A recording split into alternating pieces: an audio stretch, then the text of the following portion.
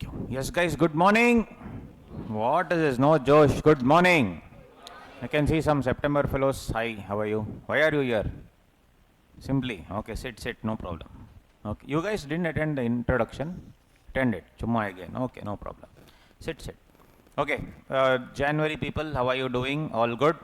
Yes, so guys, today we'll be starting off your batch. How does it feel? Sir, I don't know what it is. Yeah, okay, no problem. Okay guys, so all of you have received the book, right? September people would have already received, others would have received this. So this is your Quran, Bible, Bhagavad Gita for income tax. So this is the first time probably you will be studying income tax, or have you studied in BCOM already? No, okay, you guys are still entering BCOM, no problem. So it's a very interesting topic, it's a very interesting subject, but of course we need to do it the right way. Okay, so what we are doing, this is the main material. The Q&A material also, new Q&A material I have made, which I will be sending to the September batch also, as I told you, that you please solve that, because that has the most recent questions, etc. And you guys also, I will give it to you very soon, almost done. By next week it will be fully done and that will be given.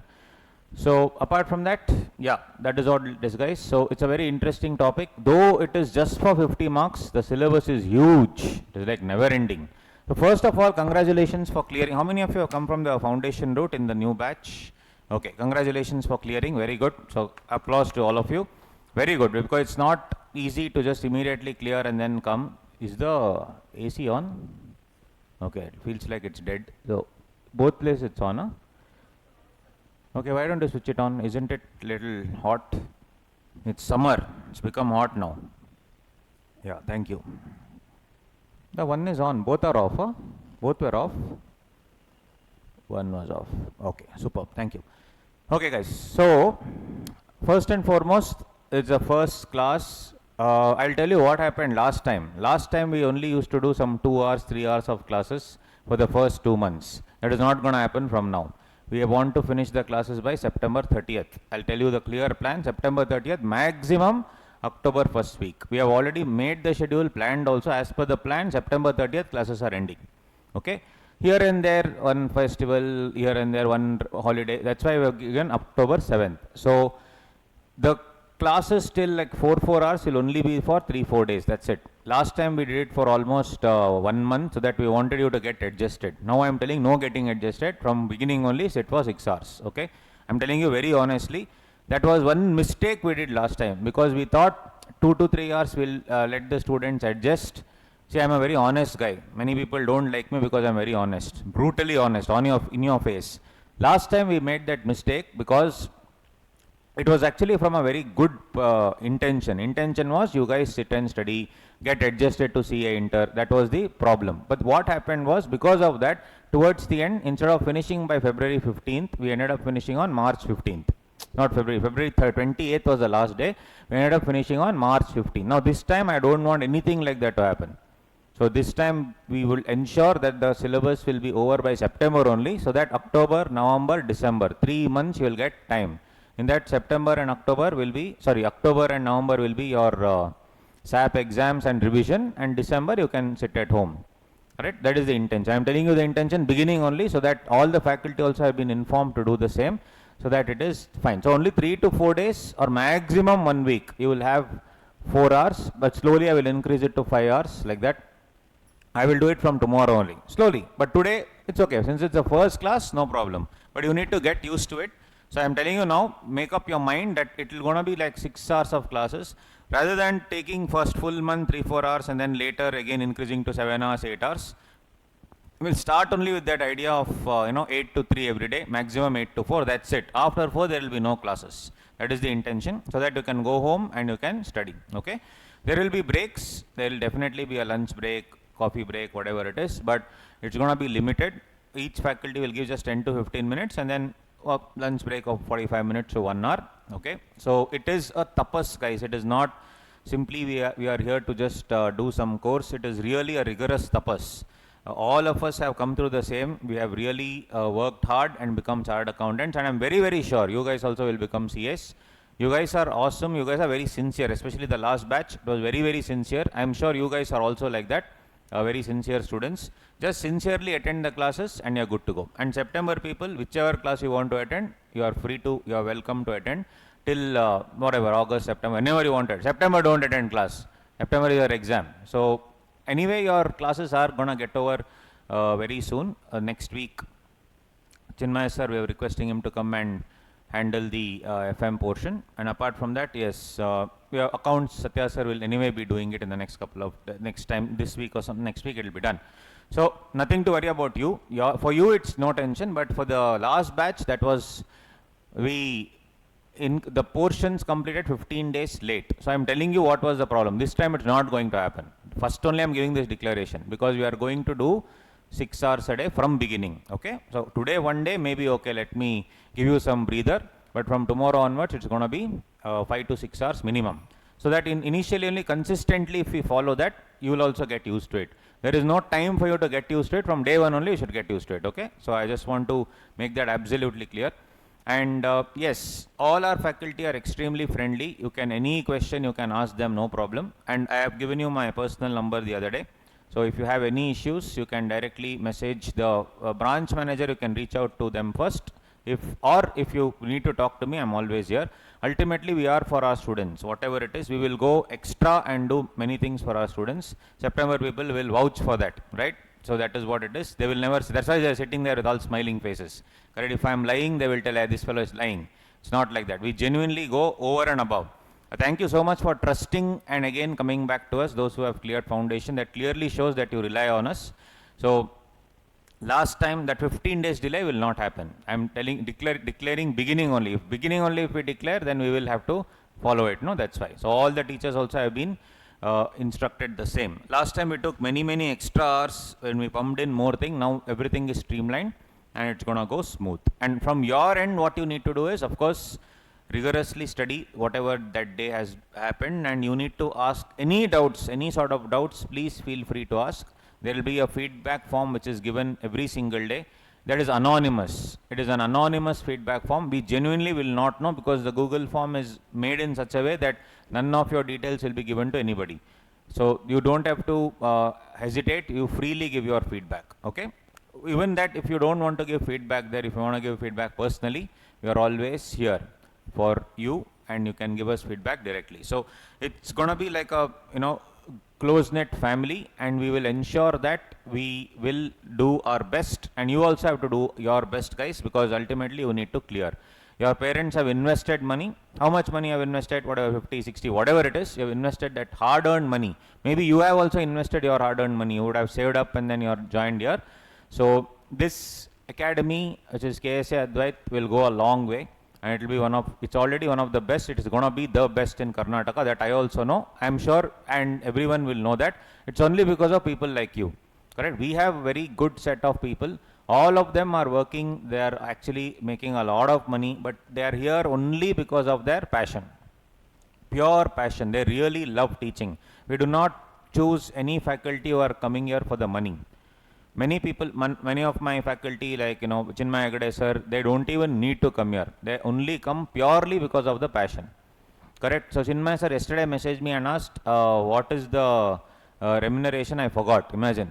Generally, if you are joining somewhere, first you will ask is, what is the remuneration per hour? What is the hourly rate? He forgot about it.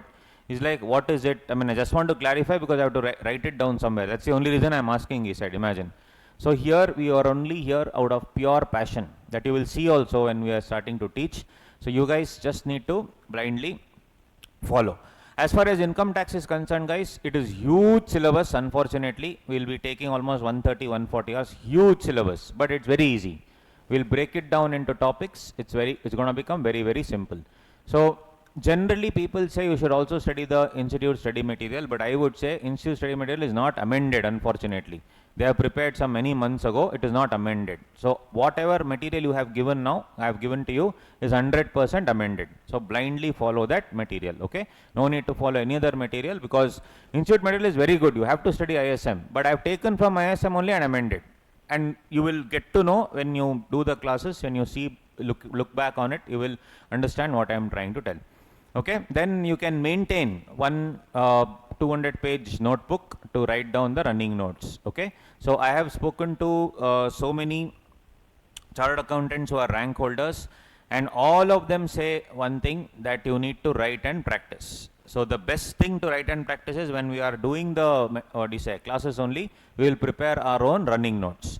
One day before the exam, according to you, what is better? One day before the exam, what should you do? You should study from any textbook, or you should study from 200-page handwritten notes.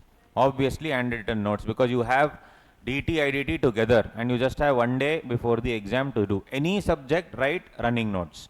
So my intention is very simple. I will not let you go home and write running notes. Running notes will be done in class only, so that you can go home and revise. Any sort of doubt, any sort of problem, we are always here for you. You will come to know. I am again and again telling, but you will only come to know going forward. Anyway, you guys have attended, most of you, 7, 8 of you have already attended foundation here. You know how it is. It is going to be more here in CA Inter. We will be involved more in your lives, and ultimate objective is very simple, guys. You have to clear CA. If you see, our fees also is most reasonable compared to other academies. As I already mentioned, it is not about the money. Money comes secondary. We are not running a charity here, but it is not about the money also. We really genuinely are concerned about students' future, and that is why we are here. Okay, so in whatever possible way we will do it, and we will ensure that you guys will clear. So for that, it should be both the hands. So we will put one hand, you will give one hand. Otherwise, one hand only, if it's there, it's a slap. Is it a clap or a slap? Clap, no. 2 hands, clap. Otherwise, one hand, slap only. So it is going to be like that. Both of us should work hard. We should work hard in the right direction, and I'm sure we will definitely clear. So income tax, we'll start off with it, and then we have other subjects coming in. Middle also, here and there, we'll give you 1 or 2 days break. I'm just to initial stages only. But the thing is, we have planned in such a way that September 30th, maximum October 7th, everything will be over. Because this time you will get 2.5 months break, so that you will be in a better position to understand. On that note, guys, let's begin. First and foremost, yes. So we have paper 3, taxation. You need to know how many marks will come, etc. So in your book, you can write down. If you have bought the book today, good. Otherwise, also bring it tomorrow. Sir, don't come and ask me, sir, ruled or unruled. That color book or black and white, bring any book, guys, I don't care. Anything you bring. Sir, should I specifically maintain one book for taxation? If it's good if you maintain, otherwise you want to write in any other book, I don't care. What I'm trying to tell is just write, that's all. And we should be like a bunch of friends here. There's nothing, I am not at all a serious guy. You please, if you're feeling hungry, you can eat whatever you want. You can bring, I'm not joking. September people will tell whatever I'm telling is true. You can bring things to eat, right? And you can bring things to drink. Guys, drink means you don't bring enne and all. Bring juice or whatever. It's actually hot now. It is very hot. So you can bring whatever it is. Be comfortable. Come in comfortable clothing. There's nothing serious going on here. Though there is something very serious going on for your future. But we are here as a bunch of friends. I am just few years elder to you. And then I just have that extra degree, CA, before my name. You guys also will reach there. That's the only difference between me and you, honestly. So just attend the classes. One thing I want is sincerity in attendance. You have to come regularly. Even if you come little late, I really don't care. I will start my classes sharp at 8. Today 3 minutes I got delayed, I also know. But generally 8 a.m. sharp I'll start. There will be nothing here and there. 8:30 and all, I'll not come. 8 a.m. means 8 a.m. So that's how I've always been. And of course, I'll give you ample breaks, etc. But be comfortable, come in comfortable clothing, bring something to eat. Have when class is going on only, if you are feeling hungry, you eat. I have really no problem. It is a temple of learning. In learning, you'll have prasadam also, no? So you should have prasad. You can be comfortable. You want to drink something, drink. You want to eat something, eat. I really don't care. As long as you concentrate in class. It's not a strict class. Everybody stand up properly, sit straight. It's nothing like that. Be comfortable, and you should do it accordingly. It's a very, very interesting topic. You probably would never have studied like this. BCOM, if you have already done direct entry people, there we also know, you also know, Bangalore University teachers, how they are, how they would have taught you. So leave it. With all due respect, there is no due respect for Bangalore University. I am also Bangalore University BCOM. In Bangalore or in Karnataka, if you do BCOM, it is a sheer waste. Whichever college you go, it is a sheer waste. I am telling you honestly, after when did I complete? 15 years ago, I guess. It's a sheer waste. Whichever college you go, autonomous, non-autonomous, if you are doing in Bangalore, they will spit on that degree. I'm sorry to say that's the truth. That's a waste. So please don't concentrate on your BCom so much. It's not so important. I'm telling you honestly, I know the job market. BCom people are getting 15,000, 18,000, 20,000. That's it. If you are extraordinarily brilliant, then okay, maybe 30, 35. There's no scaling up. So BCom should be there. Am I saying BCom should not be there? Yeah, but then keep it as a side hustle. Keep it as a like a correspondence or whatever. Don't bring your entire life on BCom. If you have decided on doing CA, BCom should be an addendum. Direct entry people, you already got the degree, no? Or almost getting. How many direct entry? You have got the degree or you're in the final year? What? You? Then it's okay. Almost done. No problem. So that degree that you're getting, get and move on. That's all. Whichever college you get, no one cares about that.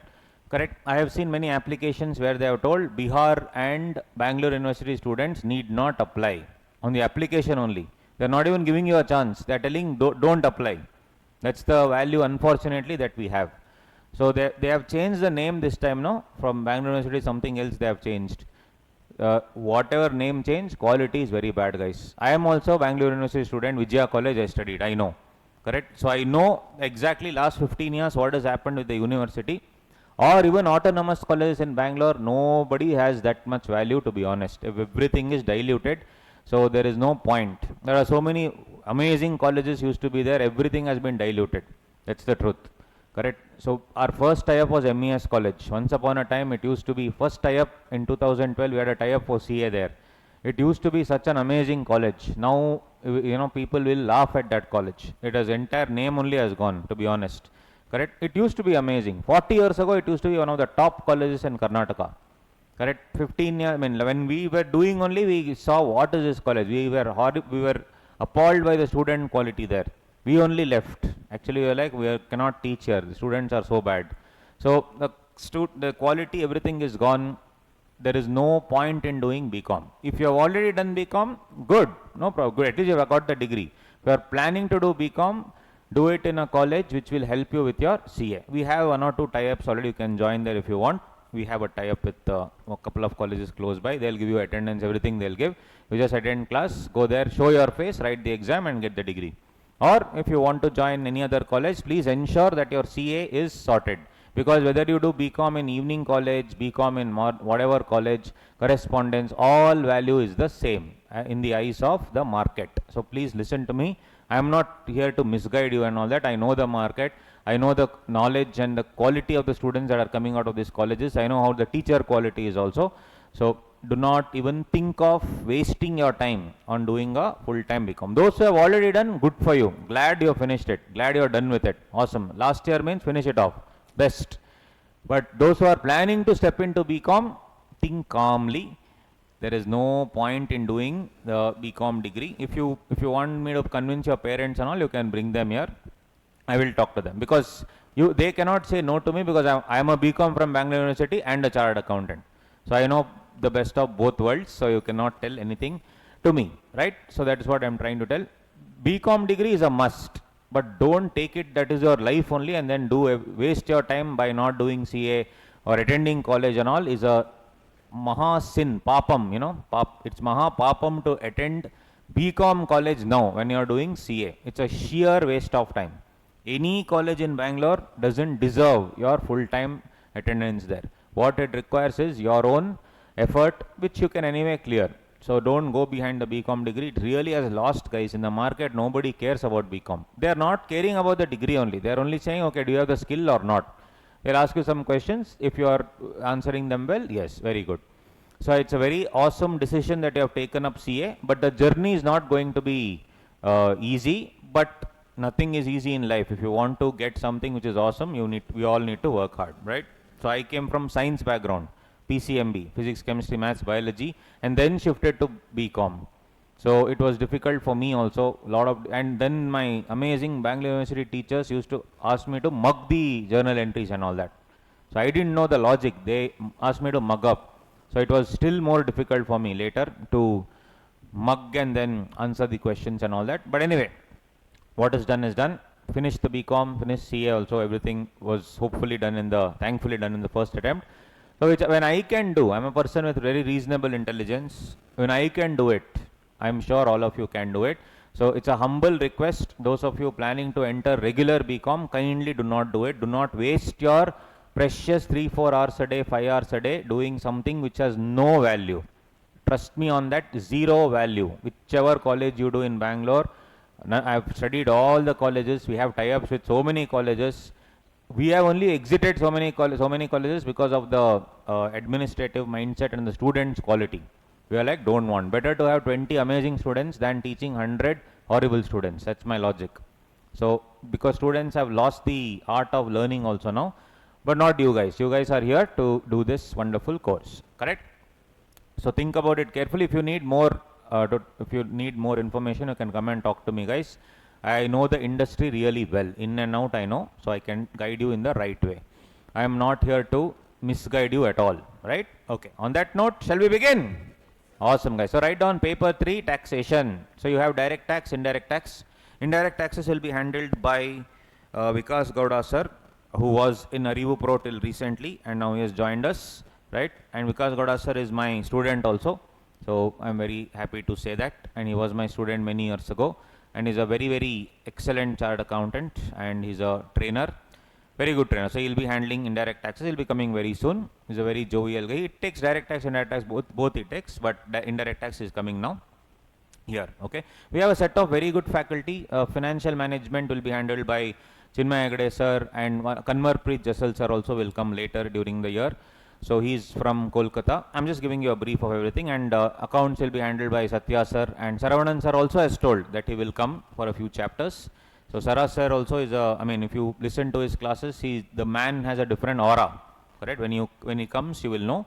And Satya sir is Saravanan sir light version. So when he comes also, he is here only. Sir is here. He will be handling a few sessions for you for sure. So yes, accounts will be handled by these people, and costing, you have costing will be handled by Kriti madam. She is also an excellent trainer, you will know. And we have, what do you say, which other subjects you have, guys? SM. Law will be handled by Prachi ma'am. Prachi ma'am, you already have known in foundation. And little bit of law I also will handle whenever time permits, but predominantly it will be handled by Prachi ma'am. And yeah, we have SM and other subjects. We have basically for all subjects, we have excellent faculty, and you will have no problems. Even if you have problems, you can come to us. We will ensure that it will be drilled down to your best of your, to make you understand everything. Okay, on that note, friends, let us begin. Write down paper 3, taxation. Paper 3, taxation, write down. So guys, totally how many marks the entire paper? 100. But it's divided into 2 parts, direct tax, indirect tax. Indirect tax, 50 marks, the portions are perfect. But direct tax, I swear, for 50 marks, huge portions. It should be worth 100 marks, but they have given only for 50 marks. I don't know why. They have, crammed up everything in the material, but it's okay. Whatever material you have, this is more than sufficient to score very, very high marks. Okay, this I have made it in such a way that it becomes very easy for you to follow. Blindly follow that, more than enough, guys. So the tax verse book that you have in your hand, that can be used for the first time studying and revision. Q&A, as I told you, I will be giving it to you. I'm updating it, so I'll give the Q&A very, very soon, which has all the answers, etc. But most important thing is what you are going to write now. Those are the written notes. So written notes is going to help you one day before the exam. So each and every point we'll write down. That only you will use to revise. And at home, when you go home, you can revise with my material. Okay, that's it.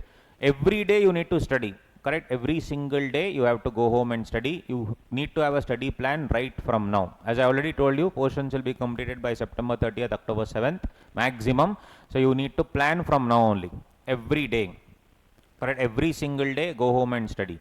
Do you have any other thing, college, etc., any other commitments, or only studies? You can tell, any study, only studies or any other commitment? Sir, girlfriend, boyfriend, that and all is separate. But do you have any other commitments like working? Are you working somewhere? Anyone?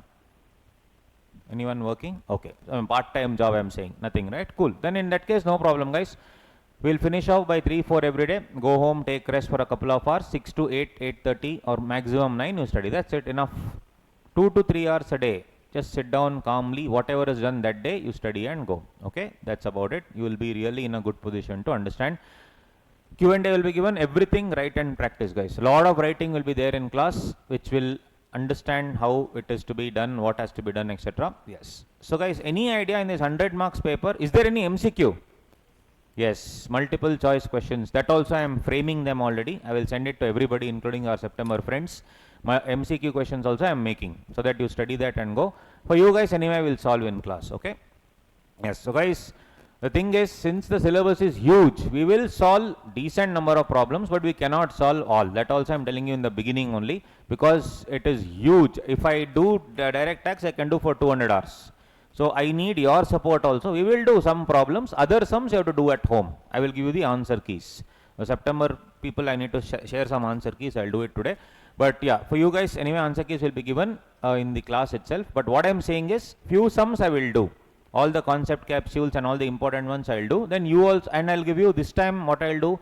Last time I thought you guys only will do, but no, I'll give you homework. I'll say this one, 3, 4, 5, solve and come. So you have to go home in that 2.5 hours, you need to solve that and come, okay? So we'll do it together. That day's classes, that day only we should finish, guys. So there is no other excuse. The next 3-4 years is like a rigorous tapas. Finish it off, 100% you'll clear, okay? Your first salary will be how much? How much is the first salary for CA? How much? 1 lakh minimum you'll get per month. How awesome it is to get 1 lakh per month, guys. Superb. CA is not about money, it's about the respect that one person gets. The respect is amazing. So if you're going somewhere and say I'm a chartered accountant, they'll be like, oh, amazing. My dad, it's been 2012 I cleared. My dad, it's been what, how many years? 12 years, 13 years, guys. My dad, even today, is so proud of the fact that I'm a CA. Whenever anybody new comes, he'll tell, this is my son. 2 minutes, 2 seconds break. Chartered accountant. 2 seconds break. First attempt he cleared everything. Why should he tell all that? There's no need to tell all that. No. First attempt he cleared everything. 2 seconds break. Now he's a teacher. 2 seconds break. He's teaching so many students. Obviously, teacher means I'll teach so many students only. No. He's so proud. I cannot control him actually. I cannot say shut up and sit. It's not nice. And he's very, very proud of all of us. He's proud of me and my sister both. But I'm just saying, the pride even after 13 years of clearing is still awesome. Some random fellow will be going for them, to him they'll tell, my son is a chartered accountant. Correct? So he's extremely proud. Your parents also will be proud. Those who cleared foundation, your parents have told your entire gully, no? Yes or no? Your parents have called up everybody and told, my daughter is a CA. Then only first attempt, first the foundation she cleared. Later they'll tell that. First they'll tell she's already a CA. Correct? So the parents' pride cannot be taken away. So it's an amazing feeling. So your foundation people, you only have know what I'm trying to tell. When you have got that PASS, no, it's not PASS, it's called successful. When you get that successful, they were so happy. And they were like, awesome. My daughter, my son has cleared. Your entire area will know, gully will know, next street will know, 4-5 streets will know, all your relatives will know. Some of the relatives are very jealous. They'll be like, oh, she cleared, he cleared. Yeah, they cleared, right? So, first of all, amazing that you cleared your CA foundation. And direct entry people, it's very nice that you have taken this amazing decision of taking up CA. You will never regret it, trust me. Something you will learn amazing in these next 3 years. It's the best decision of your lives because your life will be settled. Once you get the degree, no, even you can change jobs, etc., but money will keep coming because I know you are hardworking. Is it the end, the getting the degree? No, it's just the beginning. But it's a beginning of a wonderful journey. And I know you guys, because you have joined here, I will ensure that you will go out as knowledgeable professionals. And with that knowledge, definitely you will score really well. Right? So we are not an academy where we will take money for everything. Correct? The thing is, see, September people are sitting here. We have already clearly mentioned, if you did not attend, if you don't want to, if you want some repetitive class, come. No other academy in Karnataka or India does this. Mark my words. Everybody is behind money. Oh, one more batch are attending, pay money, pay money. We are not like that. We genuinely want to give back to our students because they have trusted us and come, right? So all 7 of you cleared. The last batch was a very small batch. So 6-7 of you have cleared, and the results are also pretty bad, which means you have really cleared and studied superbly, which is awesome. And all of you have joined us, which is such an amazing feeling for us, 100% conversion. It's an amazing feeling for us because you have trusted us, and we will never betray that trust, for sure. You will see now in the days to come. Okay, so please work sincerely, guys, and we will also work sincerely, and we will also not, what do you say, be lax, and then give you many any opportunity to ensure that you are not happy with us. That is our assurance. And anything, any problem, anything, you can talk to us. You can talk to the branch managers. He's also amazing. All of them are like my old friends. They are my old friends only. If you brought all my known people only here in the academy, because only when you have a close knit friend group, they will understand each other. So that's how it is. We are all a professional bunch of people, so you can talk to us, no problem. Okay, guys. So direct tax, as I told you, only 50 marks. Indirect tax 50 marks. Indirect tax portions are okay, good for 50. We are studying 100 marks portion for 50 marks, unfortunately. But it's good, no problem. For final, it will be very, very good. So guys, I told you, MCQ will be there or not? Yes. Out of 100 marks, 30 marks is MCQ, 70 marks is descriptive. Guys, you should understand how the questions will come. So please write down this structure. Out of 100 marks, guys, 30 marks MCQ, 70 marks descriptive. 30 marks MCQ, 70 marks descriptive. Descriptive means what? They'll give you some questions. And in that question also how it will be, we will see. So guys, 15 marks will come from DT, MCQ. 15 marks from IDT. 15 marks DT, 15 marks IDT.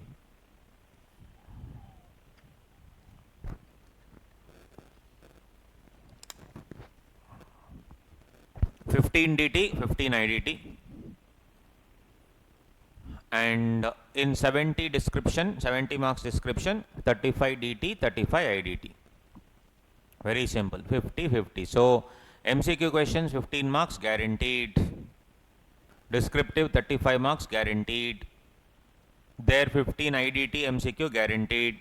And 35 descriptive guaranteed. Okay, this understood the structure. Now, how will our question paper be? Our question paper is section A. MCQ separately they'll give, and this is separate. And nowadays, since the last 2 attempts, they're giving you MCQ paper also to be taken home. Generally, they were not giving the MCQ paper. You had to give back the question paper and come. Since the last 2 attempts, they're asking you to take the MCQ paper home. Good, because now you will know what type of MCQ questions will come, and you can share it with your friends and all those things. But anyway, so, sir, MCQ will be 2 marks or 1 mark each? You have 30 marks, no? 30 questions. It will be 2 marks or 1 marks? Some will be 2, some will be 1. It will be more like a case study. Means if DT is 15, there will be 3 case studies. Each case study will have either 5 questions or it will have 3 questions. 3 questions how? 2 marks, 2 marks, 1 mark, or 5 questions, 1 mark, 1 mark, 1 mark, 1 mark, 1 mark. Or they may have 4 questions. 1 question, 2 marks, 3 question, 1 mark. That ICAI can do whatever they feel like doing. Understood? So it will be case studies. They'll give one small case and then 3-4 questions in that particular case. MCQ. It will be MCQ. So first they'll give a case study, 3-4 lines, then they'll give you MCQ. Or they don't want to do that, they'll directly give simple one random question. It will be there for 2 marks. MCQ keeps on changing every year, we don't know, right? But ultimately how many marks will come? 30 marks. Correct? Do you have negative marking? No. Thankfully, no negative marking in MCQ. Thank God. Correct? Otherwise, imagine that also. And you have to obviously circle it in a OMR sheet. So foundation people already know how to do it. Inter also will figure it out. OMR sheet you have to circle. So should I write descriptive first or MCQ first? There is nothing like that. You can write whatever, but predominantly it's better to finish off the MCQ and then move on to descriptive. Anyway, descriptive, guys, you need to know the structure of the examination. Descriptive structure they will not change, but obviously the questions will change obviously in between. But MCQ also, as I told you, it can be 3 case studies of 5 marks each, and within each case study different way they can ask you 1 mark, 2 marks, whatever it is, they may change. Or they may say, I don't want case study only, let me give you direct questions. They may give you 15 questions of 2 marks each, or 10 questions of 1 mark each, and 10 questions of 2 marks each to make it 30. Anything they can give, guys. So institute keeps on changing that. You cannot tell what will come, what will not come. But ultimately MCQs will be decent. of descriptive and MCQ, little bit tricky, it will be MCQ. MCQ will be slightly tricky, descriptive will be simple. Out of 100 marks, I can assure you, 60 marks will be very, very easy. You can close your eyes and write. 20 marks will be okay. 20 marks will be challenging. Okay, so that's how it is. 80 marks, if you study properly, you can close your eyes and write. 60 marks, basic studying you can write. You study really well, like the way we teach you, 80-85 marks you can easily write. And if you solve all the questions and you understand the concept, you can attempt full. Right? Very simple. So, even though you have 6 subjects, I feel you have 8 subjects. Because DT is a subject in itself, IDT is a subject in itself. Similarly, you have FM and SM.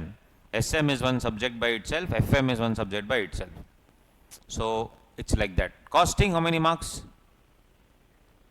Costing, how many marks? 100. FM, 50. FM, even for the portion, so much portion, only 50. But if you think about it, SM is also one subject by itself, though so much portion is not there, but anyway, FM also can be given for 100 marks, that much portion is there. Costing anyway 100, accounts 100, then we have, which one? Law 100. Law will again we have, allied laws and normal law. Tax, DT, IDT, actually 2 subjects. So technically speaking, you are writing 8 subjects, guys. You are writing 8 subjects, but it's fine, no problem. It's divided into 2 groups, 3 and 3. Actually, it's 4 and 4. Honestly speaking, that much you have to study. Thank God, for us it was like 5 and 5, because we had 4 subjects. 4 subjects in each group. Anyway, good that they removed it and they made it little easier for you. Very good. So, that's how it is. And now we should understand in that descriptive, how much will come. You see, this is how it's going to be, guys. Section number A. So, basically section A is DT, section B is IDT. Section A is DT. You have 4 questions. You have 4 questions, 1, 2, 3, 4. In that 2, 3 and first question is a compulsory question of 15 marks. That is a total income problem. First question is a total income problem. Just recently, March 15th, we completed the syllabus for May. That time we did the 4 or 5 sums of total income problems. So, all questions mixed it is. It is all heads of income, everything. After all the chapters are over, we will do questions on total income. Okay.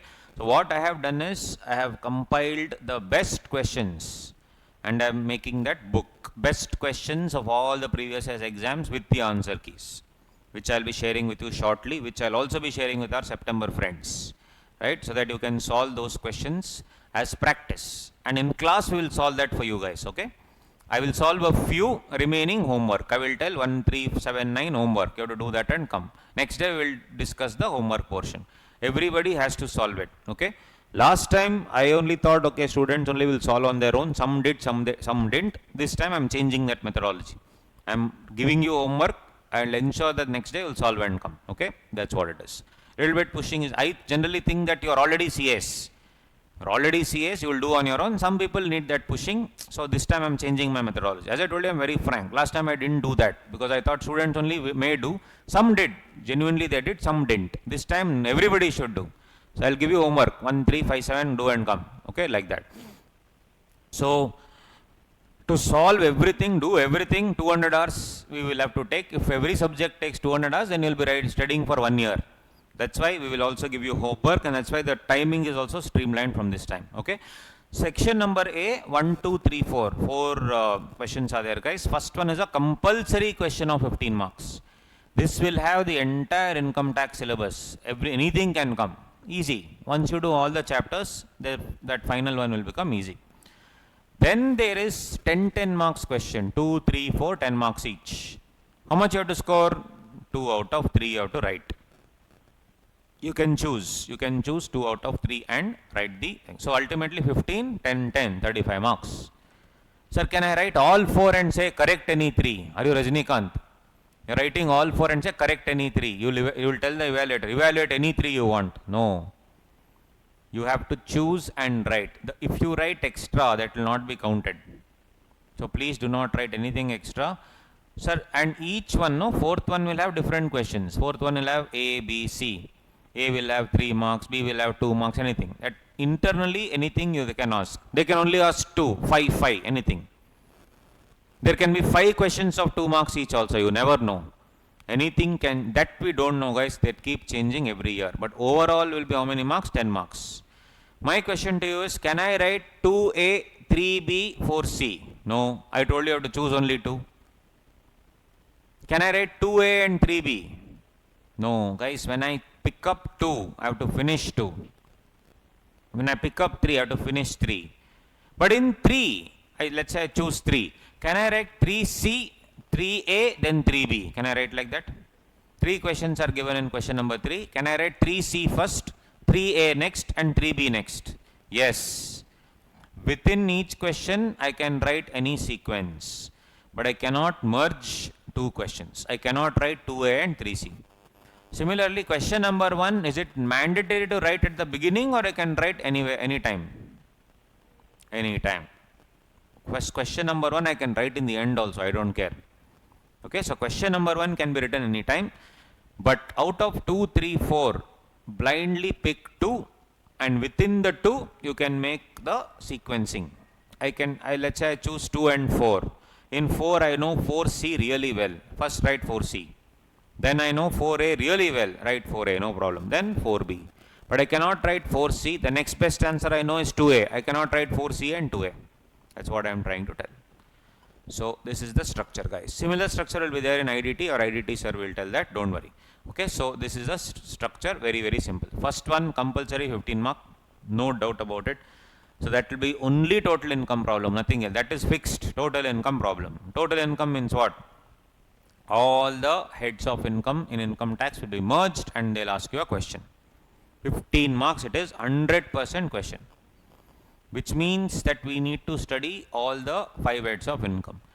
Out of 130 hours of class, almost 80-90 hours will go in the 5 heads of income.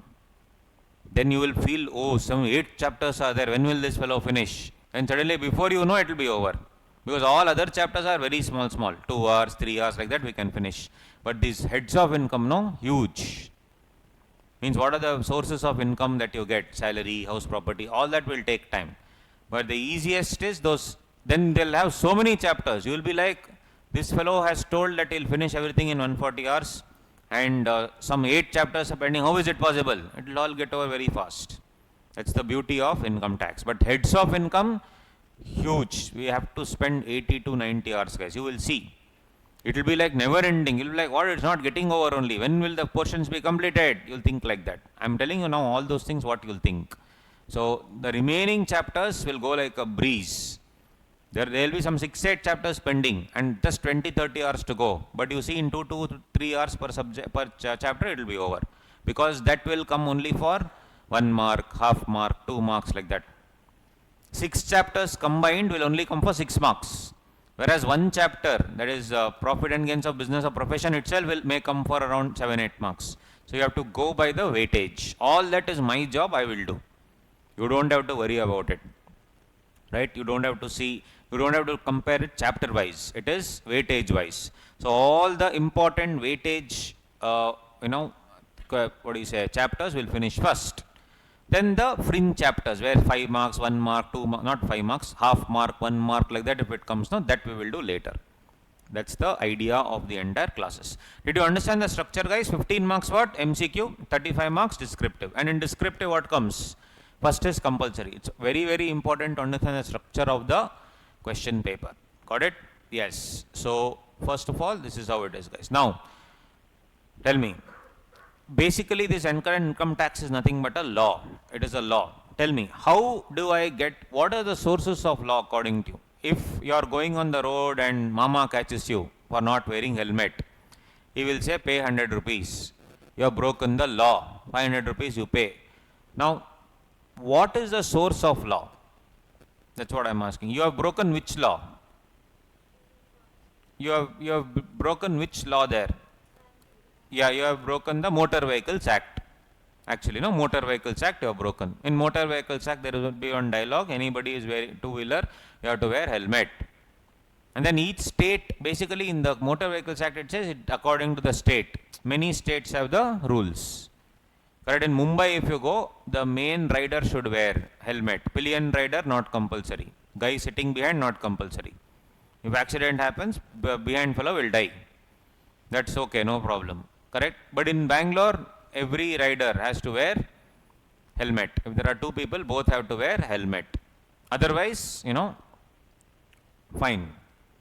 500 rupees, 1000 rupees, whatever it is. Drunken driving, there are rules, correct? So what I am asking is, what are the sources of law? Why do you need law? If there is no law and order, it will create confusion, chaos. Anybody can do whatever they want, correct? So main source of law is what, guys? Who will frame the law? Who will frame the law? Parliament. Yes, Parliament will frame the law. 100% right. You're right. Fine. So source of law, one part would be the legislature. Legislature frames the law. We all know that. On the other hand, can court frame the law, guys? Can court frame the law, or court will only interpret the law? Court only interprets the law. They will never frame the law. You would have studied in foundation. I'm just giving you basics, that's all. So court will only interpret the law. But there are some cases where court will frame the law also. Case laws, correct? In case law is again interpretation. But some cases they'll only tell, no, law has to be changed. They will only initiate that. Best example is the Nirbhaya rape case. Everybody is aware of that. Many years ago, a lady called Nirbhaya, of course her name was different. She was in a bus and she was unfortunately raped and murdered by 3-4 people in Delhi. That created such a crazy thing, a media frenzy back in the day. I think it was 15 years ago, right? So unfortunately she passed away. So what happened? There was the person who committed that crime. Of all the 4 people, the guy who committed the actual crime in the most heinous way was a 16-year-old.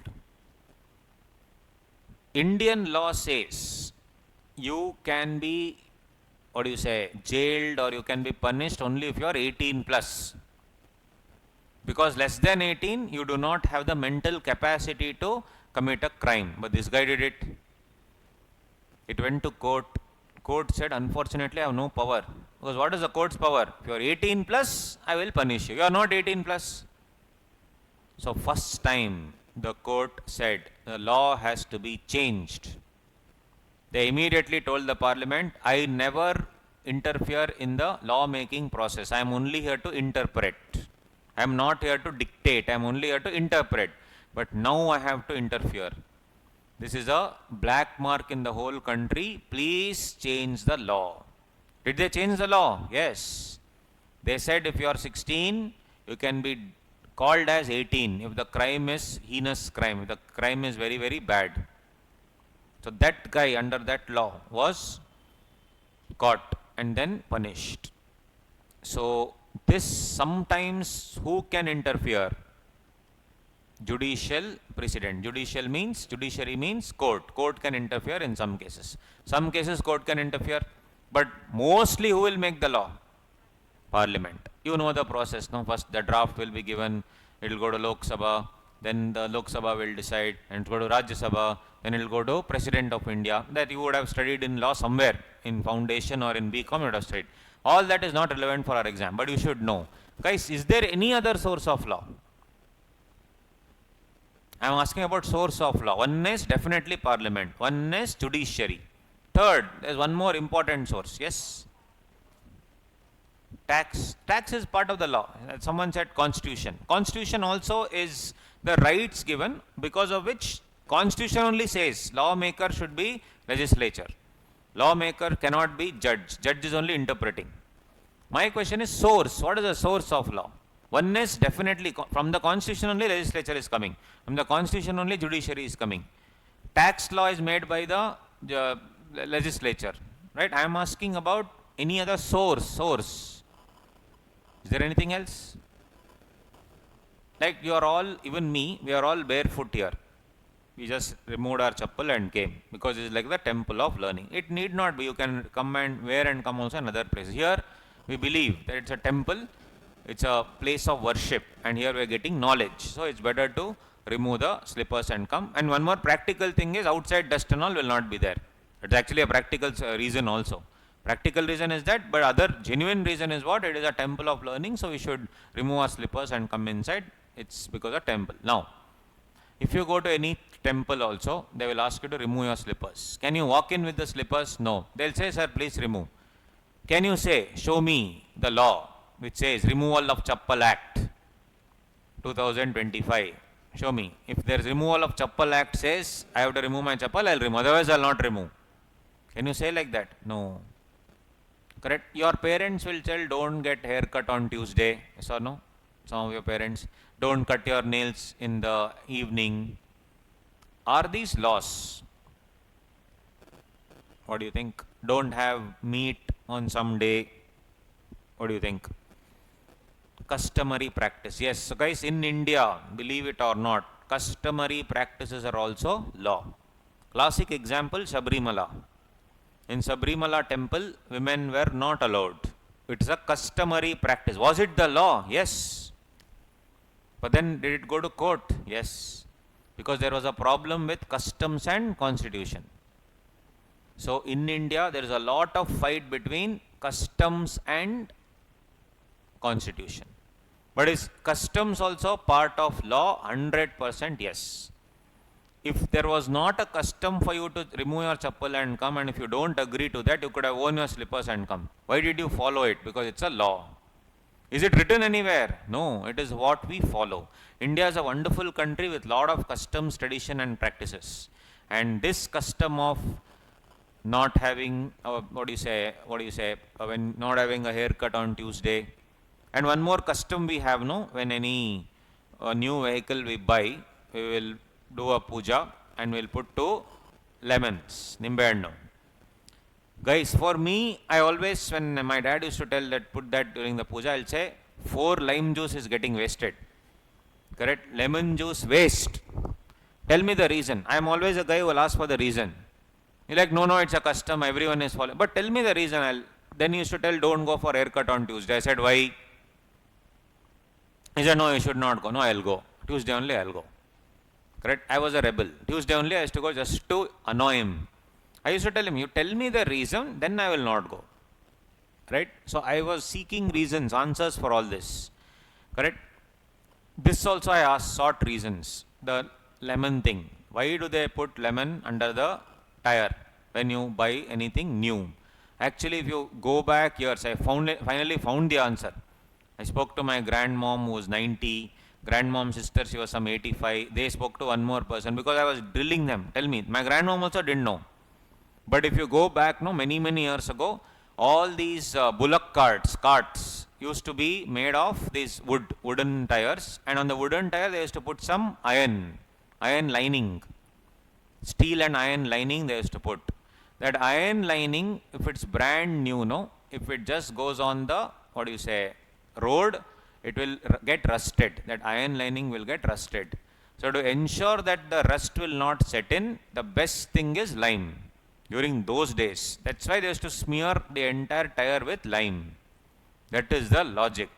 Now on rubber tire, we'll put lemon. But guys, it's custom. We cannot just go and, for everything we can't fight with our parents.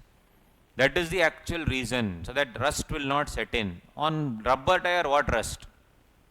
So do our parents tell every time to follow that? No, only during Ayodhya Puja and some other day they will say, oh, just put it and go. Okay, just listen to them, no problem. But that's the reason. So in India, even though customs may not have any sense as of today, many customs have a lot of sense. Some customs are more of, it's been there since years, so it's continuing. So that's what. And even Tuesday, why haircut you should not do on Tuesday? I've asked many people. Then somewhere in North India I got the answer. They said Tuesday is called Mangalvar. Mangala means happy, something nice that is happening. And back in the day, people were not cutting their hair. They were only shaving their head when someone died. Correct? So they said during Mangalvara, which is actually a happy occasion, you should not touch your hair because it's a sign of death. That is the reason actually. See, I found out the source. That's the reason. Here simply they'll tell, don't go for haircut on Tuesday. Correct. I have my barber. I will call him on Tuesday only. Hey, open the shop. Nobody comes anyway to his shop on Tuesday. I will open the shop and I'll go even today. So basically there is a reason for everything, guys, for sure. But is it applicable even today? May not be. But aren't we following it? Yes. All of us are following it. That is the beauty of India. It is what? Customs and tradition. Now tell me, Income Tax Act will be based on custom and tradition, or will it be based on actual law? Actual law. And Nirmala madam comes and says, pay me tax. No, today I don't feel like paying. You cannot tell. It's my custom that today I will not pay. When will you pay? Never. It's my custom. No. Customs and tradition will not work in India with respect to these laws. So guys, there are three sources of law, just for your knowledge. Legislature, no need to write this down, it's okay. Legislature, judicial precedent. Judicial precedent means what? Something which has never happened before. And customs and tradition. Judicial precedent example, Nirbhaya case. And customs and tradition. In that customs and tradition, okay, it keeps on going. Judicial precedent, very, very rare. What is law? It is purely done by the legislature. So now we need to see what does the Indian law tell about taxation. Now we come to taxation. Correct? What is the source of taxation? If I open the Constitution of my country, Article 265, Constitution of my country, there it says tax can be imposed only by no customs tradition. Tax can be imposed only by a law. One clear-cut dialogue is there. Article 265 of Constitution. So should I remember article number and all? No. It is just for your knowledge. Tomorrow if anybody asks you, where is income tax? How do you say that income tax is payable? It is given in the Constitution. Where? Article number 265. What does Article 265 say? Tax can be imposed only and only by a law. If law is not there, tax cannot be imposed. All these shops outside, Pani Puri, Bel Puri shops, Mama will come and collect, no? 200 rupees. Have you seen? Have you seen? Yes. Is there a law? No. Is there a law which says you have to pay bribe to them? No. That is all custom. Customary practice. Correct?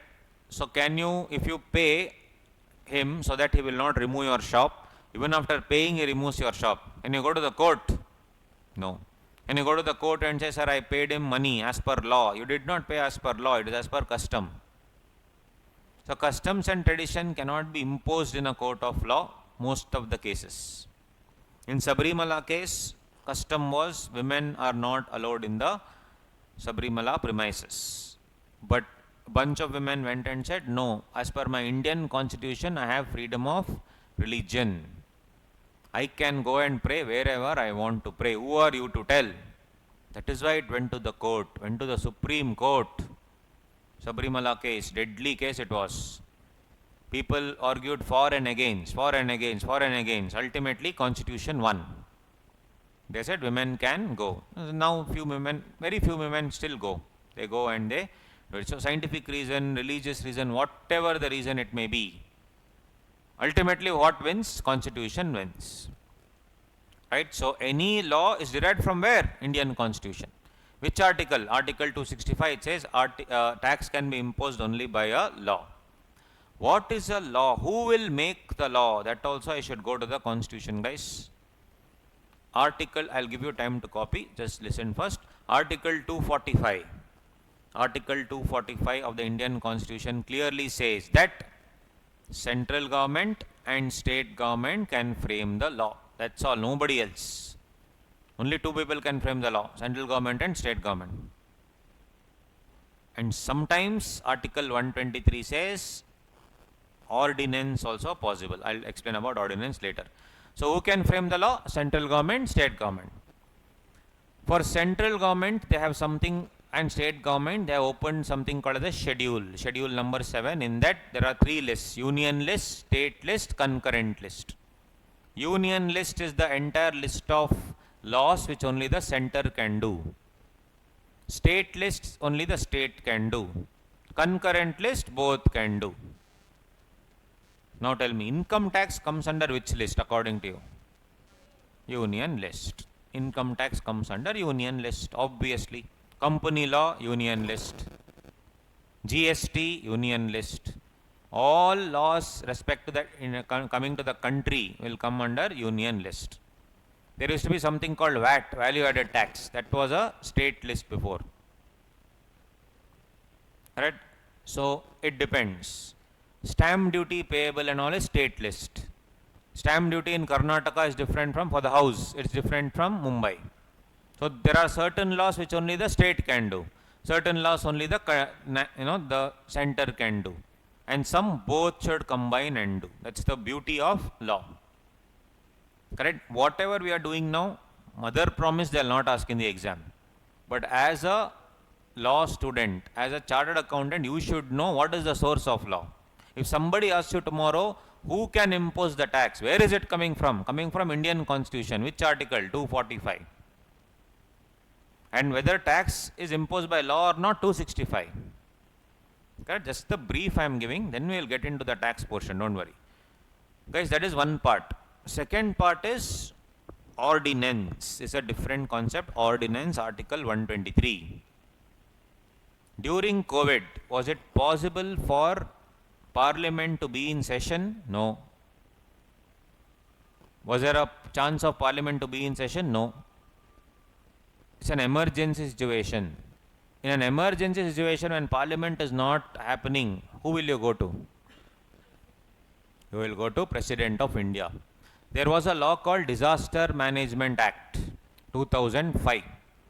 It was never used till COVID. Till COVID, we never got any real disaster. Disaster can be that Disaster Management Act came because of the Gujarat earthquake. Back in the day, 2003, 2004, Gujarat earthquake had happened. That was a disaster. And they made a Disaster Management Act like that. But it was actually used only in the year 2020 when COVID hit. Entire country shut down. Now to manage this particular disaster. How do I manage this disaster? In that one law was there, guys, one section was there which said, if any curfew is imposed and you go out and break that curfew and you are chilling outside when they have told you to sit at home, what is the fine? As per 2005 law, what was the fine? 500 rupees. So you can actually go out and pay 500 and chill. During COVID, people started doing this. They said, which law have I broken? Disaster man. Okay, what is the fine? 500. Take 500. I will still come out. So this law had to be changed. But was Parliament in session? No. What to do? Lawmaker has given that provision. Go to Article 123. Create something called as an ordinance. Who will do it now? President of India. Emergency scenario. Disaster Management Act was changed. They said if a curfew is broken and when the government has told you to stay indoors and you are not doing in a disaster, you will be jailed for 1 month. They changed the law and fine, some 40,000 rupees fine. Now will you go out? No. Jail, direct jail. Was the ordinance brought into force immediately? Yes. Generally law, it has to be passed by whom? Parliament. No Parliament, only emergency. Who can make? President of India can make. But should it be passed by the Parliament when the Parliament comes into session? Yes. It is later, but it's like a temporary law. Who can pass? You and I cannot pass, guys. Only President of India. This is the entire structure of law. Our income tax, where will it come? Union list or state list? Union list. Actually, both it will come. Union list also it will come. State list also it will come. Because in union list it says income tax on everything except agriculture.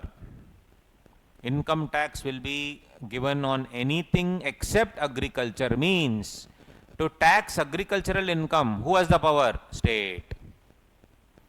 Do you think any state will impose tax on agricultural income? No. 90% of politicians only have that money. Agricultural lands. Who owns? Politicians. Why will they tax themselves? No.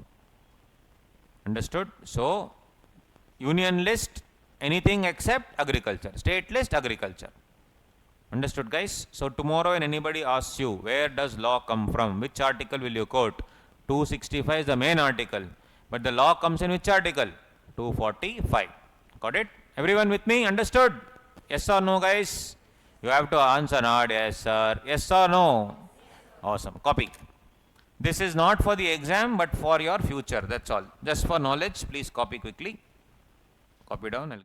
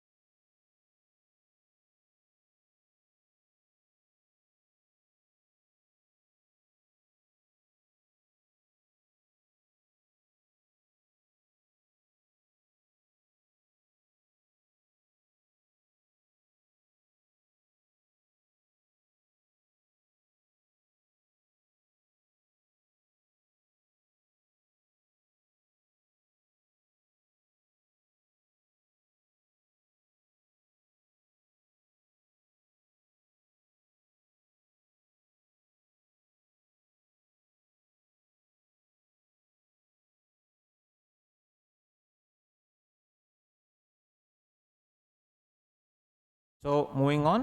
Now, the thing is, yes, Article 246, no? In the 245 is this.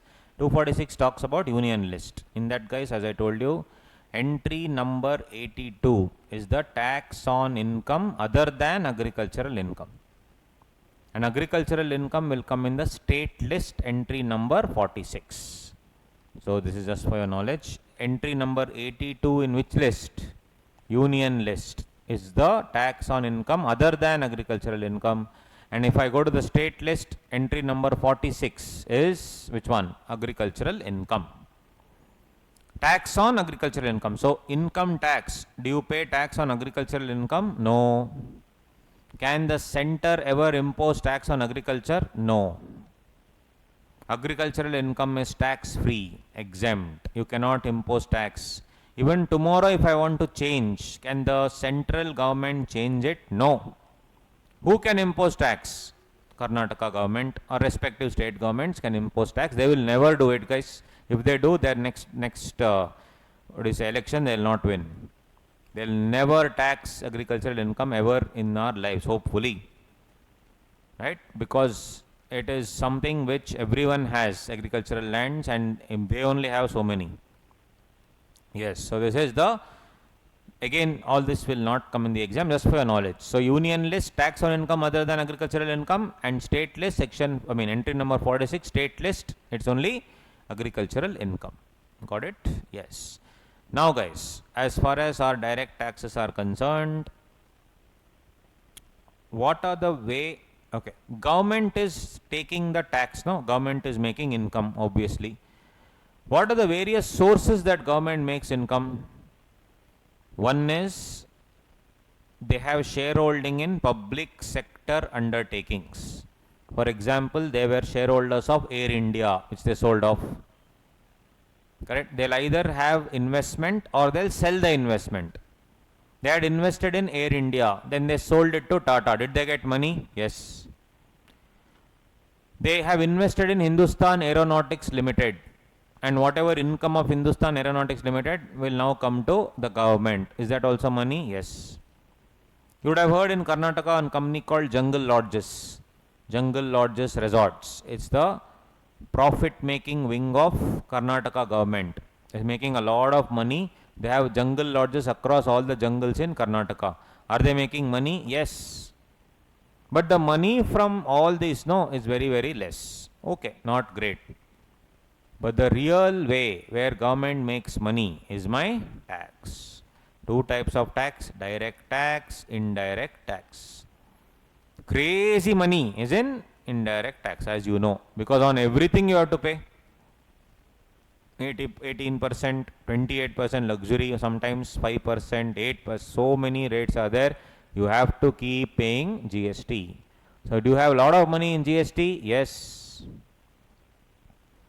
Excise, customs, okay, but GST, goods and service tax, is the highest revenue generating thing for Nirmala madam. Next comes direct tax. Direct tax. So you tell me, direct tax you will wait for the end or you will collect it before only? For example, guys, whatever you earn from 1st April 2024 to 31st March 2025, you will pay during that year only or you will pay at the end of the year? During or end? Everyone was paying at the end. Some people didn't pay also. So Nirmala madam changed that also. She said, during the year only, I will collect in different forms. Correct? So she said, I will collect it in the form of tax deducted at source. Have you heard of this TDS? Have you heard TDS? What it is, we will see later. I will collect it in the form of TDS. Then they say, I will collect it in the form of advance tax. 4 times in a year you need to pay. Sir, but year only has not ended. Yes, but assume that the year will end. Assume that this is what you are going to earn this entire year and pay it accordingly. In installments you pay during the year. TDS, advance tax. Then there is something called as self-assessment tax. Even after paying TDS, even after paying advance tax, some tax is pending. Later you will pay self-assessment tax. And then other things, penalty, fine, etc. So basically, guys, income tax, you can collect the revenue in 3 ways, 3 main ways. One is tax deducted at source. What is it? Separate chapter only is there. Advance tax, what is it? Separate chapter we have. This is the tax collection. So when is it collected? End of the year or during the year? During the year only. During the year only it's collected. All this is okay, guys, but my question to you now is, what are the various income from which you will collect the tax? you are earning, just give me an example, 1 second. You are earning some salary after you become a CA. Will tax be collected on that? Will they charge tax on that? Yes. You are doing some business. Will they charge tax on that? Yes. Your money, you have put it in a bank account. Bank is giving you interest. On that also, is it taxed? Yes. You have a house, you give it on rent. Is it taxed on that? Yes. You go to Kerala for some temple, outside one lottery shop will be there. You'll go and buy one lottery ticket just like that. You won 2 crores. 2 crores you win. That fellow is giving you 2 crores. You turn that side, Nirmala aunty is waiting. Will she collect tax? Yes. Whatever you earn, government is a silent partner, both for GST and direct tax. Whatever you earn, you may earn salary, taxable. You may earn, some money from rent, taxable. Business you do, taxable. Okay, leave that. You bought one house for 1 crore. 20 years later, you are selling it for 20 crore. So there is actually, you have made some profit of 15 crore, assume, after all expenses. 15 crore money, tax free or taxable? Taxable. Anything you do is taxable. There are only very few cases where it's not taxable. Every single thing is taxable. There is no chance that it is not taxable.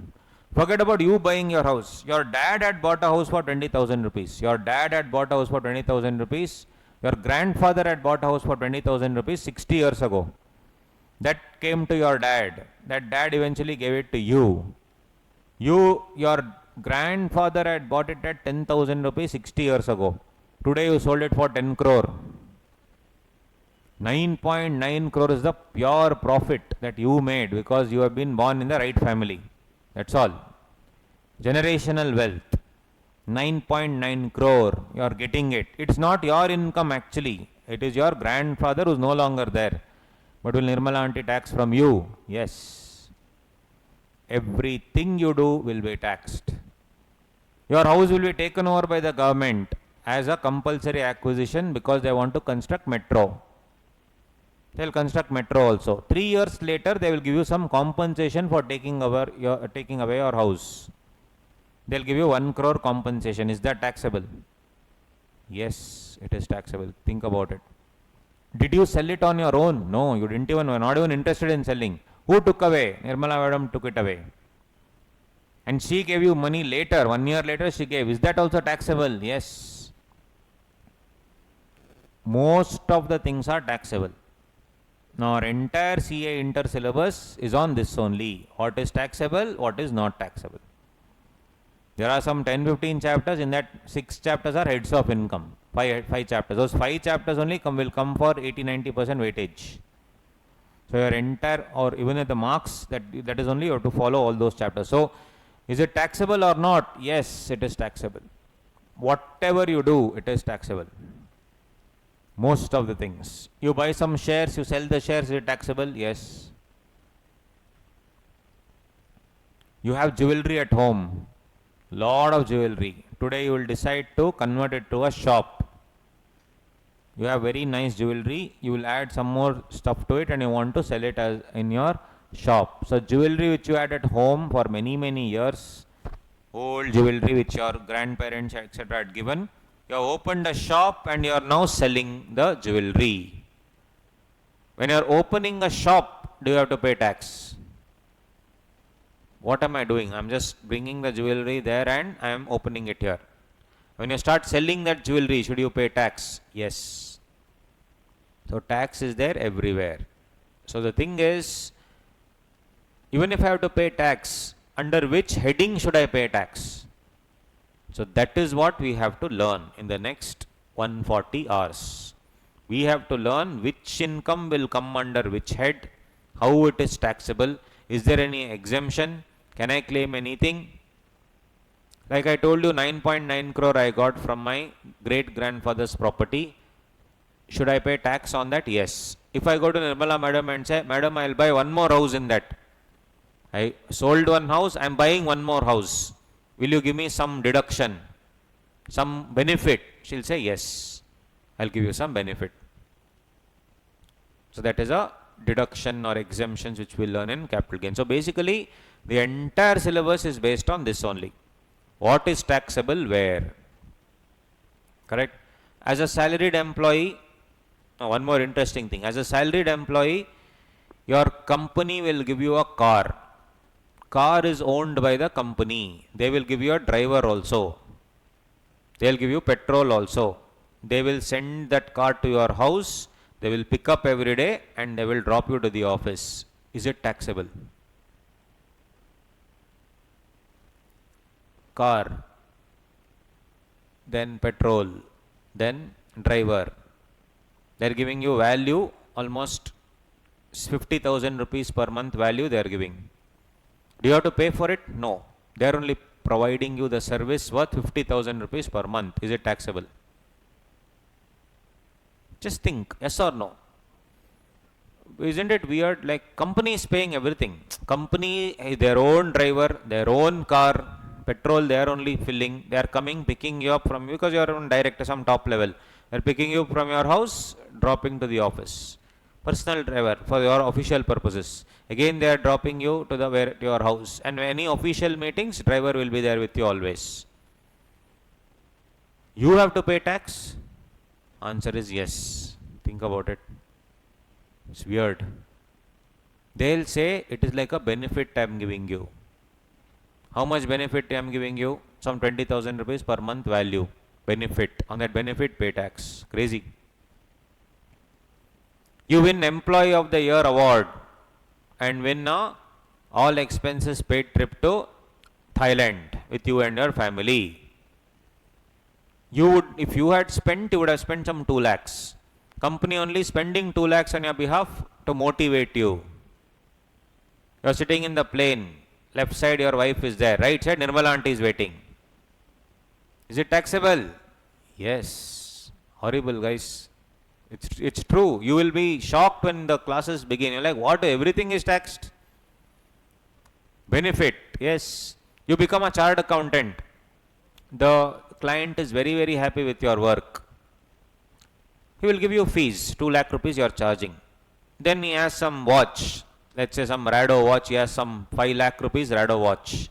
The way you have done the work, he's so happy. He'll remove the watch and give it to you.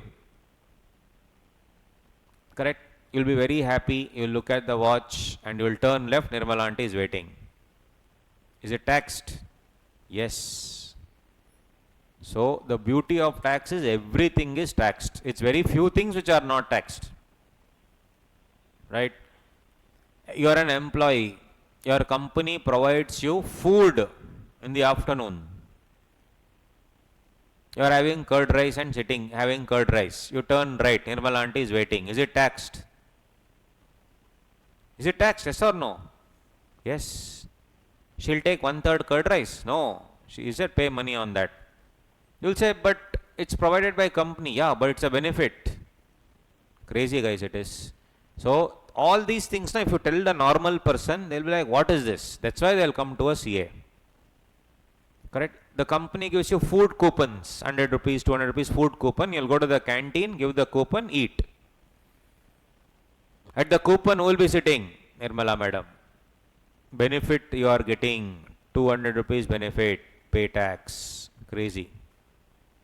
So this is what we are going to learn in the next few classes. Where all it is taxed, under which head is it taxed? I told you are an employee. Then I told you are a chartered accountant, consultant. Your client gives you one, whatever, one watch. You do really well in your business, the company who you are working for will give you all expenses paid trip somewhere else. Yes, taxable. So where it is taxable, how, what, how much percentage, all that you will learn in the coming classes. Okay. So our main thing is, guys, it is something called as heads of income. Write down. These 5 heads of income is the most important thing that we need to study in income tax. Income from salary. Second one is house property. Third one is PGBP. PGBP means profits and gains from business and profession. Our entire income tax is this only: salary, house property, profit and gains from business or profession, capital gains, income from other sources. These are the 5 heads of income. 80%, 90% of your income tax paper is playing around with these 5 items. Income from salary, income from house property, income from profit and gains of business and profession, capital gains, income from other sources, 5 items.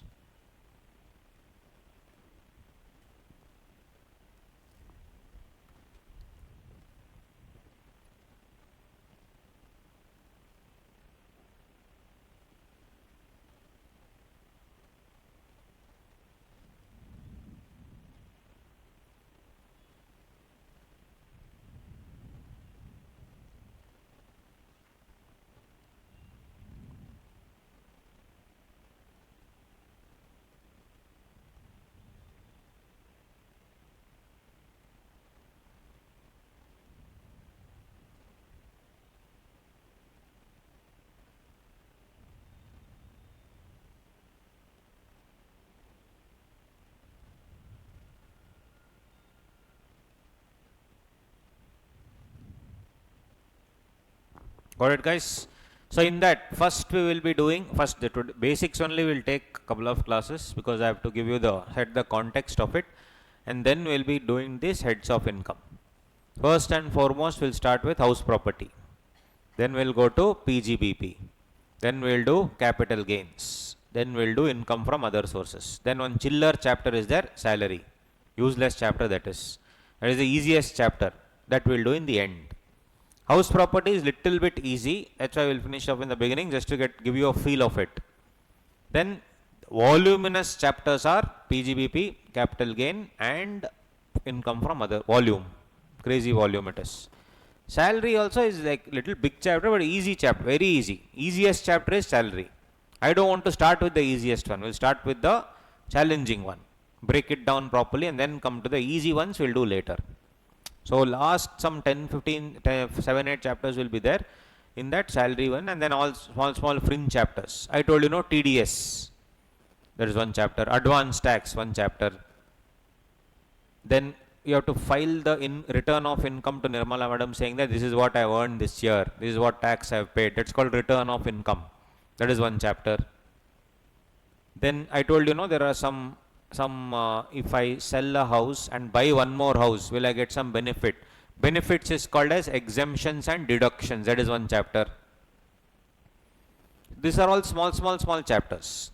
Once we finish like house property, PGBP, capital gain, income from other sources, we can think of doing those other small chapters and again coming back and finishing off with salary. Salary is the easiest chapter ever. No tension, nothing to worry. Okay. So, but before all this, you need to know what is this basic, what is the tax rate, how much tax I should pay, all that. Will spend some time in understanding what basics. So few hours definitely basics, and then we go to these areas one by one. All are very easy, guys. There's nothing to worry. Extremely simple. Income tax, people say it is very difficult, but I feel it is the easiest chapter in your CA, easiest subject. Because we are going to break it down properly and you're going to revise it every day, sit at home, write and practice. So with that, we will just go to the basics now. So write the heading basics. Basics is what? To understand this, we need to know. What we should know, you only tell me. We should understand, sir, what is the tax rate, sir? I am an individual, how much should I pay, sir? Second, you should understand, sir, should I pay anything extra? Sir, will I pay the same tax as Virat Kohli? For me, is the tax rate same as Virat Kohli also? Or Virat Kohli, since he is super rich, will he pay something extra? What do you think? Will he pay something extra? One is tax rate. That is anyway, on his income he will pay the same tax rate. But will he pay something extra? Yes. That is called surcharge. We will see all that. He's for super rich, no, it's tax on tax, some extra payment they have to pay. That is called surcharge. I will not pay surcharge, they will pay, he will pay surcharge. Right? Then, sir, anything else they are going to charge or only the tax rate? No, something else is that's called cess. Higher education cess, we need to understand that concept. Then, sir, will I get something, some relief? Like for example, if my income is just around 5-6 lakhs, will I get some relief? Yes, relief is, that's called rebate. All that is the basics. We have to understand the basics first and then go into these heads of income. So the next few classes, 1 or 2 classes or maybe more, whatever, I'll go as per what you want and whether you're understanding or not. We'll have to just spend a lot of time on the basics and only then go to the heads of income. So how will our classes be? First couple of classes, basics, and then go to one by one, house property, PGBP, capital gain, resources, salary, and all other chapters. So if you see, you just open the notes, I'll just show you. There you go, guys. These are all the chapters. See, first of all, we'll do this introduction first. Tax rates and all, first we'll finish off. And then we will go where? We will see income from house. Chapter number 6 we'll do next. Then we'll do chapter number 7, profits and gains of business. See, and then income from capital gains, income from other sources. That's the sequence I'm telling you. Then we will probably do TDS, chapter 16. Then we'll come to salary. By the time this happens, no, majority portions will be over. Then you'll think, I'm telling you now only, he has 2, 3, 4, 10, 11, 12, 13, 14, 17, so many chapters are there, you will tell. All this will be finished in 2 to 3 hours per chapter, over. That's what I'm saying. What is the main weightage wise? Whatever I'm showing now. Remaining one all put together, 7, 8 chapters put together will come for maximum 7, 8 marks, 10 marks, that's it. Remaining 40 marks from these crazy chapters. We will do everything without leaving anything, don't worry. But what I'm saying is, the depth and the coverage will be as per the weightage. That you leave it to me. That is my job. Correct? So I'm telling you, by the time we finish these chapters which I have ticked only, it will be almost 80-90% of the class will be over. So now only I'm telling, don't worry, next few chapters, how will we finish and all, that's my job. Other chapters are easy, other chapters are important only to the extent which it comes. But heavy duty stuff are these heavy duty sections. We'll have to finish all these things. Correct? So, except FM, what we have planned is we are finishing off all the first group by June, July only. All the first group chapters we are planning to finish by June, July, so that June again, June, July-ish, July, August will be your second group. FM also will be over almost. So, July, August will be second, that's it. That is the plan. July, August, September, 3 months. That is the plan, guys. So, this time we have planned everything, plotted everything, because faculty all are local fellows only, except accounts which come from Chennai. Apart from that, most of the faculty are local faculty. So, we can manage the time better way. Okay. So, this is our scene. First, we have to do the introduction, then directly dive into what? Income from house property. Heads of income, easiest chapter is salary, which we will see later. But we have to finish all the other important thing. PGBP and capital gain will take the maximum amount of time. Correct? Slow and steady wins the race. We will go slow. And after each of this, we will solve few questions. Remaining will be homework. You solve and come. Next day we will discuss. It's going to be like that. Okay? You need to work with me. Every day you need to study whatever has been discussed. So once you do the written stuff, then at home you should study the notes here. So I've given you the notes for that only. See, this notes, whatever we studied will be there in this. So you can study at home. I mean, this is in the, I still haven't started this only. Whatever I did now was not there in the notes, not needed. I told you it will never come in the exam. Now, whatever I'm going to do from now will be given here. Right? Everything is there. Neatly organized, you don't have to worry at all. It is color coded, and I've given you color book also. Whatever given in red are the important points. Whatever given in green would be the examples, and there have been amendments that is given in purple. So, for example, if you see page number 1.7, this is given in purple. As a color coding I am explaining. Things given in purple will be amendments, which has been recently amended by Nirmala Madam, which means high chances of the amendments coming in the exam. Right? So, I have color coded everything for your benefit. It becomes very easy. All the points in red are the important areas. All the points in purple are amendments which have come in the last 1.5 years, which have high probability of coming in the exam, like that.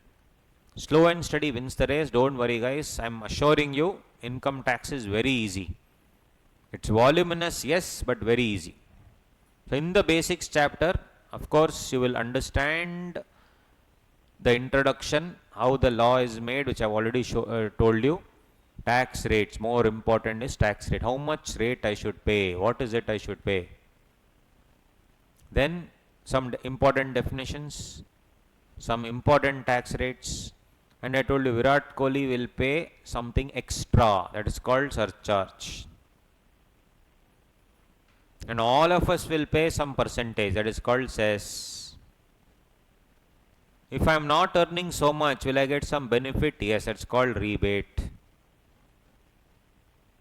And lastly, if I want to avoid some surcharge, I can take something called marginal relief. Everything we will discuss. Once the foundation is laid, then we will build one floor after the other. First floor will be income from house property. Second floor will be PGBP, like that. But the foundation is most important. We will definitely have to spend time in the basics, obviously. Otherwise, it's a waste. Basics will take time. We will spend time, no problem. So, guys, first and foremost, Nirmala Madam, every single year in February, she will prepare a budget speech and speak. Have you heard about it? Yes. So, you will be wondering, what is this budget and all those things. So, in 2024 also she came. But peculiar thing about 2024 is, it was a what year? Election year. During election years, this will be slightly different. Normal years, it's okay. Normal years, she will come and deliver the budget in February, and whatever she says will be implemented from 1st April. But in an election year, she will come and tell everything. It will be implemented from 1st April. But will that be final? No. Because we don't know who will win the election. If some other party wins, then things will change. The same party wins, then again she'll come sometime in July, September and give the final budget. And sometime from October it will apply. That is what has happened this year. 2024, last year, sorry, now we have 25. 2024, what happened? She came and presented the budget in February, and she called it like a temporary budget. Then elections happened in May. BJP won in May and June. July again Nirmala Madam came, July, August, and actually it was almost September. They said, we are now passing this law. And then from October onwards, things started getting implemented. Correct? So your institute material was prepared before October. Hence, it is not amended. That's why I am saying don't rely on it, at least for my subject, because its amendments are little weird, late they will send. Just follow my material. I have already amended everything for you. And when you are writing in January, if there are more amendments which come, which I will add on here only, we will have a separate thing. As of now, nothing has come, if it comes. Because for you, if you are writing in January, anything that comes 6 months before, will be applicable for the exam. Right? So until whenever it comes, we'll keep on adding. As of now, nothing, everything is covered in the book already. So you don't have to worry. Okay? Now, as I told you, every time she prepares a budget, it is called as a bill. Basically, bill is the law which is placed before the parliament. Only when it is passed, bill will become an act. Bill will become an act. Now, income tax bill of 2025 she is already placed. Whatever you are studying now, she wants to change everything. She is making a new law, which actually is no new, same only it is actually. Little bit here and there she has trimmed, that we'll see later. That is not relevant for your syllabus. Anyway, so guys, Finance Act 2024 was, I'll give you time to write, just listen to me, then I'll ask you to copy, then you please copy. Finance Act 2024, guys. Nirmala madam came in February and she delivered the budget speech. Any Finance Act will be applicable from that April. So, Finance Act 2024 was applicable from 1st April 24 to 31st March 25. Correct? 1 year. But I told you, since it's an election year, lot of changes happened, and sometime in September 24 everything was finalized. But ultimately, any Finance Act will apply from 1st April of that year till 31st March of the next year.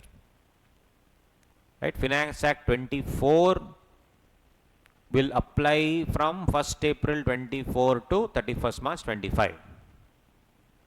Now, you tell me, for the income that you have earned from 1st April 24 to 31st March 25, you will have to send that to Nirmala madam saying that this is what I have earned this year. You will send that in 24 or 25.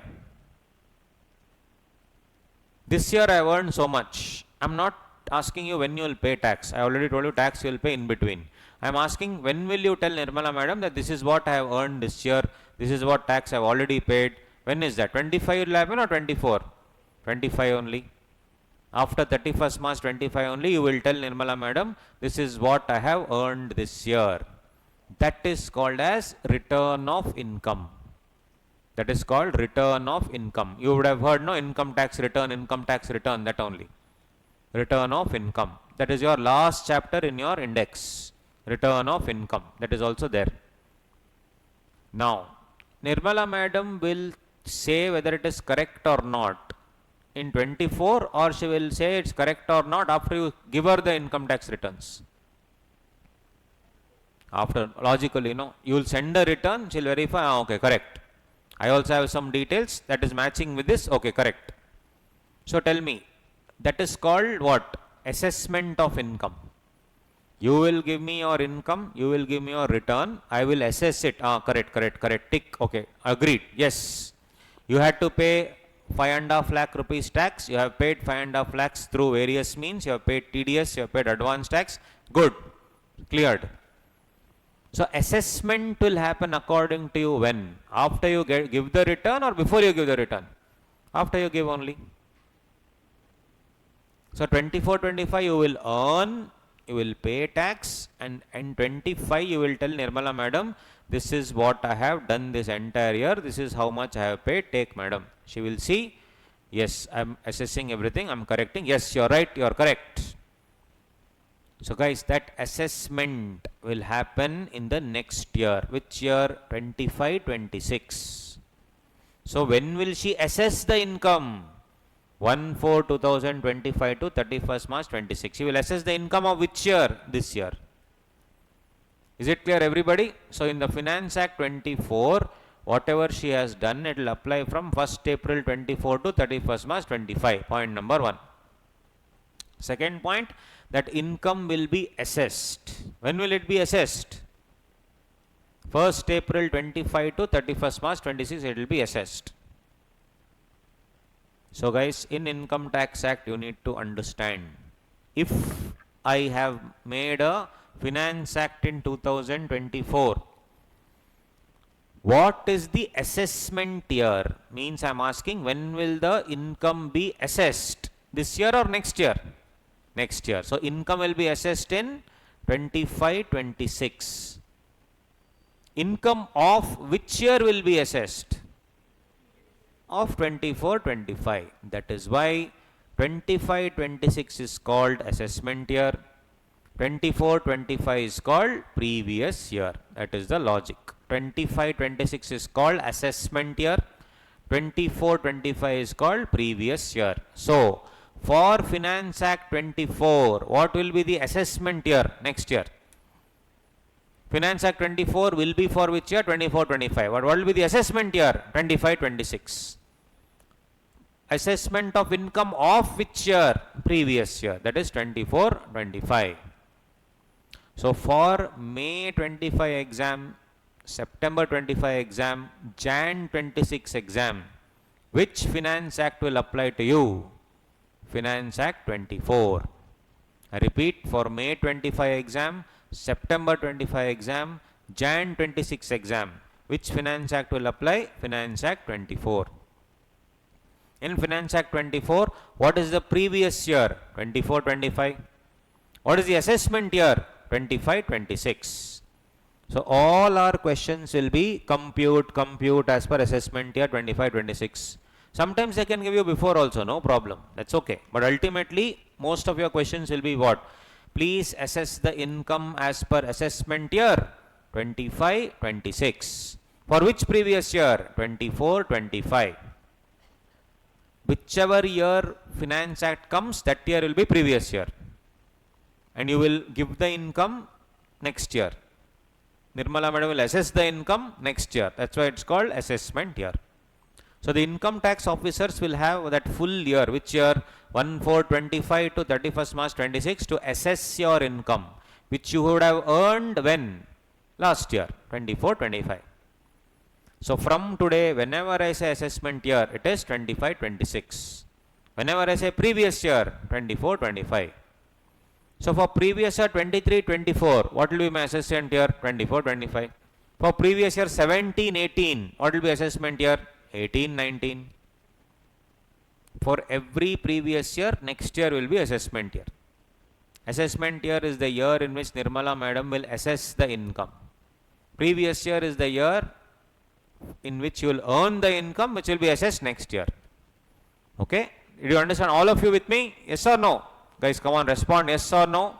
So, copy this and then we'll take a break. Copy.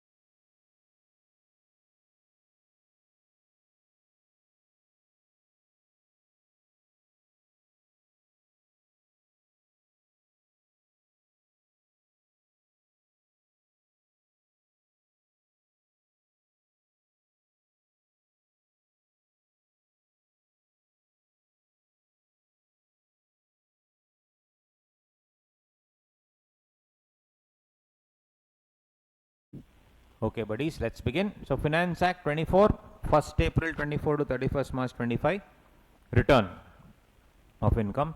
And then assessment is happening from which year? 1st April 25 to 31st March 26. So, 24-25 is previous year, 25-26 is assessment year. Very simple. Now, generally guys, in the exam, no, just for your knowledge I am telling, no need to remember anything, but just for your knowledge, in case there is a section like this, 274 1GA, how do I read this?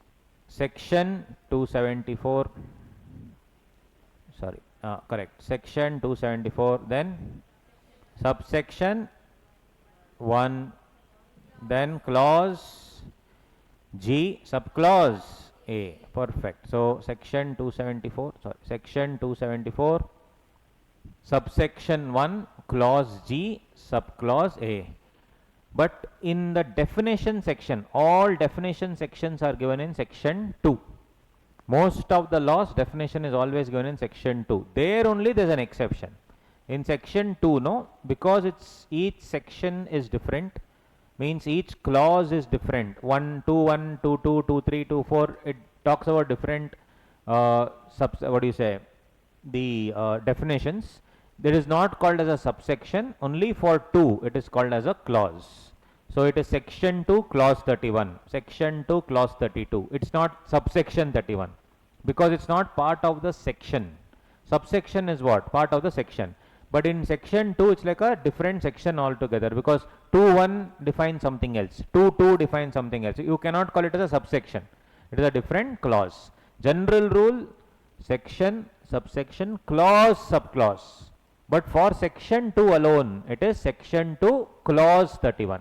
Okay, section 2 clause 31. And any case law, for example, Nityananda versus CIT. CIT is what? Commissioner of Income Tax.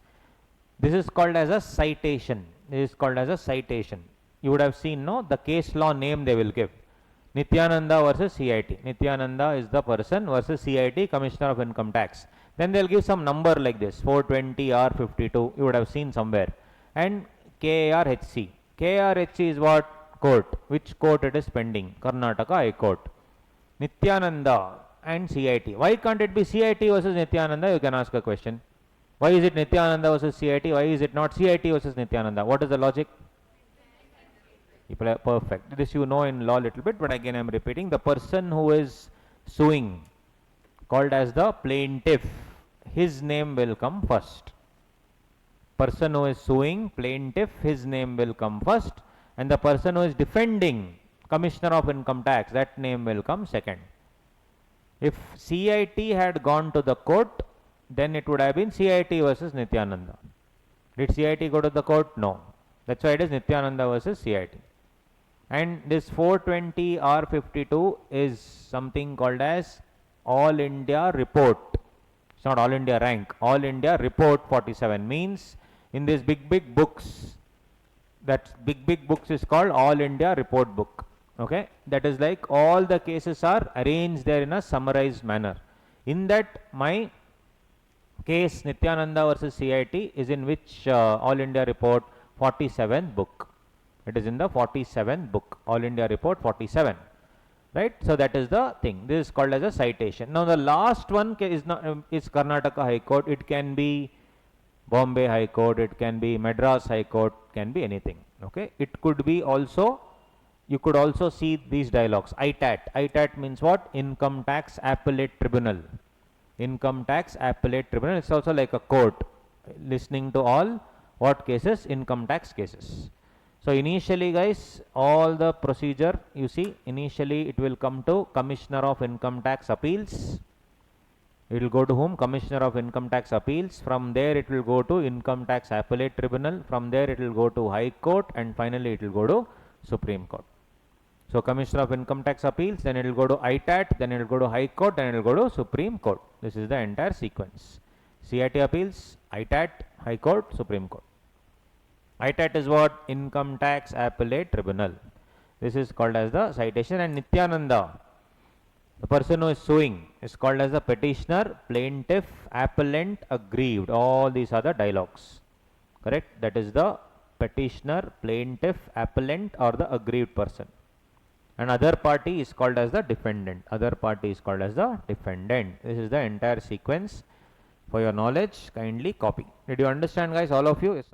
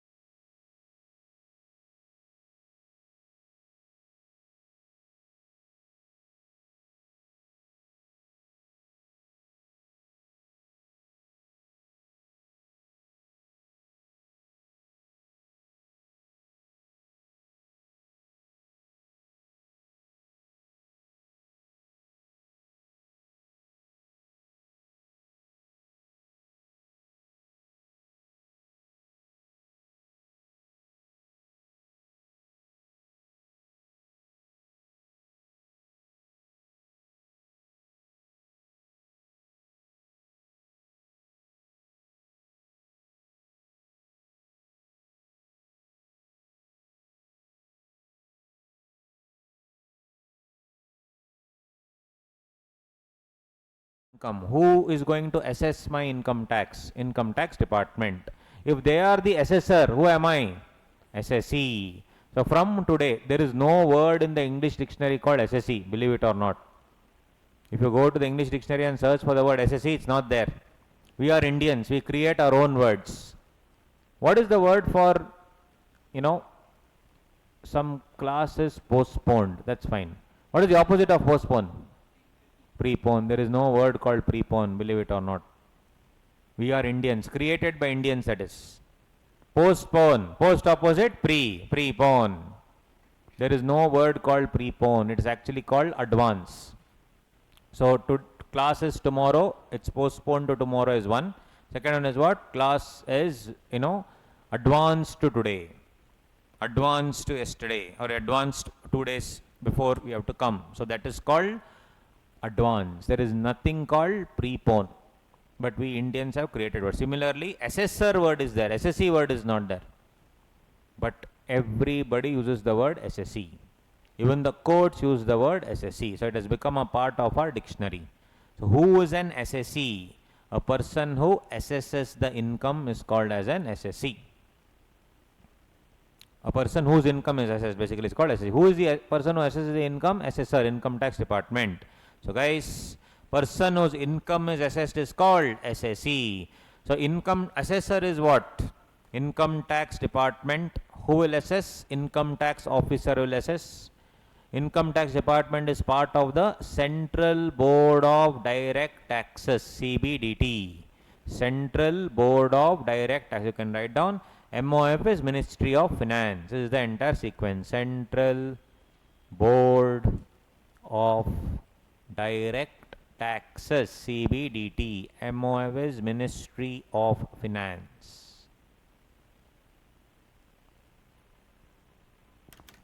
Income Tax Department, ITO, CBDT, Central Board of Direct Taxes, then MOF, Ministry of Finance.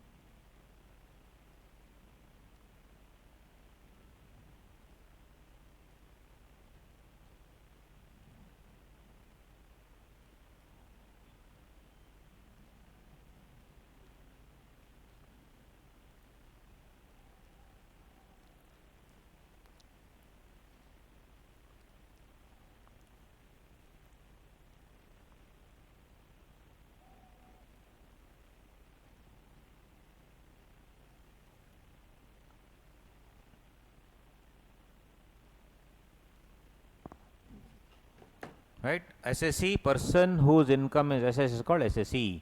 Assessor, income tax department, by whom? Income tax officer. ITO means income tax officer. Income tax department reports to whom? CBDT, Central Board of Direct Taxes, and they will eventually be under which one? Ministry of Finance, MOF, Ministry of Finance. Assessor is the person who will assess the income. Person whose income is assessed is called what? SSC.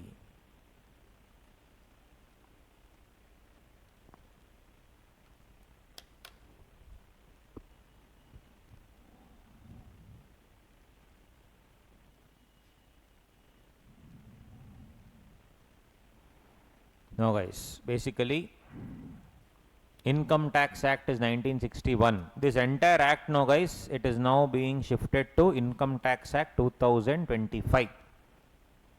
They have launched now, it will take some time to come. Sir, but I am studying the old law. Don't worry, old law, new law, almost the same. I thought Nirmala madam will change everything. Has she changed? Nothing. Little bit here and there she has trimmed, she has made it little okay, and same thing she has given. So if you study this, that will be very easy. Sir, is that, has it already been passed? No, it will take some more time. It's in Lok Sabha, then it should go to Rajya Sabha, then it has to be passed by Parliament, then it has to be given by, signed by President. But before that, all discussion, still it's in a discussion stage. It will take a long time, maybe 1 year, but it's okay. Same it is guys, I have read the entire one, same, no change. Very few changes. All the old extra provisions they have removed, they have simplified little bit here and there, that's it. So if you study this properly, that becomes very easy. So by the time you come to CA final, maybe new Income Tax Act will be applicable. It is the same as old law, little bit change they have done. Like for example, one change is, everything is the same only concept, but one change is, there is nothing called assessment year, previous year. There is just called tax year. What is tax year? The year for which tax is paid. Which year is that? 24, 25. Previous year they have converted to tax year, that's all. There is nothing called assessment year, previous year. Like that, small changes. You don't have to worry at all. Let's first finish the old law. When the new law comes, we'll see. Okay. So Income Tax Act 1961 is the thing. Then CBDT will grant certain rules. Rules are nothing but procedure. How you should follow certain things, they will give you procedure. Is procedure part of the law? 100% yes. Then guys, if they want some additional law, additional clarification to be given, CBDT will again issue something called as notification. Is notification part of the law? Yes. Then CBDT has to instruct their officers, no? Hey, you do like this, 1, 2, 3, 4, 5. You pick up only high level cases for scrutiny, low level cases you leave. Sir, what are low level cases? Income less than 20 lakh rupees you leave, let them live, no problem. Only more than 20 lakh you pick up. They will issue something called as circular. Circular is given by CBDT to its officers, not to public, to officers. They are the guidance principle. They will say, hey, look officer, for this point you have to interpret like this. For this point you will interpret like this. Now you need to study everything or what? Yes. Income Tax Act, rules, notification, circular. Sir, but how will I study separately? Don't worry. Whatever notes you have, that has everything included. Do you need to know which is notification, which is circular? No. You just need to know everything is merged and given to you. That much is enough for you. Okay? But you should know what is act, what are rules. Rules are what? Principles given by, procedure given by CBDT. Is rule part of the law? Yes. Notification, what is that? Additional law. It's like addition clarification given by CBDT. That is like interpretation. This is how you should interpret, that is how you should interpret, like that they will say. That is notification. Circular are instructions or guidance given by CBDT to its officer. Sir, officer they have to learn. No, why should I learn? Guys, you are a chartered accountant. Tomorrow clients will come to you and say, sir, what is the interpretation of this? So you should think from a officer's point of view and then say actually officer will mean like this. You should read circulars. So you as a CA should know circular, notification, rules, act, everything. Correct? So write this down guys, write this down. And then finally guys, for our exam we have what? Finance Act 2024 amendments. All the purple items in my book. In our book, purple items will be amendments. Every year, Nirmala Madam will make amendments to the old law. So, all the purple items are the amendments which she made in which year? Finance Act 24. Did you understand the full structure? Yes, copy. Guys, is the pace okay? Are you able to write down? Everyone with me? Is the pace, are you able to write down everything? Yes. If it's fast or slow, let me know. Everyone, yes or no? We are all for you only guys. You should be comfortable.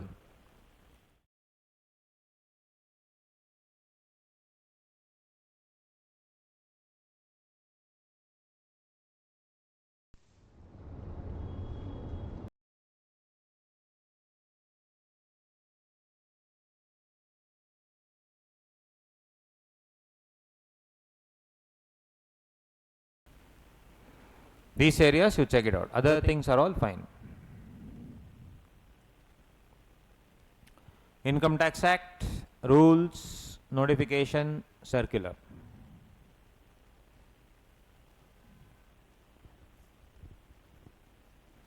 And Finance Act 24 amendments.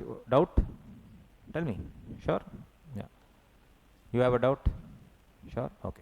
So, Income Tax Act, rules, notification, circular and Finance Act 24 amendment. This is marked in purple in our material.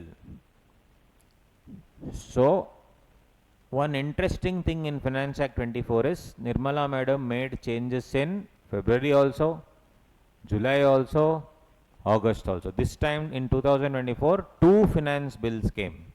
Finance Bill 1, Finance Bill 2. Finance Bill 1 was before election, Finance Bill 2 was after results. So to combine everything, in Finance Bill 1 something else was there. Finance Bill 2 she changed everything. Can you make changes after Finance Bill 2 also? Yes, because it will go to the Parliament, they will discuss further, she will make more changes. So actually all changes became final only by September 30th, 2024. This time it got delayed. September 30th, 2024. Are all these changes applicable for our exam? 100% yes. Sir, but where will I go search for changes? You don't have to search anything. Everything is there in the notes. In your institute material, unfortunately, Finance Act 1 they have given. Finance Bill 1. 2 they have not given. That's why I am saying don't read the ISM. Though ISM is very important, I have taken everything from there only and given, don't worry. Unless they have released something else recently. Have they released? I have not checked. Unless they have released something in January 25, then everything else is old only. Because it takes time to change, takes time to print. So that's why leave it. You study this and go, guys, important. Now, we are doing the basics. First we need to understand what do you mean by income and what is the tax rate. All that I told you, no? So section 4, guys, talks about, I'll explain, then you can copy. I'll explain first. Section 4 talks about tax on income. Section 4 talks about tax on income. It says, I'll show you the Bare Act. I'll open the Bare Act. Bare Act means what, guys? Act as passed by the Parliament. The word bare means naked. B-A-R-E means naked. The law purely passed by the Parliament is called as Bare Act. Whatever is passed by the Parliament is called as the Bare Act. So in that I need to see section number 4. I will open and show you. No need, for you to study. You see section 4. Income tax shall be charged for any assessment year at any rates. At any rates or rate, that is income tax rate, in respect of total income of every person. That's all I need to know. Income tax will be charged at what rate? Income tax rates on the total income of every person. Now we need to understand what are those rates. We need to understand what do you mean by total income. We need to understand who is the person. Guys, on Instagram, small baby has become a celebrity because they are showing babies and all on Instagram doing cute things. One small dog has become a celebrity. And in Instagram and YouTube, they will earn money because of advertisements. Tell me, small baby is earning money. Is it a person? Should it pay tax? Influencers, especially if you are a minor, for example, small baby, you have to pay tax. Parents are handling the account, so should parents pay tax? That is, so are they included in the word person? Does person include dog, cat and all? So you have a dog which is a very cute doggy and you have 1 million subscribers on YouTube. And because of that you are earning money. 1 lakh per month you are earning because of that doggy. That dog is doing all cute things and you are posting it on YouTube and they are earning money. Practical scenario, should you pay tax? So is dog part of every person? If dog is not part of every person, you need not pay tax. So I need to understand the definition of the word person. We'll see that. Total income. Total income is only legal income or illegal income also? Only legal or illegal? So does it, if you say it's only legal, if it means, let's say under this stage, I have cash, hidden. Don't go and see, nothing is there. If it is hidden, there's an income tax raid and they find 5 crores in this stage, beneath the stage. Now the question is, if you say income does not include illegal money, will you say that there's no tax on that or there's tax on that? No tax. If there's no tax, I can do that on, I'll not earn anything. I'll take everything in black. Correct? So guys, income will include everything. Legal, illegal, black. Black money is the money which is legal but it is not accounted for. For example, your fees if I collect in cash and don't deposit in the account, is it illegal money or black money? Black. But if I pay you 1,000 rupees and tell go slap that fellow, is that legal or illegal? Illegal. There's a difference between illegal money and black money. Black money may be legal but it is not accounted in the books. That is cheating. Illegal money is what? You are getting the money for something which is not legal, which is not allowed as per law. So total income will include what? Legal, illegal, everything. Nirmala madam doesn't differentiate. Any money coming, you please pay tax. I come and raid, I find 5 crores here, pay tax. You are collecting cash from a student, pay tax. Whether you accounted for it or not, pay tax. Got it? So,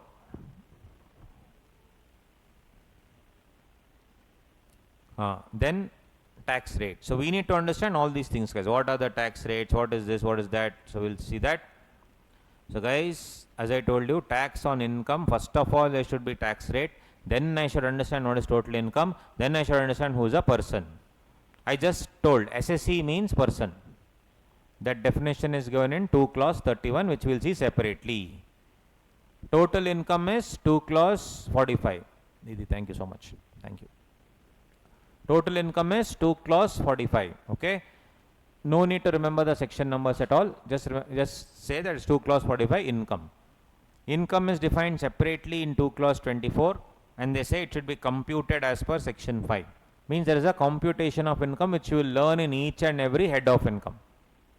Rate on the other hand, guys, it could be rates in force or rates as per act. If it is rates as per act, it is already given in the Income Tax Act. For example, in section 194J, they have given 2% and 10%. Two rates they have only given. On the other hand, guys, if the Income Tax Act uses the word rates in force, for example, I'll show you, there is section 194D. In 194D, they have used the word rates in force. Have they given the actual rate? No. They have used the dialogue rates in force. Means what should I follow? When I use the word rates in force, what is the rate? You see, at the rates in force. Rate is not given. What rate should I use? Every year Nirmala madam will give the rates in the Finance Act. This year she may say 8%, next year she may say 7%, next year she may say 10%. Rates in force means what? Rates as given in the Finance Act. Can it be changed every year? Yes. Rates as per the Act means what? It is given in the bare Act only. 2% is given, 10% is given. Understood the logic? So we need to see what is rates in force and what is rates as per the Act. Rates in force means it should be given in which law? Finance Act. Can it be changed every year? Yes. So Nirmala madam has changed a few rates in 2024. Some rates which were 5% has been changed to 2%. Correct? Next year can she go back to 5%? Yes. So I need to understand which are the rates in force and which are already given in the Act. And for your exam, you should just remember the rates and go. That's all. Understood, guys? So tax rate will be two types. What are the two types? Tell me. Rates in force and rates as per the Act. Rates as per the Act means the rate only is given in the Act.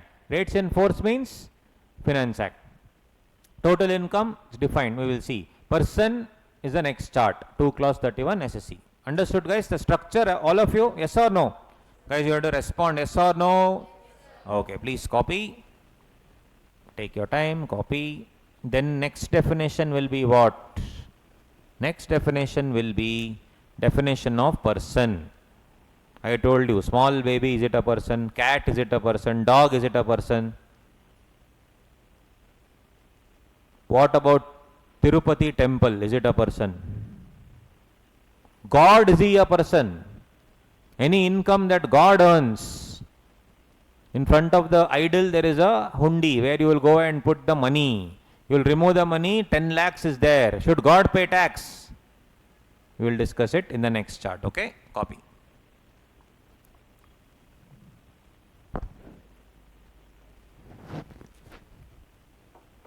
Rate as per the Act means already given in the IT Act. Income Tax Act only gives you the rate. 194J 2%. In some other cases 10%. Whereas rates in force will be rates in force. Means Finance Act they keep on changing every year.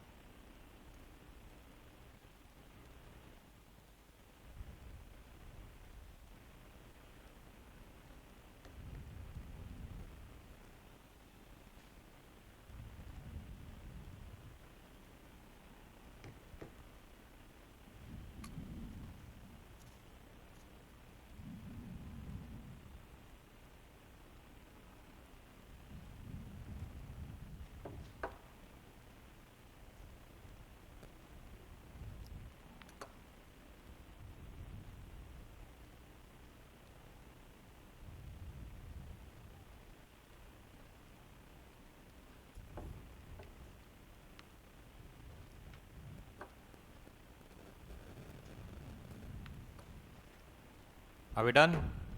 Okay.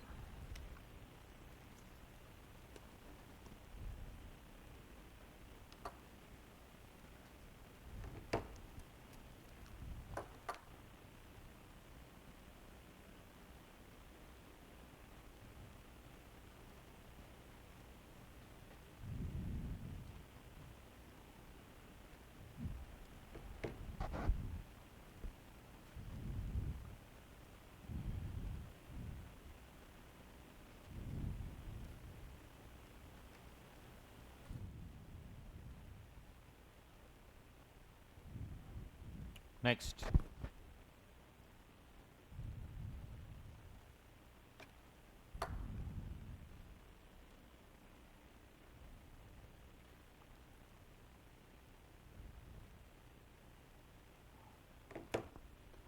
Person. Person, you see, SSE 2 clause 7 is a person.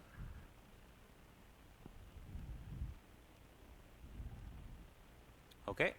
2 clause 31 is an SSE, but who is a person? It says SSE is a person. Very simple. They have told SSE is a person.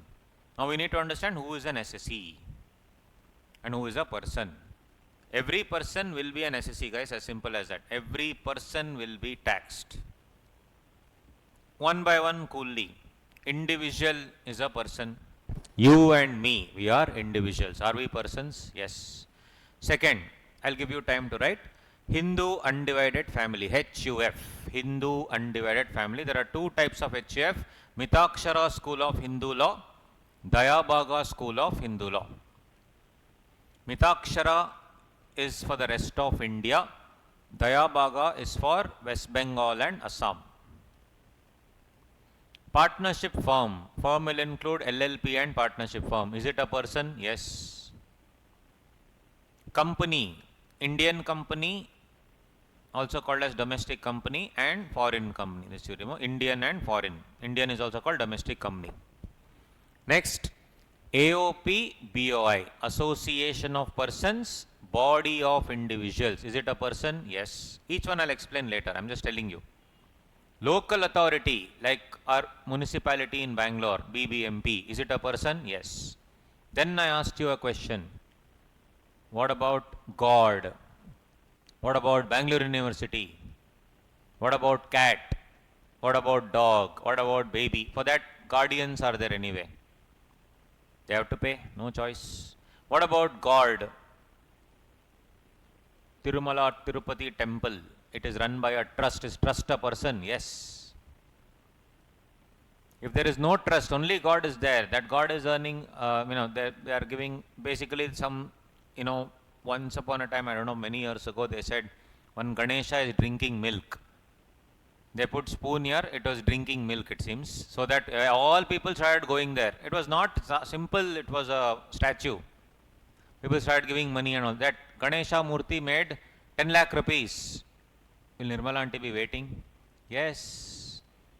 All that will come under artificial juridical person. All will come under which one? Artificial juridical person. AJP, artificial juridical person. Understood? Temple, university, all those things. Artificial juridical person. Understood, guys? So this is the entire sequence. Each one we will explain, don't worry. But you don't understand? Everyone is covered. Individual, HUF, firm, company, AOPBOI, local authority, everyone is covered. So who is not taxed? Nobody. Everybody is taxed. There is no person who is not taxed. Correct? What about cat, dog, guardian, minor, guardian? Everyone is individual, no? Taxed. God is also not allowed. God, temple, normal temple is also taxed. That's called artificial juridical person, AJP. Understood? Now one by one we will discuss, but first copy. Guys, are you understanding? Are you comfortable with this? All of you? Yes? Okay. Copy. Coolly copy.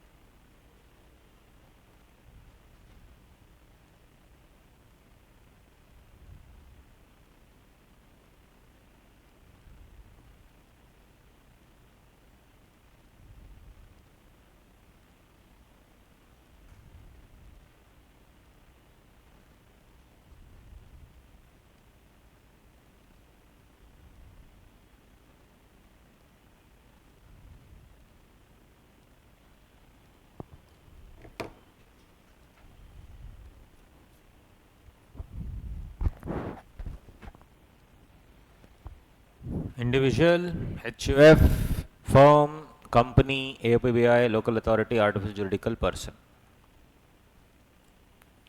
So much in depth and all they will not ask in this, but you just need to know basics. Individual means any individual, guys. That is any person, single person, male, female, anything. So practically you may ask one question, sir, what about, practical question it is. Some student had asked me, which I appreciated, transgenders, correct? Transgenders. For them, are they persons recognized as per law?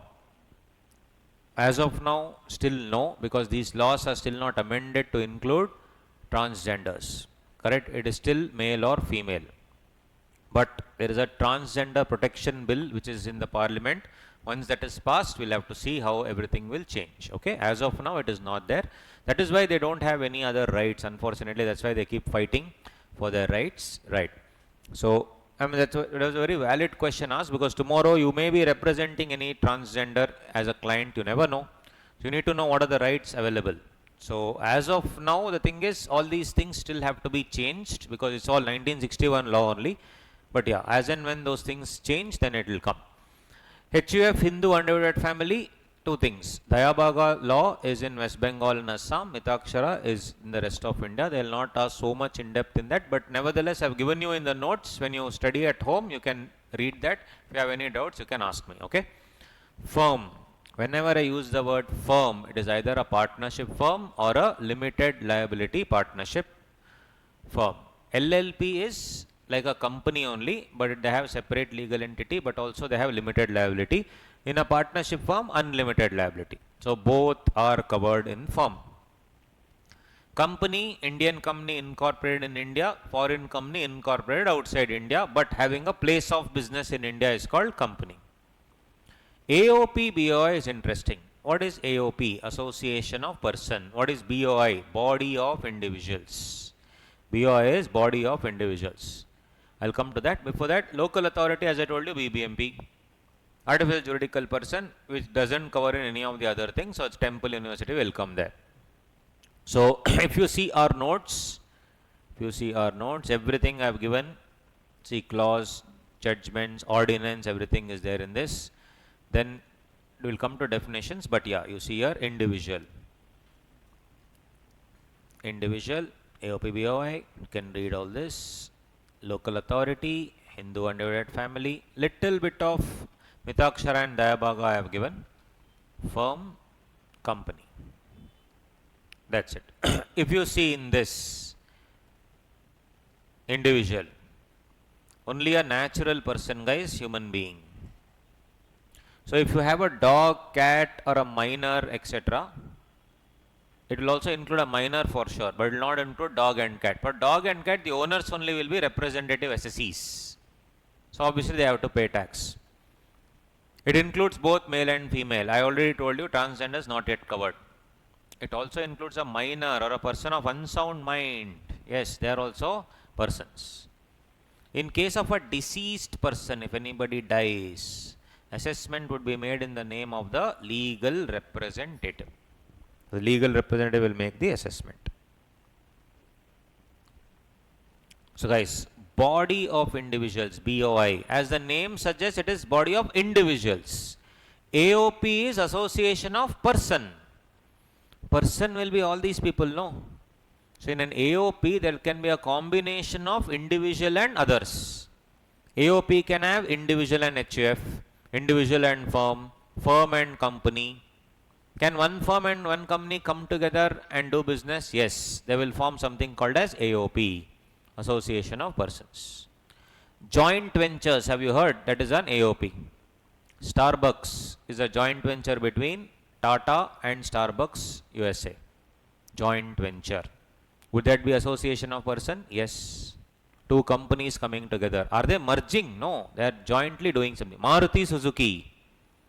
Joint venture between Maruti and Suzuki. Eventually it got merged later, but anyway, initially. Hero Honda. Hero and Honda company, Japan. Does it mean the Honda company merge? No, it's a joint venture. Correct? So JV is strategic partnership between two companies. Is it an association of person? Yes.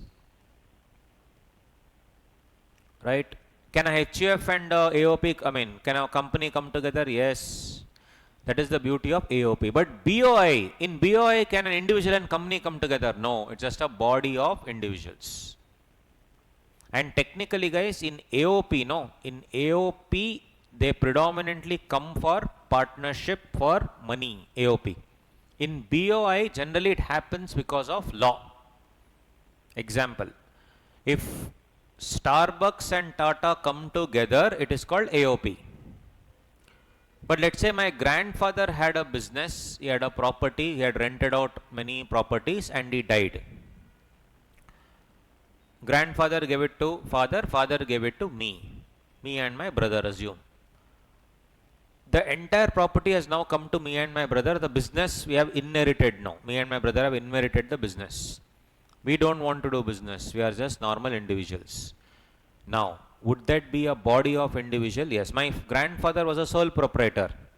But now that business has come to two people. These two people now, because of law it has come. He died, through will we got it. Are we a body of individual now? Yes. Are we a firm? No. Are we a company? No. We are two individuals coming together. Did we come out of choice? No. Because my grandfather died, it came to me. This is called body of individuals. In AOP, generally they come because of some money or some profit making motive. But in BOI, that may not be the case. They may just come together because of some law. Here what law? Property, that is transmission. Because of the death, it came to me. Okay, so if you see here, it denotes the status of, I am reading page number 1.3. In AOP, means an association of two or more persons joining for a common purpose or a common action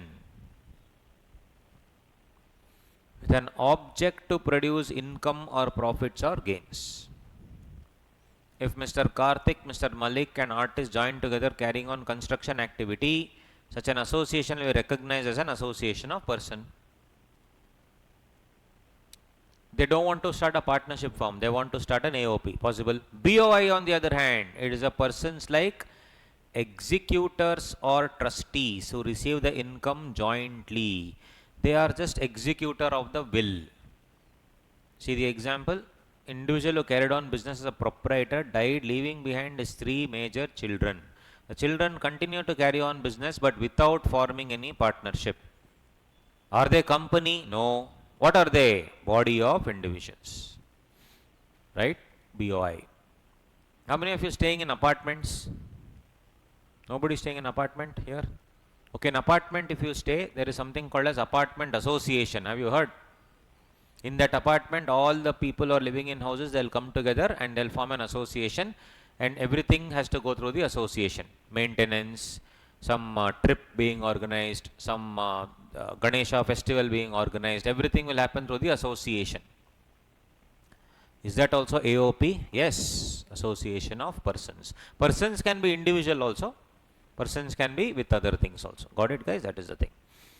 Only individuals can be in BOI. That is the thing. That's it. Then this, what do you say, HF you read on your own, guys. They will not ask any of those questions.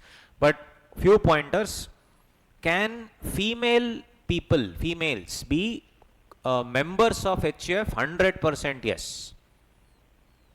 Can they be co-parceners? Co-parceners participate in the profit of HF. Can they be co-parceners? Yes. One deadly amazing decision came in 2015 which I'll ask you. Can female member be a Karta? Karta is the main guy. Can female member be the main person? Yes. So females also have equal rights in the Hindu undivided family in the recent times, which is excellent. When the HF was actually incorporated, the concept was conceptualized many years ago. That time there were different roles for men and women. Women were confined to the home, they were the leaders of their home, whereas men had to earn for the family. I'm talking about hundreds of years ago. That's when the concept of HF came into force. That's why they said business will be done only by men. But now in the current context, aren't females in many terms better than men? Yes, even in results if you see, females only get better than, males. So by that logic, equality is there. So can females also be co-parceners? Yes. Can they also be karta? Yes. Definitely yes.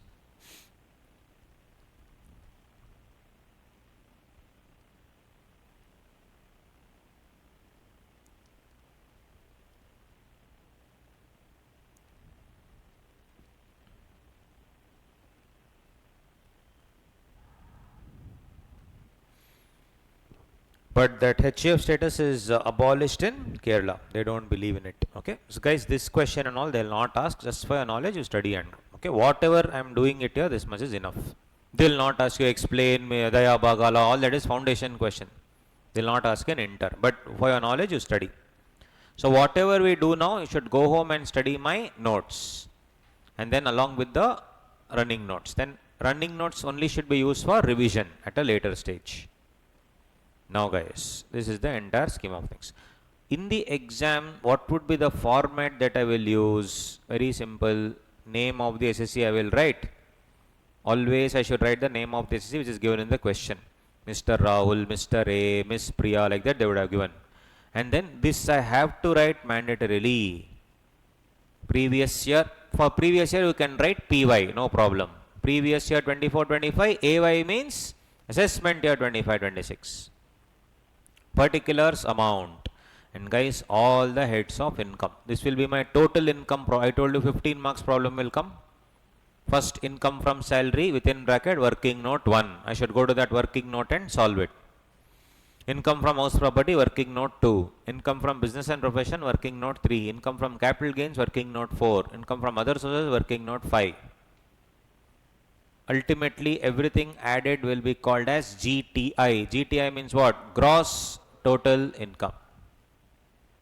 After GTI, guys, there will be something called as deductions under chapter 6A, which we'll see.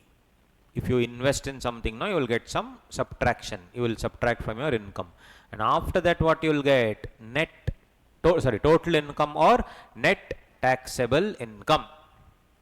On this, tax is calculated, all those things later. But this is the overall format of computing what? NTI, that is called net taxable income. Kindly copy. Did you understand? One by one working note you have to do. And after the basics, what are we starting off with? House property. Okay, right guys, come on. Format. I will scroll down after you write 3-4 points. Format. Name of the SSC, then previous year, assessment year.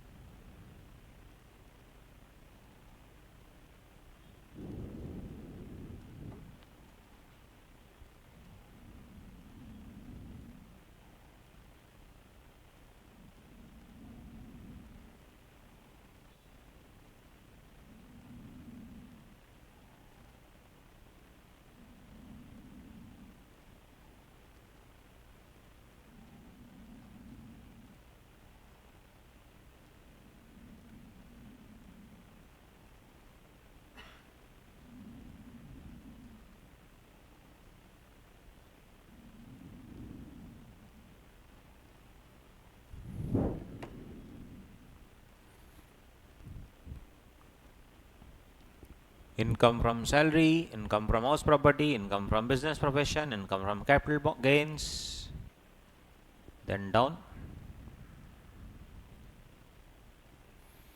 Income from other sources, then we have GTI, gross total income, less deductions under chapter 6A.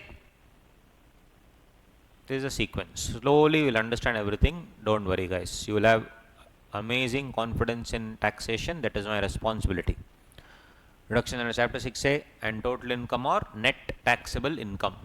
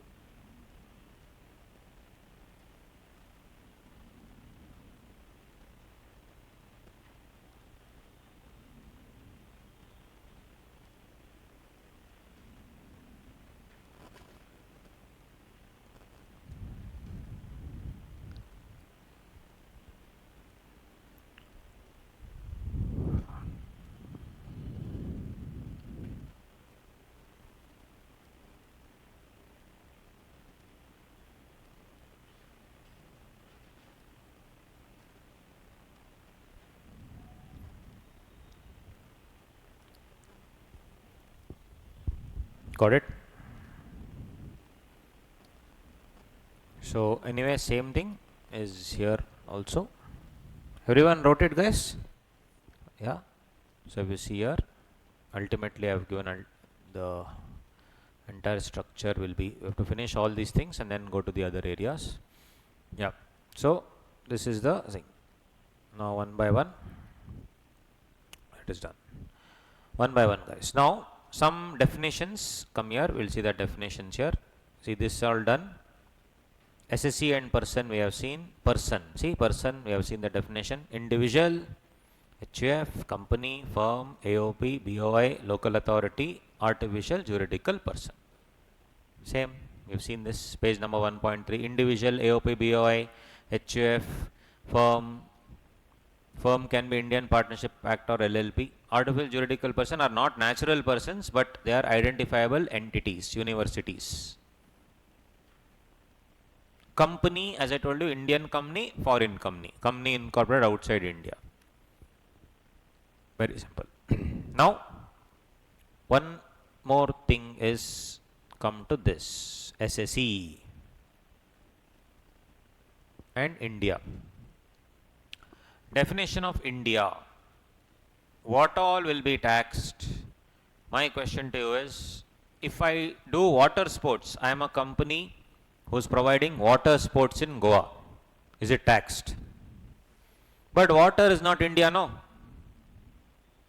Is it India? India means, is it land or water also? Water. I am giving you parasailing services. Where in Goa, I'll take you on the boat and you will do paragliding and parasailing. You will be in the sky. Is it taxable? So all those things. I am into cruise business. Cruise. I own a huge ship and I will take you on a ship from Chennai to, let's say, Kochi. I will take you on a ship from Chennai to Kochi. And while shifting, I will go across the waters, I will go little that side deep and then come back again. Is it also taxable? Yeah, so I need to understand, because income tax is chargeable in India. What is India is the question. India is both the landmass, territory of India, landmass, and the territorial waters, guys. And the territorial waters. So if you see the land mass which we have, obviously, apart from that, guys, 12 nautical miles from the land, that also comes to India. 12 nautical miles. Correct? 12 nautical miles. So if you just search nautical mile to kilometer, how much will it be? Nautical mile to kilometers. See, 1.85 kilometers is 1 nautical mile. So 2 kilometers you take roughly. So 12 nautical miles is how much? 24, approximately 24 kilometers. So from the land mass, 24 kilometers distance, radius is India. Sir, what if I go 25 kilometers? That is one more question. Will it be taxed? Because I am going 25 kilometers from the land mass, will it be taxed? So guys, then one more dialogue they have told, up to 200 nautical miles. 200 nautical miles, 400 kilometers from the land. That is still called as exclusive economic zone. That belongs to India only. Up to 12, guarantee India. And from beginning to 200. 200 includes that 12. So 12 plus 188 actually. 200 nautical miles from the land. That is also India or what? Yes. That's called as exclusive economic zone. India has signed with many countries and saying, yeah, that is also India only. So up to 400 kilometers, me only. Imagine. So this Reliance has some oil mining, etc. in 300 kilometers range they have. Is it part of India? Yes. What if I go beyond that? Possible, no? I can go beyond that also. That will be international waters. International waters. For that, there will be various tax treaty, tax agreement. If I earn something in there, will it become Indian money or will it become USA money or will it become Australian money? We'll have to see depending on the tax treaty. So people will sign a tax agreement, that is called what? Tax treaty. And then they will decide that. So tell me one thing, up to 12 nautical miles, India. Up to 200 nautical miles, that is also India. That is called exclusive economic zone. Beyond that, international waters. But you may ask one question, sir, in our country, below our country, there is one small Gobi Manchurian country. What is Gobi Manchurian? Sri Lanka. It's like on Gobi Manchurian piece, in Kutti country it is. Beautiful country, Sri Lanka. There is no scene of 200 nautical miles. If you jump from Rameshwaram, you will get. Correct? If you jump from Rameshwaram, Kanyakumari, say you jump, you will get Sri Lanka. So the thing is, actually Jaffna is there only, hardly any distance. Now what about there then? The water between India and Sri Lanka, is it India or is it Sri Lanka? Then you will tell, sir, Ram Setu was there, it is India. All that logic will not work. Correct? So there will be agreement between India and Sri Lanka. Like that, neighboring countries is separated by little water. Agreement will be there between India and Sri Lanka. There will be MOU, Memorandum of Understanding, to decide what will happen, Guys, not just the water, but also the air on top also belongs to India. Land mass, air mass, water mass. Same, 12 nautical miles up the sky also belongs to me. After that, it is international zone. Indian zone, international zone. Got it? So anything that happens in all these places, India or what? Yes. You are organizing skydiving, for tourism. You are organizing, hot air balloon. Everything is happening in the air. Is it taxed in India? Yes. So all this is important to understand what is India. Okay. So what is India? Land mass plus 12 nautical miles. And then also 200 nautical miles. That is called what? Exclusive economic zone. Beyond 200, international waters. For that you will have treaties. And in case there is no 200, but the next country will come there only. For me also 200, they also 200 is merging somewhere, like Sri Lanka. So what will I do? Treaties. There will be MOU, Memorandum of Understandings, to tell what is India, what is not India. This you take, that you take, will share. Whatever. Treaties will come. Got it, guys? That is regarding India. Definition of India. See. 12 nautical miles is territorial waters. That other exclusive economic zone, and also one more dialogue, continental shelf. Continental shelf or exclusive economic zone will go up to how many kilometers? 200 nautical miles. 200 nautical miles. Got it? Simple. Then you see SSE. According to section 27, person by whom any tax is payable or any other sum of money is payable. Guys, sum of money will be penalty, fees, charges, etc. Tax will include cess and to some extent surcharge also. So tax will include what? Surcharge and cess. Any other sum of money means what? Penalty, fee, charges, that is all any other amount. So who is an SSE? He is a person who will pay. Who is an SSE? He is a person who will pay what? Tax or any other sum of money. Tax is what? Cess and surcharge. Any other sum of money, penalty, fee, charges, etc.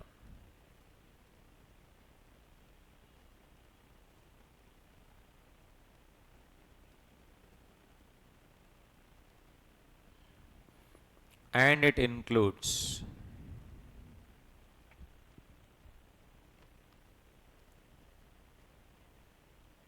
see these three things. SSE will include these three things. Who's an SSE? It includes these three things. First one,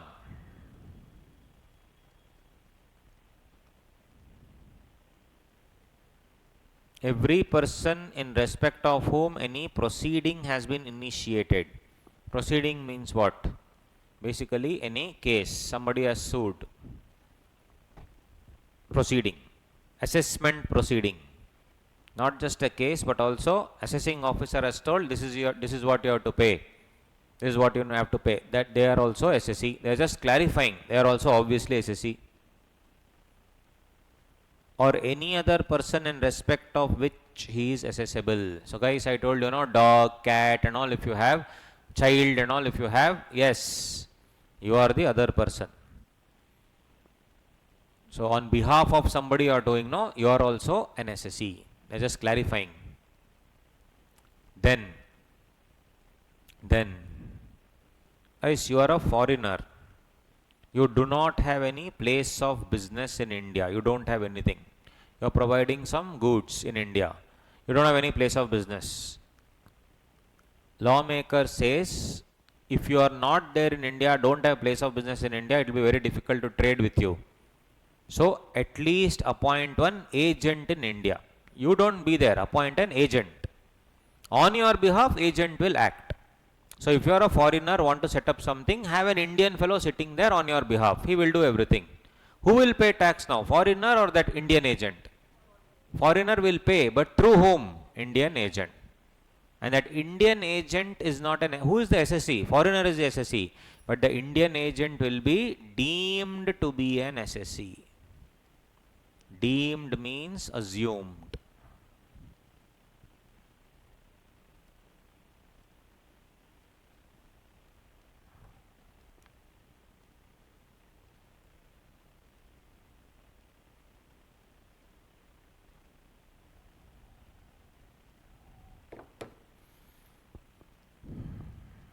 Deemed means assumed.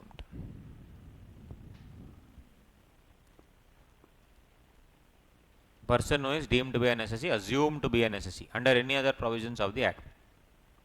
Correct? Who is assumed to be an SSE? Agent. Assumed to be an SSE.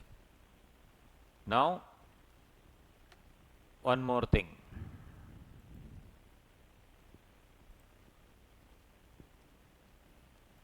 Now, I told you tax has to be paid. Tax has to be paid. By whom? By SSE. SSE. So for example, what is your name? Your name. Shreya. So Shreya is providing some services to KSA Advait. Okay? Fair enough. Shreya will be getting money. Let's say 1 lakh rupees Shreya will have to get. Who is the SSE? Who is earning money? Shreya. So obviously Shreya is the SSE. No doubt about it.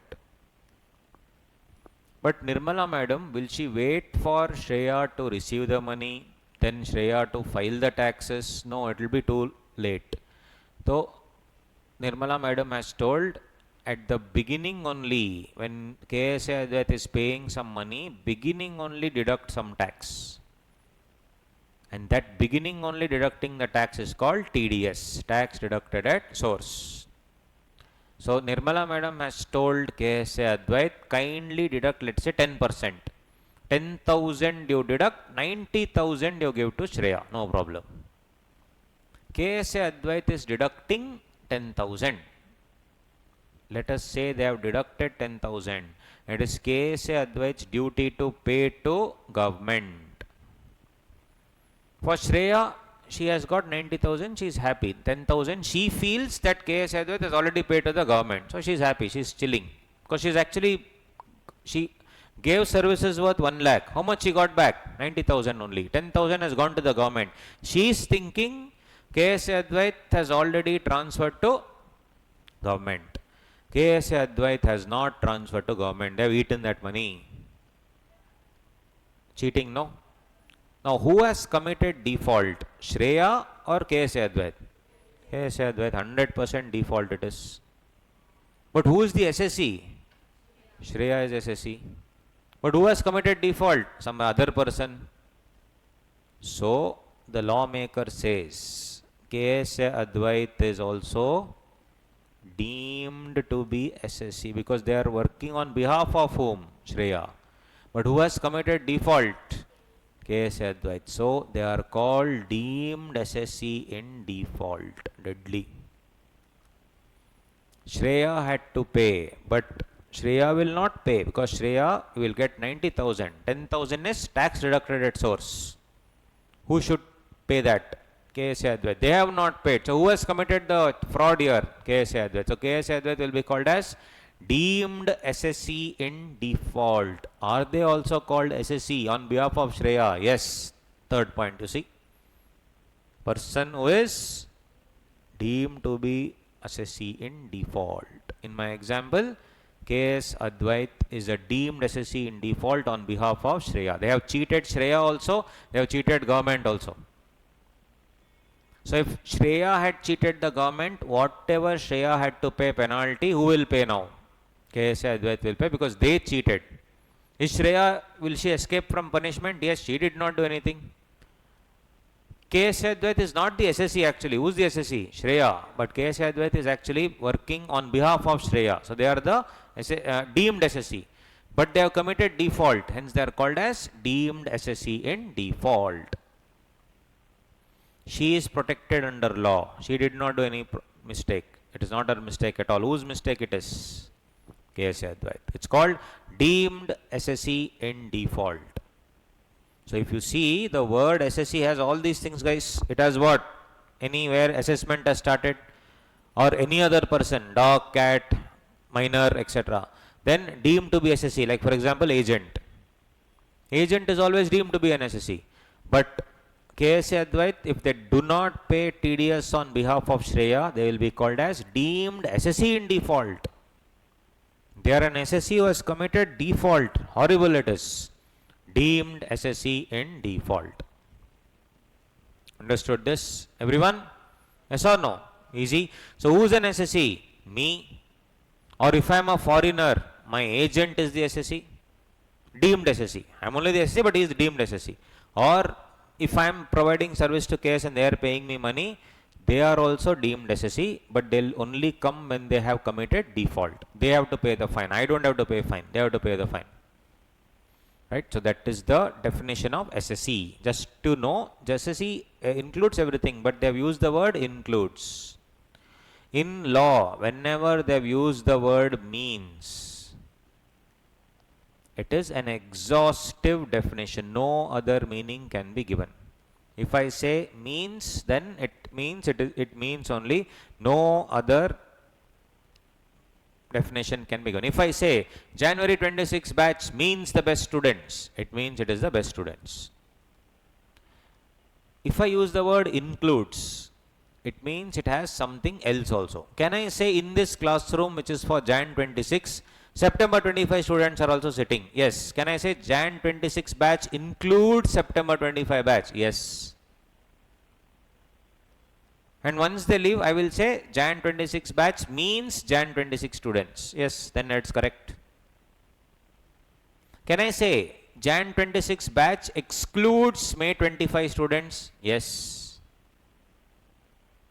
Is one person who is there writing in May 25? No. That's the logic. Includes, excludes. But when law uses the word means, it is a exhaustive definition. If you just open the definition section, section 2 and C,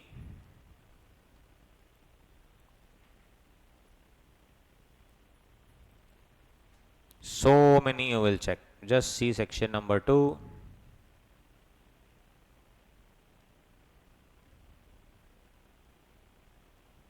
See, advance tax means, agricultural income means, law doesn't want to confuse. Amalgamation means, additional commissioner means. They don't want to confuse you with inclusive definition. They want to say this is what it is. But guys, cat, dog, etc., is it a person or not? Is it a person or not? I just told individual. What about cat, dog? It's earning lot of money. Guardian. So guardian is not there only in the dialogue. No, it just says individual. So you see, very, very smartly income tax department has defined person as what? See here? Includes. Everybody is a person, including these fellows. Which means, don't you think so I can make person as anybody? Yes. Don't you think so there are many case laws regarding this only? Yes. That's the beauty of this law. Most places they use the word means. But some places where they want to widen the scope to include guardians, cat, dog, guardians of cat, dog, everyone, what they'll use the word? Includes. Right? So when law wants to expand the scope, they will use includes. When law doesn't want to expand, they want crystal clear definition, they'll use the word means. 90% plus will be means only. You just see non-resident means, national tax level means, maximum marginal rate means, manufacture means. 90-95% is means only. This is the definition, boss, study and go. But wherever they want to widen, they will use the word includes. That's the beauty of income tax or any law for that matter, okay? So, if you see, that is the regarding means and all those things. So, we have finished all those things, guys. Now, we have to head towards what? Tax rate. But before that, your syllabus will have these heads of income. I have given you section number also. Salary 11 to 17, house property 22 to 27, PGBP 28 to 44 dB, capital gain 45 to 55A, IFRS 56 to 59. The time they keep on doing the sections and repeating in such a way that you will remember most of the section numbers. You will obviously remember most of the section numbers because we keep on repeating and doing it. With repetition, you will obviously remember stuff. Then there are other sections which I want to just show you. What people used to do very smartly. Wife was earning lot of money, husband was not earning money. So wife started dividing the income to the husband. She was earning 30 lakhs. She said, I am only earning 20 lakhs. Husband is earning 10 lakhs. By dividing the income and spreading to both the people, she was trying to reduce the tax. How can you reduce the tax? Because it's all based on tax slab rates. Rather than me paying on the highest slab rate, if I divide my income into two people, I can take the benefit of slab rate. So, do you think all these things can be allowed? No. So, government came out with the concept called clubbing of income. If government finds anybody cheating like this, what will they do? They will merge both their incomes. That is called clubbing. That's another chapter. Then I told you, you just saw the format. In that there is one line, deductions under chapter 6A. Those are certain deductions. That is also covered. Then certain exemptions are there under section 10. That is also covered. Then we have, if any loss I have made, can I set off against income? I have made loss from one business. I have made loss from, let's say, chemical business. I have made profit in teaching business. Can I set off both? Yes.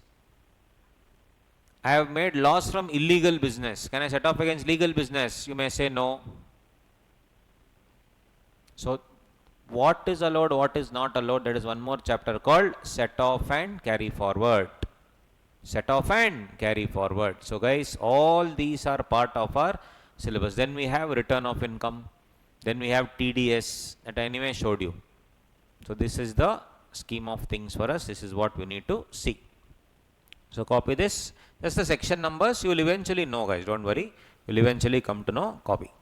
These are all the and the other areas. Clubbing, set off, deductions, everything you will know. Everything you will come to know. This deductions is 80C to 80U. Section number 80C to 80U. We will go dive directly into which one? Tax rates. So guys, tax rate, no, very interestingly, two types of tax rates are there. Old tax regime, new tax regime. So, couple of years ago, earlier from 1961, old tax regime was there. But 3-4 years ago, Nirmala madam came out with a new tax regime. Then she said, this is compulsory, this is optional. This is compulsory, this is optional, she told.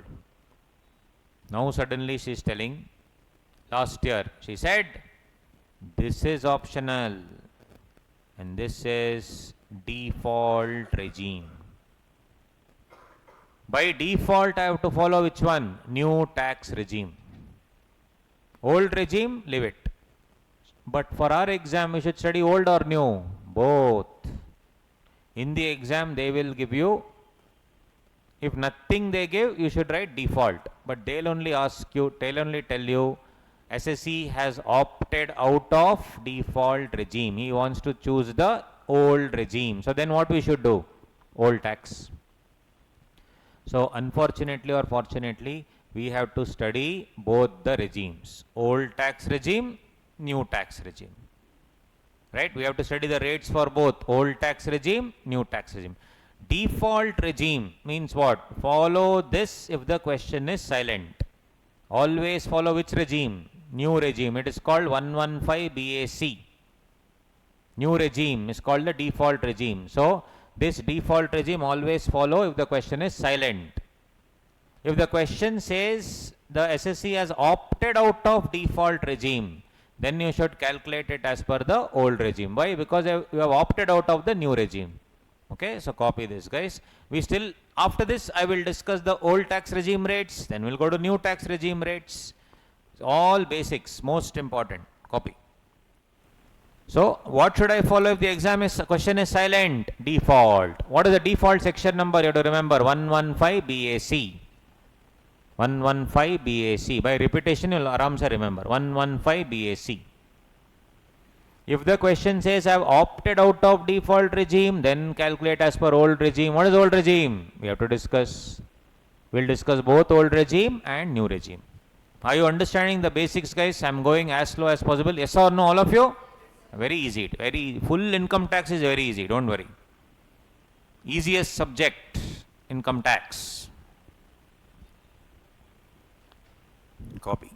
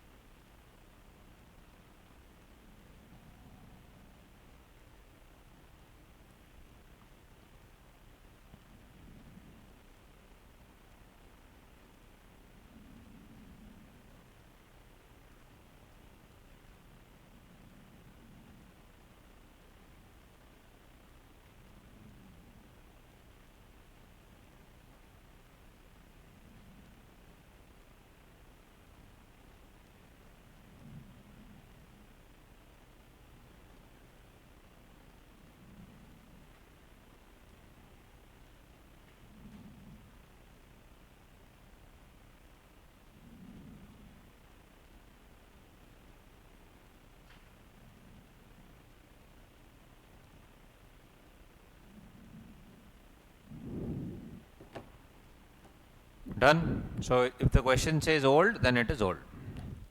Otherwise, it is 100% default regime. So first what we'll do, we'll go to the old tax regime. Then what we'll do, we'll come to the new tax regime. So first write down guys, old regime. Old regime. Old regime. In case of, point number 1, in case of individual slash Hindu undivided family slash AOP slash BOI slash AJP. AJP is artificial juridical person. In case of individual slash Hindu undivided family slash AOP slash BOI slash artificial juridical person. We need to remember all these rates, unfortunately. They will not give you the slab rate. We need to remember in the exam. I am talking about old regime. I hope you have written the heading old regime. Old regime is what? Optional now. But in the exam, if they ask you that they have opted for old one, then you have to follow this. In that point number 1, guys, resident or non-resident. Resident or non-resident. Whether it's a resident person or non-resident person, is only for individuals I am talking about.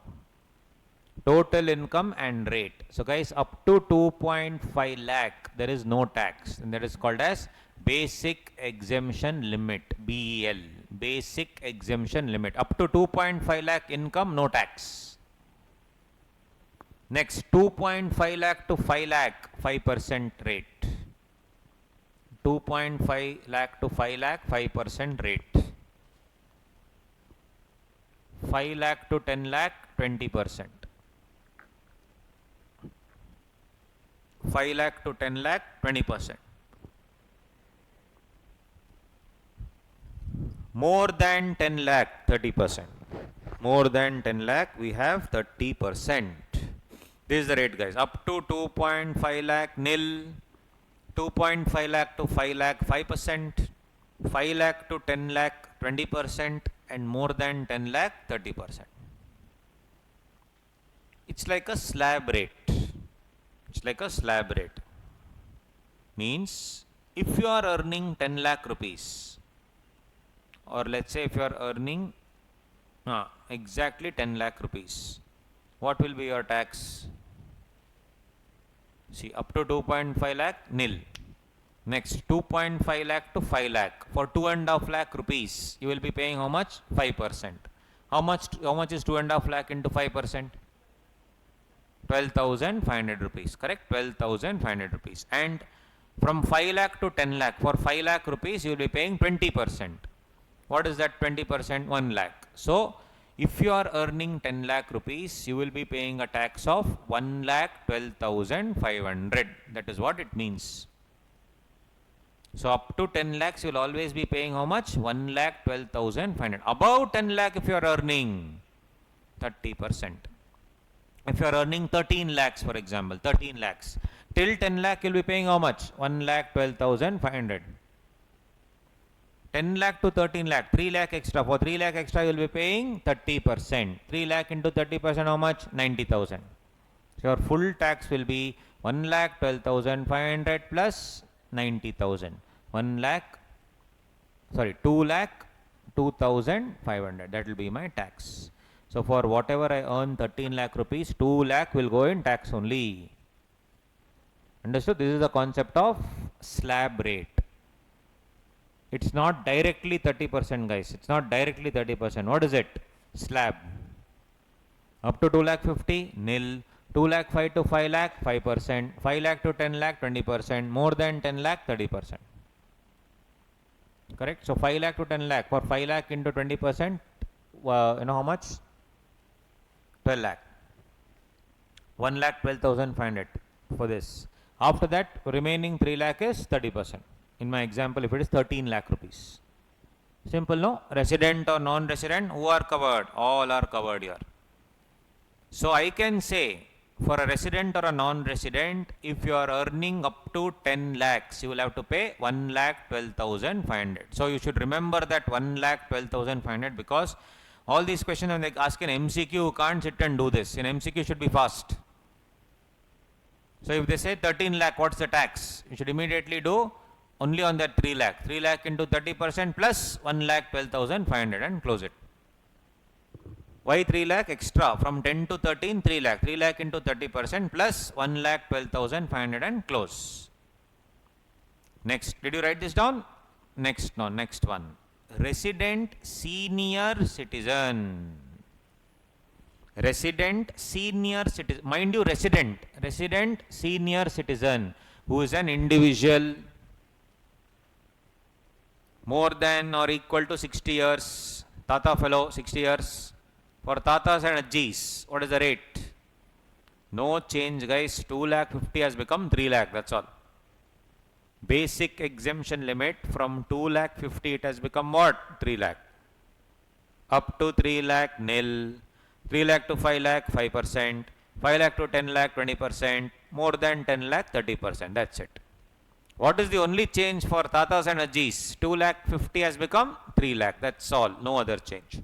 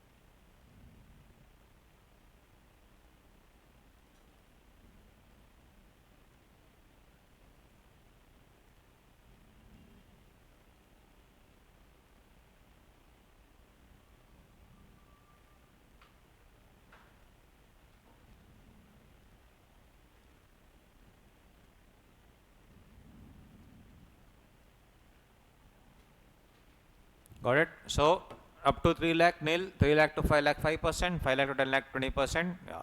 Now guys, there's one more in the old regime. This is for super senior citizen. This is what? Normal. Less than 60 for everybody, resident, non-resident. This is only for resident, but you are a senior citizen. One more. Super senior citizen. Next, third one, resident individual, super senior citizen. Greater than or equal to 80 years. Nirmala madam doesn't live them also. You are 80 plus, almost dying. After 80, what you will live? We though will never live. Our lifestyle is such that 60 we are out. All of us. But yeah, our Ajis, our grandparents, my grandmother is solid, 91. Not out. Touch wood. Superb she is. So that such people, Nirmala madam will not let them also be in peace. Up to 5 lakh, nil. 5 lakh to 10 lakh, 20. More than 10 lakh, 30.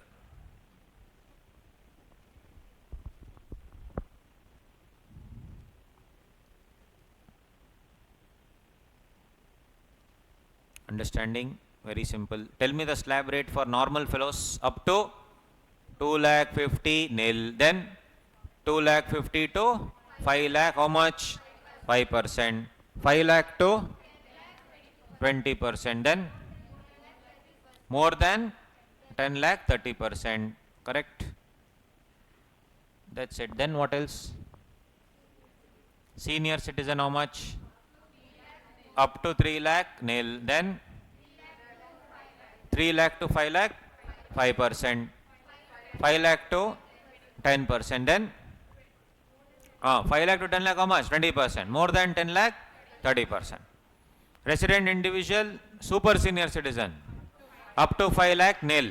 5 lakh to 10 lakh, 20. More than 10 lakh, 30. So guys, here, if you are a non-resident Tata, will you get 3 lakh benefit?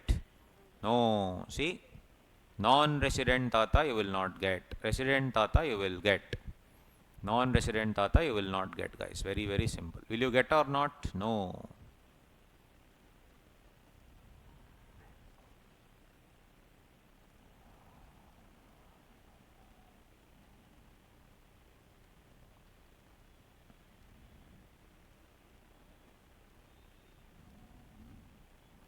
So they'll ask you in the exam, what about non-resident senior citizen? What about non-resident senior citizen? Non-resident senior citizen, how much? 2 lakh 50 only.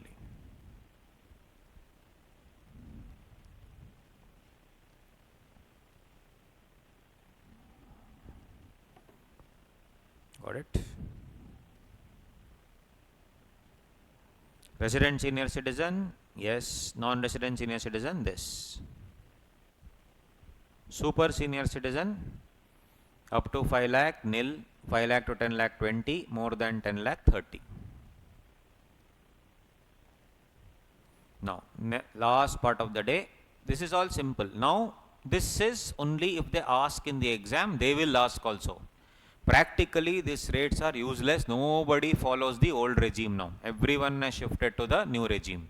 New regime is better because you have more better rates and also many other benefits. Old regime, some people still use it.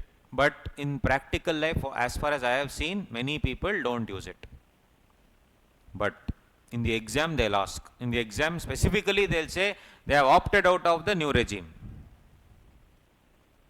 Which means you have to opted out of the new regime, which means you have to follow the old regime. Now, last part of the day is rates as per the new regime. So guys, here there is nothing like this resident individual, nothing, only one slab, that's all. This is for whom? Resident, non-resident, tata, super tata, whatever you do, same rate. Best, easiest, very easy. Okay, next one is what? Write down new regime, also called as what? Default regime, 115 BAC. New regime or default regime, 115 BAC.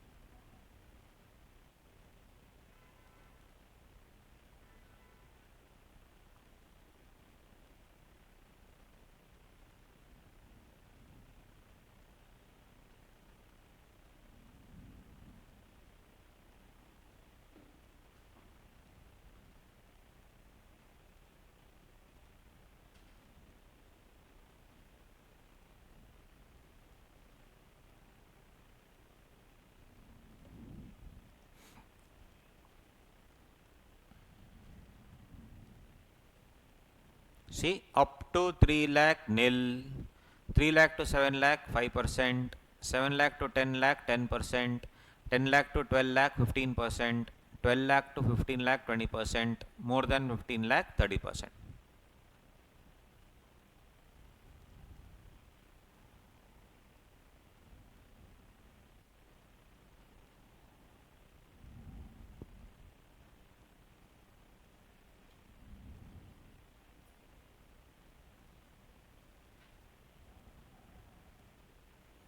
Up to 3 lakh nil, 3 to 7.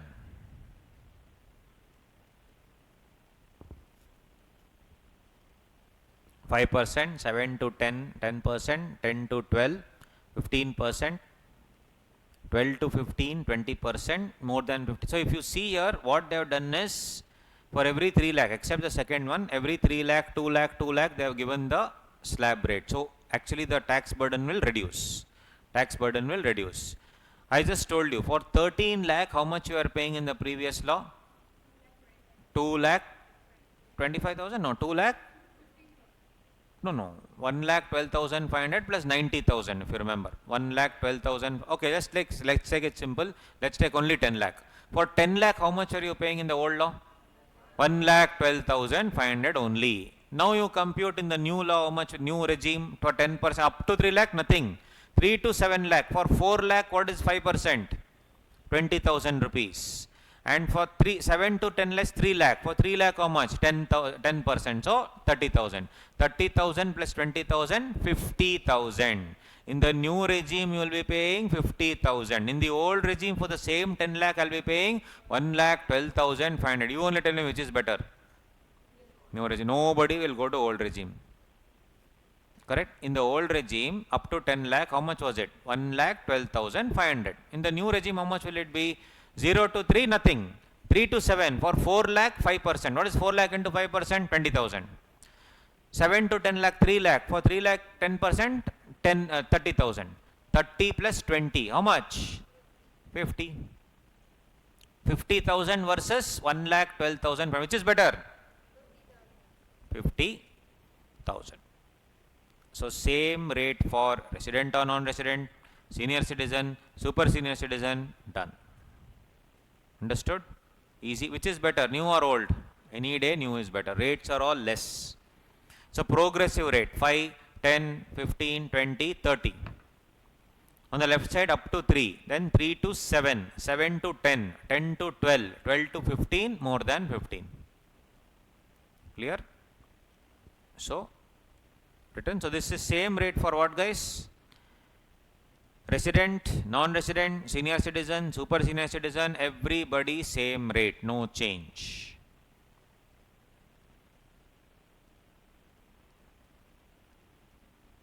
So one example we'll write down, then you can leave. I'll just show you the example now. Hold on. You see, total income for a 35-year-old guy, just make it big screen.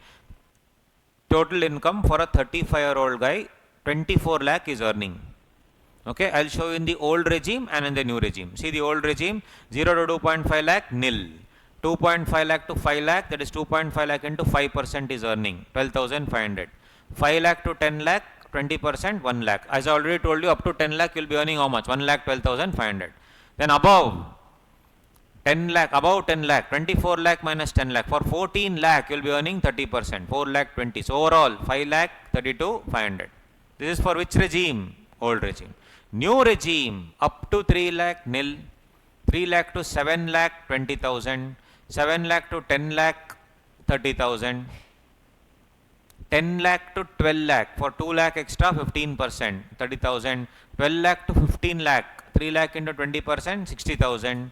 Above 15 lakh, that is 24 lakh minus 15 lakh, 30%. So you will be getting 2 lakh 70. Overall, you will be just spending how much? 4 lakh 10,000 rupees. So which is better, new or old? New regime, right? Copy, guys, copy, and you can. That is the end. 1 second. Yeah. Yeah, so cool. And one more example in this. If in the same example, if that was a 85-year-old guy, what is that? You only tell me. This is a 35-year-old guy, 35-year-old. In the same example, if you were a 85-year-old guy, right hand column, no change. New regime, same. Old regime, instead of 2.5 lakh, up to 5 lakh, it will be nil. Then 5 to 10 over 10, that's the same. So that will be how much? 4 lakh 20 plus 1 lakh. That this amount will not be there, correct? This will, both, everything will be nil, yes or no?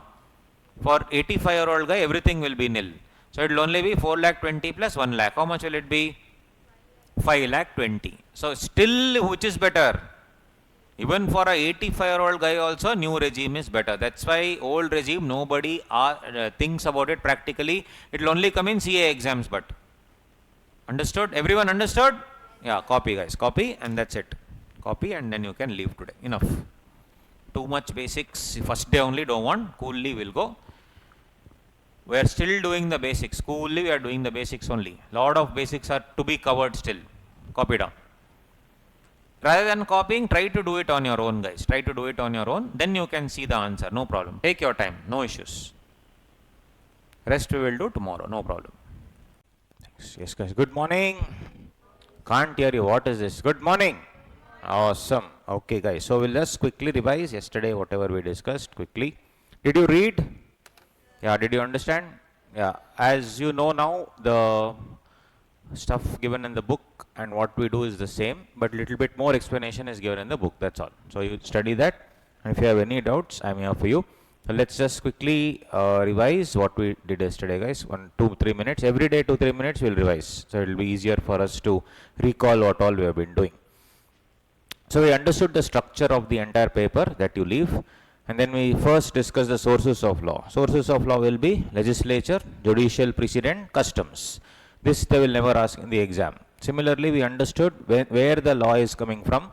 So it's coming from the Indian Constitution, obviously. Article 265 It says tax can be imposed only by a law. And what is a law? We have to see Article 245 and Article 123. Law is always made by central government, state government, or ordinance. Correct? Ordinance means president during emergency. I gave you example of COVID. So central government, state government, there is a schedule which gives the format. It's called schedule number 7. Correct? It has the union list, state list, and concurrent list.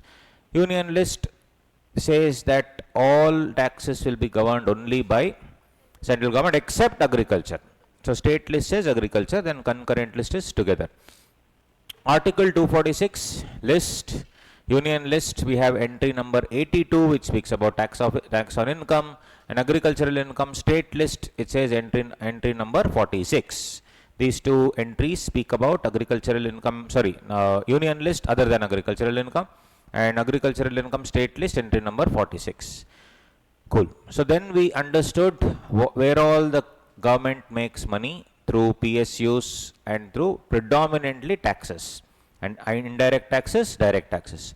As far as money is concerned, indirect tax is huge. But what about direct taxes? It's decent. And three ways of taking money is TDS, TCS, one more is a tax collected at source, that we'll see, and then advance tax. Advance tax you have to pay 4 times a year. We'll see that later. And after that, in the end, if still some money is pending, they will take something called as self-assessment tax. This is the way they will collect the money. TDS is the easiest way because it is always at the source. So if I have to pay you something, I will deduct something and then pay you. And whatever I have deducted, that I will deposit to the government. That's how it works. Then we understood what are the heads of income. We have income from salary, house property, PGBP, capital gain, income from other sources. Our major syllabus is these 5 heads only. These 5 heads will take 80-90 hours. Remaining topics 30-40 hours. Remaining some 10 topics are there, only 30 hours. But these 5 only will take 90 hours. We will be discussing each one in depth. House property very easy. Salary is the easiest chapter. PGBP and capital gain are also easy, but volume is there, that's all. Slowly, one by one, section by section, we will decode it. Nothing to worry. And yeah, we understood the concept of Finance Act. Finance Act 2024. So for our main 25, November 25, September 26 attempt, we have to study Finance Act 24. Okay. Yes. In 25 also, in February, Nirmala Madam released a budget. Please, by mistake also, do not read it. You will get confused. Okay. So do not read anything with respect to Finance Act 25. You should only stick to Finance Act 24. Okay. Not many changes, honestly. In fact, from 23 to 24, too many changes were happening. So whatever you are studying will be all the important changes. 25 hardly anything, so it's okay. Anyway, that's for later, not for now. So you can leave it. So Finance Act 24 always applies from 1st April 24 to 31st March 25. And then at the end of the year, you will file something called as return of income. And that next year, that is 1st April 25 to 31st March 26, you will actually do what? Assess that income, right? That is why 25-26 is called assessment year, 24-25 is called previous year, right? So for all the things, 2024 means previous year 24-25, assessment year 25-26. So previous year 24-25, assessment year 25-26. And when there is any section like this, 274 1GA, section 274, subsection 1, clause G, subclause A, that is how you should look at it. Exception is a definition. In definition section, section 2, it is called 2 clause 31, like that. And we saw the citation. Whenever the first person name is mentioned here, that is the plaintiff, petitioner, the person who puts the case.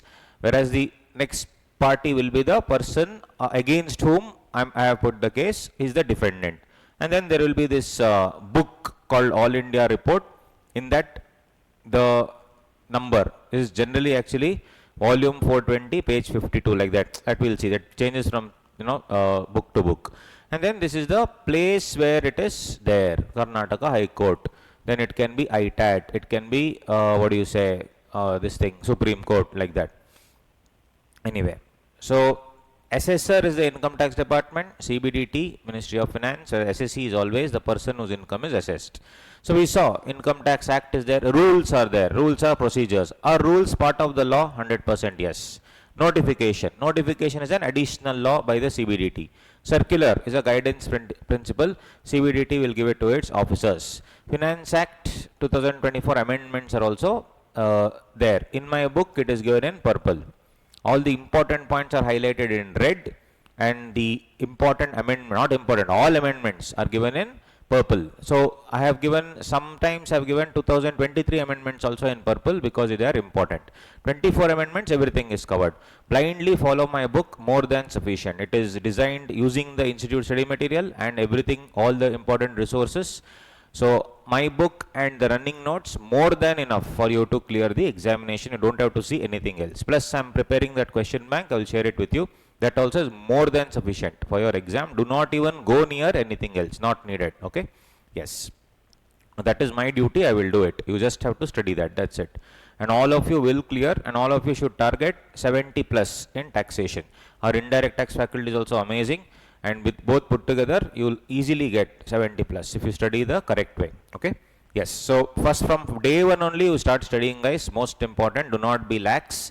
From day one, I told you 1 or 2 days I will take 4 hours. Slowly I will make it 5 hours, and overall it's gonna be 6 hours. I don't want to take 6 hours on the day one only. Yesterday we took 4 hours. Today we will take 4.5 hours. And slowly the next few days we will increase the thing. Maybe 15 days little bit lax will be there. Afterwards we will streamline it to 6 hours. That's how we need a lot of effort to put in, and from beginning only if we put, we'll enjoy later. So as ma'am also told yesterday, she's given you the assurance that October first week is the maximum where we are going to finish the syllabus. We don't want to delay it further. In fact, as per the date, it's September only, but here 1 week extra. Some holiday will come, something will come, so 1 week extra we'll keep. That's all. We'll endeavor to finish it, guys. Yes, come in. So tax on income. Tax on income, you have what? Tax rates will be given, and total income is there, and person. Person is defined in 2 clause 31. Okay. Total income 2 clause 45, we will see. It's computed, but most importantly, tax rate. Tax rate will be either the rate in force or rate as per the act. In 194J, for example, they have only given the rates 2%, 10%, like that. But in 194D, for example, they have given the dialogue rates in force, which means every year I have to see the Finance Act. The rates keep changing. That's called the rates in force. Then we saw what? Person. Person, SSE is a person, because here we have seen the word tax on the total income of a person. Who is this person? We saw the definition of person. Every SSE is a person. Who is a person? Individual, HF, firm, AOP, BOI, company, then local authority. Then even if nobody is covered in that, I have added one more category. Artificial juridical person. Everybody is covered there. Temple, university, yes, your Ayyappa Swami temple, Tirupati temple, everything will come under artificial juridical person. But then actually they will come under trust because it's formed as a trust, but everything is taxed, guys. Every single thing is taxed. Anything in India, if you make money, it is taxed. There is nothing called no taxation. Everybody will be taxed, unless there is an exemption that we will see. We will have to check that. For example, Tirupati temple need not pay tax. Why? Because it's a trust. For charitable trust, there is an exemption in income tax. BCCI, believe it or not, BCCI is a trust, it seems. From which angle, God only knows. BCCI is a trust. They are there for the advancement of sport, all political fellows. Correct? Why is BCCI headed by Jay Shah, and why now he has become ICC chairman? Why it was headed? Because there is no, BCCI is very, very powerful and it makes crores of money. Does it pay 1 rupee tax also? No. Why? BCCI is a trust. See? Correct? So in my YouTube channel there is a video, BCCI trust. So you can check out that. I have some 40-50 minute video. I have explained why BCCI doesn't pay 1 rupee tax also. Shameful it is, but that's the truth. So in India, you can twist and turn and do whatever. If you've seen, always BCCI chairman have always been politicians. Sharad Pawar was there, Saurabh Shukla was there, now this fellow is there, Jay Shah. Right? Jay Shah, if you stand alone, take him. Does he have any caliber to become any head? No. But he's the politician's son. That's the reason why he is the chair there. This is not about BJP or Congress, etc. It's just an observation as a layman. You observe as a layman, you will know what I am trying to tell. Why are politicians made there? Because there will be no tax problems there for BCCI. It's the richest body in the world, not paying 1 rupee tax also. Shameful, right? That is what it is. So, but anyway, what I am trying to tell is everything is taxable, including trust is taxable unless they have their exemption. So, all the charitable trusts have lot of exemptions, they don't have to pay any tax. Anyway, guys, then we saw the format, guys, then name of the SSE, previous year, assessment year, then these 5 heads will come. So, in the exam, any heads they can ask you, you can just give 1, 2, 3, 4, 5 and working note. For everything, we should give a working note, okay? Yes, then we have the gross total income, deductions under chapter 6A, and then total income or net taxable income. Yesterday we discussed 2 regimes, no? Old regime, new regime. Very interesting to know. Now I am telling you, deductions under chapter 6A is not applicable for new regime or the default regime. So basically for them, no, GTI and NTI will be the same. Just one change, that's all. We'll discuss that, we'll further discuss, but I'm just saying, sir, what is the difference between new regime, old regime, sir? Main difference is chapter 6A deductions will not be applicable only for new tax regime. Which means in old tax regime, you will take GTI, subtract deductions, then on NTI you will calculate the slab rate up to 2,50,000, 2,50,000 to 5 like that. But in new tax regime, default regime, directly you will take GTI. That GTI only will be NTI actually. And on that you will take the other slab rate, 0 to 3 lakh, 3 to 7 lakh like that. Right? Except 1 or 2 sections in chapter 6A, none of the sections you will get deductions. So that is one change, which means in your old regime, income may be reduced if you do chapter 6A deductions. And on the reduced income, you will calculate tax. But in the new tax regime, income will be more. Because why? There is no deduction under chapter 6A. And on that higher income, you will have to calculate slab rate. But still, let me tell you which is better. New tax regime only is better. We will see. When we solve, how sir? We will see. Because chapter 6A deductions are very less.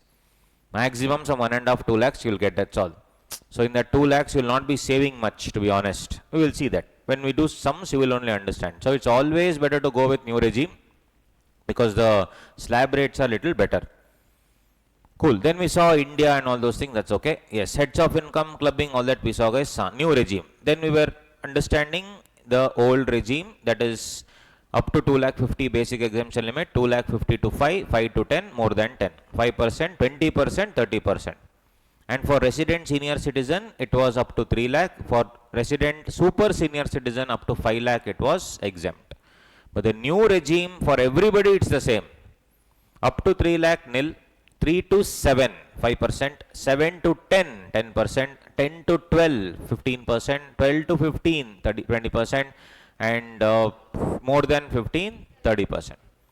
So we saw here in the old regime, till 10 lakhs, what is the tax you are paying? 1,12,500. Correct? Till 10 lakh, you are paying 1,12,500. Very simple. Here also we should remember, till 15 lakh, how much we are paying? Till 15 lakh, because we should know, if guys, if they give MCQ, I cannot sit and do all these things. They'll give you MCQ 20 lakh, what's the tax? So I should actually know till 15 lakh what will be the tax, and then only make it plus 5 lakh extra into 30%.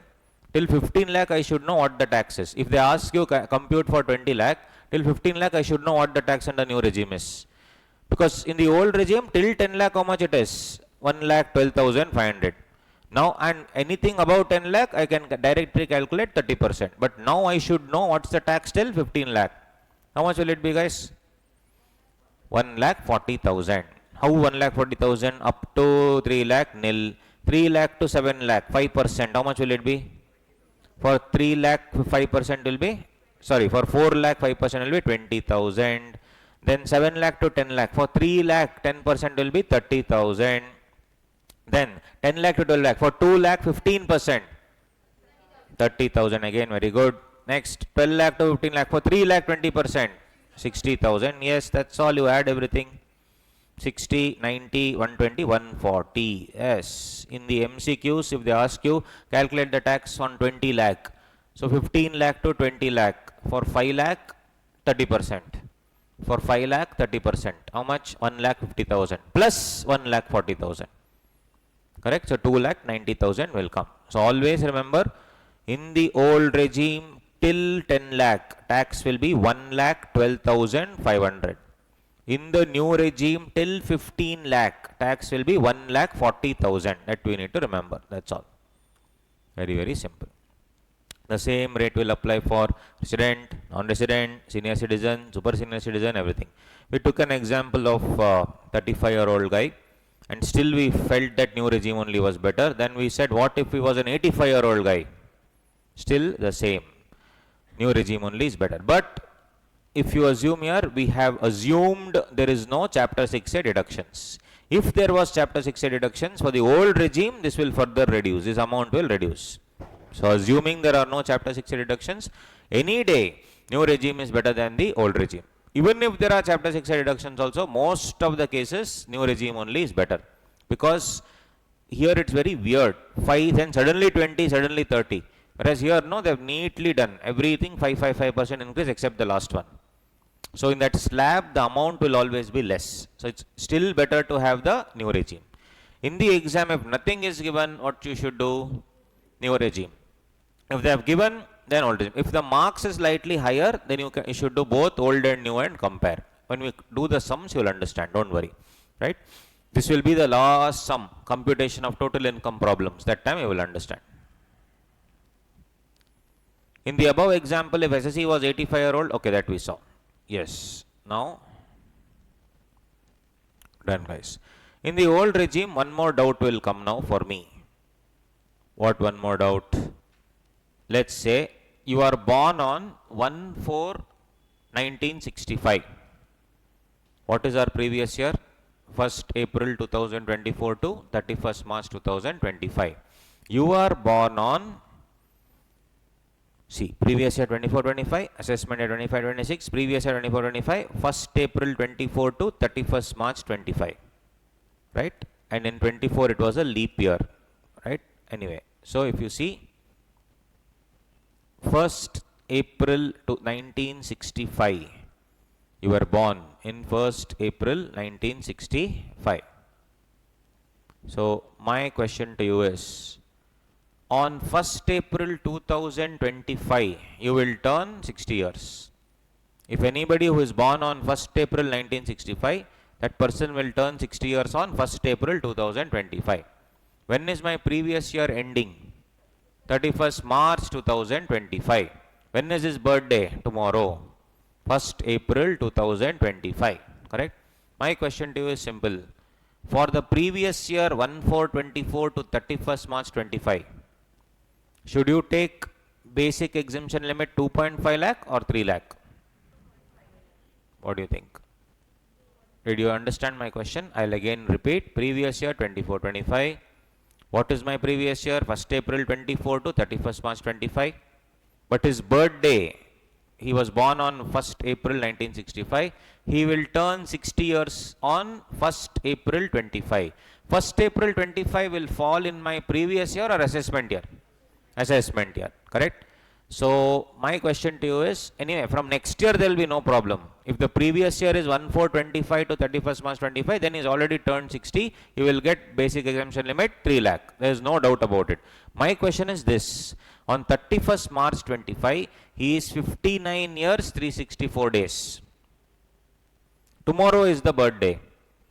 60th birthday will fall not on the previous year. It will fall on the assessment year. What do you think? 3 lakh or 2.5 lakh? Actually, 100 speaking, it is 2.5 lakh only. You have not turned 60 yet. You have not turned 60 yet. Similarly, tell me. Yeah, so should you assume that he has turned 60 on 31st March is the question.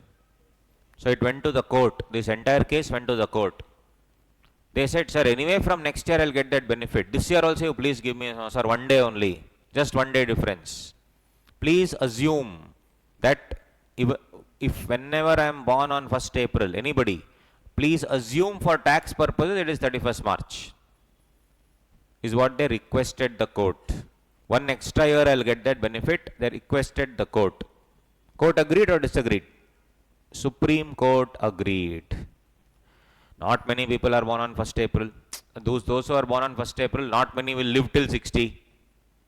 right? They're like, okay, leave, no problem. If you are born on 1st April, for other purposes 1st April only, for tax purposes 1 day before, it is 31st March. Okay, so now this is for 60 years. For 80 years, 1st April 1945 you should take. For 1st April 1945 fellows, their birthday is 1st April 2025, where they'll turn 80, where they'll get exemption limit of 5 lakh. But the court said, no problem, let's take 1 day before. So your birthday for tax purposes only will be 31st March. Understood this? So this was a Supreme Court decision. I'll just show you that, guys, here. And this will only apply for old regime. New regime, I don't care. Whether you're 60, 80, everything same, no? It's only for which regime? Old regime, obviously old regime. See, 1.7, please read this. Prabhu Dayal Sesma versus State of Rajasthan. 1.7. No need to remember the name and all, guys. No need. Just read that. 1.7. In the case of Prabhu Dayal Sesma, State of Rajasthan, and another 1986 AR 1948, the Supreme Court observed that while counting the age of the person, the day starts from 12 a.m. midnight and he attains the specified age on the preceding day, they told. So for income tax purposes, you should attain the age 1 day before. They said this is the rule. Though you are born on 1st April, you will attain the age not on your birthday.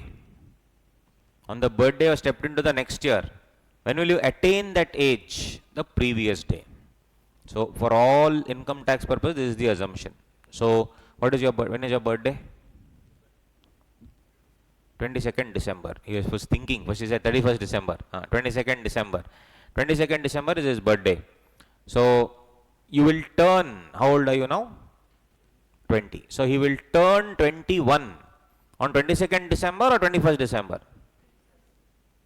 When will he attain? He is 20 now. In this December, he will turn 21.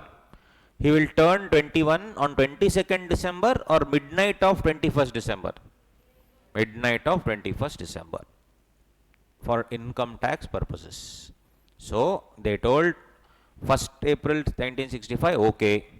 When will you attain 60 years? 31st March 2025. So when can you take the benefit of 3 lakhs? Previous year 24, 25 only you can take the benefit. Okay, so you see here, that's what. This is only for which one, guys? Only old regime, correct? Not for new regime. So if you see 1/4/1965, 3 lakh is completed 60 years on 31/3/2025. And 1/4/1945, 5 lakh completed 80 years on 31/3/2025. Only for which regime? Old regime. Got it, guys? Please copy. I'll just give you time. Copy. First you listen, then you copy. I'll give you time to copy. Don't worry. Don't worry at all.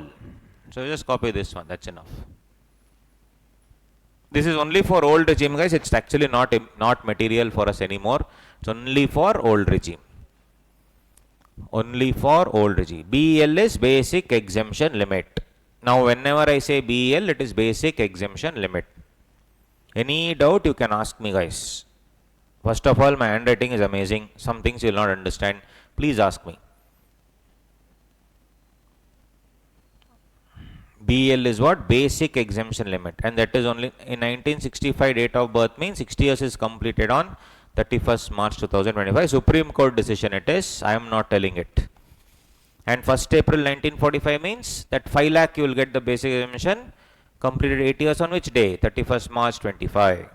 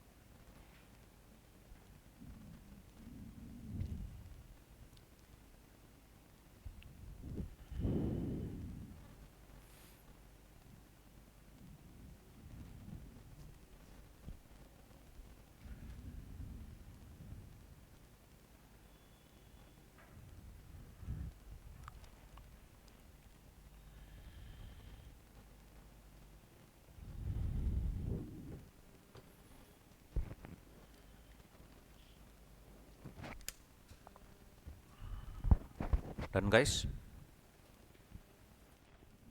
Very simple. 3 lakh completed 60 years and 5 lakh completed 80 years. Only for the old regime. Now, this was done. A little bit come here now. Financial assessment here, we'll see.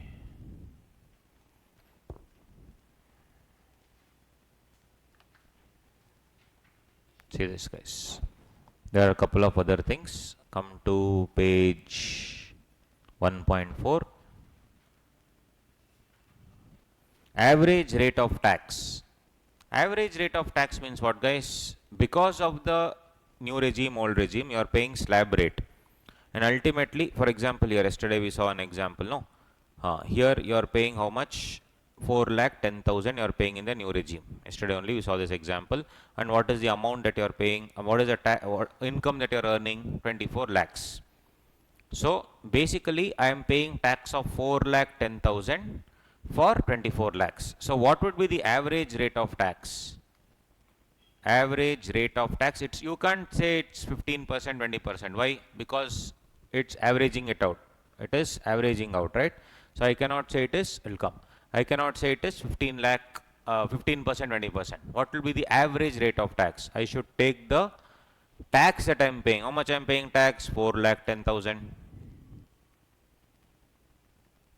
And what is the overall income? 24 lakh. Correct? So 4,10,000 into 24 lakh by 100. Because I cannot show it as 5%, 10%, 15%. I am averaging it out by paying slabs, obviously. Tell me, how much will this be? 17? 0? Perfect. This is my average rate of tax. So tomorrow if anybody asks me how much I am paying tax, I cannot tell 30% I am paying. It will average out because I am doing slab rate. So simple rule, average rate of tax will be total tax paid divided by total income. That's all. Average rate of tax is 17.08%. So tomorrow how much tax you are paying means you just do your tax amount divided by income. That's it. Tax divided by income. So which will help you understand tax in a better way. So guys, what is average rate of tax then? I told you it is, in this example, if 23,400 is my tax, 5,50,000 is my total income, 4.25% will be my average rate of tax. Very simple. Correct? Did you get it? 23,400 divided by 5,50,000 into 100. How much? 4.25%. Then, in some cases, they will show me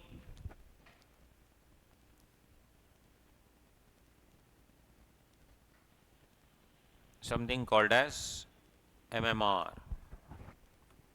maximum marginal rate. They will only say it will be taxed at MMR. Maximum marginal rate is the highest rate of income tax. Person who is in the highest slab of income, he will do.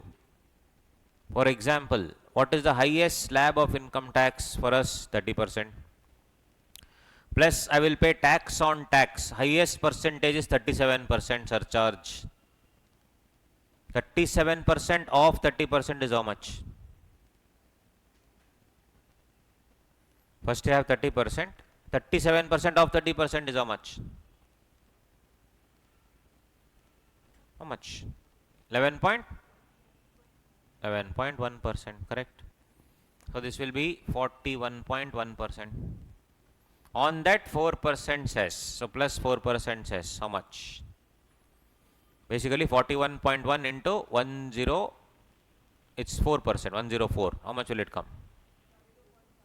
42.744%. That's what I've shown here. So for individual, HUF, AOP, BOI, artificial juridical person, if they say it will be taxed at the maximum marginal rate, this will be how much? 42.744%. 42.744% in relation to the highest slab of income in the case of an individual AOP, BOI. 42.744%. Some cases to punish you, Income Tax Act has used the word maximum marginal rate. So how much ever income you are earning, how much you have to pay tax? 42.744% is for individual. How did I get 42.744? Highest slab rate 30% plus highest surcharge rate 37% plus cess 4%. So it will give me 42.744%.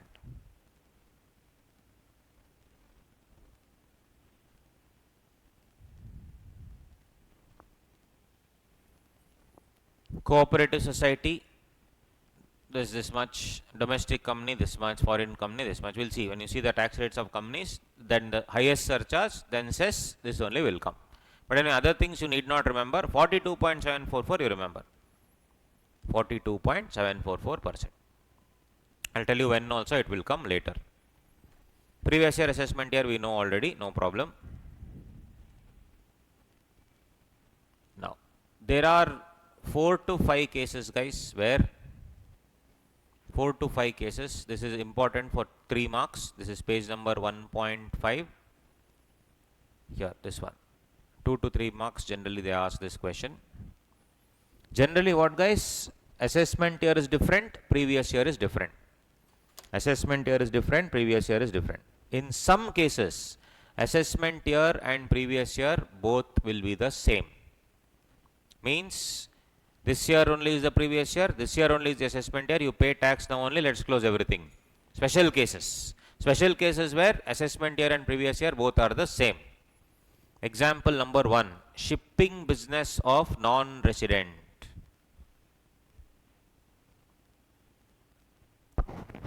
Shipping business of non-resident. What is this? Guys, you have a shipping business in USA. You are coming to India to deposit some goods or to carry some passengers, whatever it is. You will leave everybody here, leave the goods here, and you are going. When you are going outside the country, you have made some lot of money through freight charges. Charges you would have collected, crores of rupees. That's a 2 crores you have made. You are going outside the country.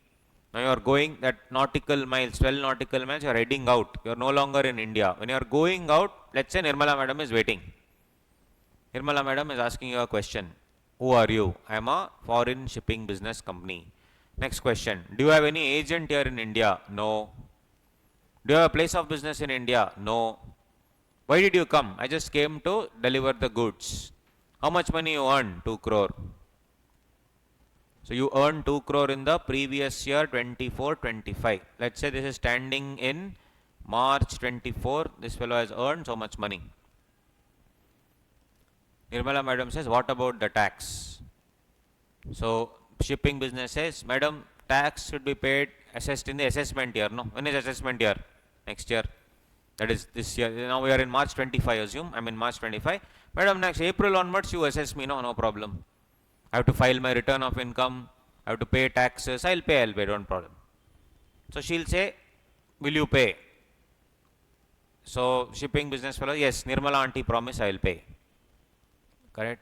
Then, what is the guarantee you will pay? My promise, I already promised you, and that only is enough. Then, what if you don't pay? I don't know. Guys, if that fellow just goes out of the country, will you catch that person? No, never. He can just go and not pay only anything. 1 rupee also you need not pay. What will you do? Correct? So the most important thing is, in this case, Nirmala madam says, sir, if you want the ship to go out of the country, please pay the tax and get out. This only is my assessment year, this only is my previous year, I will give you the assessment order also, get out.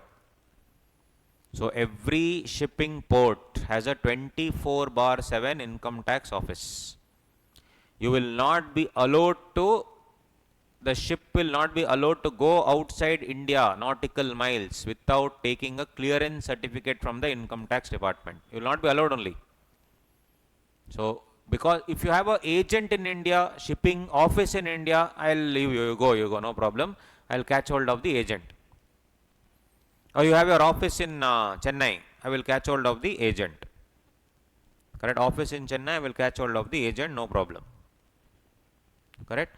If you have a shipping business, I'll catch hold of your agent in India, absolutely no problem. So what I am trying to tell is, this is a scene. Ship is allowed to, you see, where a ship belonging to non-resident carrying passengers, livestock, mail or goods, shipped at a port in India. Ship is allowed to leave the port only if the tax has been paid. Assuming they don't have any agency in India. Assuming they don't have any office in India. Office in India means no problem. You go, sir, anyway, you will come. My office is here only. I'll catch hold of them. No problem. So, this is for those people who do not have a permanent establishment in India. Second, persons leaving India. Shri Vijay Mallya, to give him respect. Correct? Shri Vijay Mallya, because of him so many laws came. Correct? Vijay Mallya is going outside India. Nirmala aunty is asking, will you come back? Yes, definitely. Isala Kapnam there. RCB owned anyway, no? I will come next IPL, I will come. So guys, when you know that they are leaving India and you know for sure that they'll never return, should you collect the tax then and there? Yes. With Vijay Mallya, they lost. But with the other guy, Naresh Goyal, Naresh Goyal was the head of Jet Airways. Jet Airways fellow was coolly escaping India. They caught hold of him. They said, pay tax and then go. He said, no, no money. Then he's jailed now. Naresh Goyal is jailed. Head of Jet Airways. There used to be a plane called Jet Airways. Got closed down. And the owner, Naresh Goyal, is in jail. So, Naresh Goyal is in jail. Why? Because he was trying to leave India. They caught hold of him, asked for tax. He said, no, no money there. Come to jail. Sit. Free boarding lodging. Correct? Come and sit. Yes. This section was invoked. Which section? 174. A person is leaving India. If it appears to the assessing officer that you are leaving India and you have no intention to come to India, so this year only will be assessment year, previous year, everything. Pay money now only. I am not going to wait till next year. Pay everything. Take the assessment order and then go if you want. Right? Yes. Similarly, you made an AOP BOI only for a particular event, guys. We made for, let's say, 31st December 2024 for New Year party.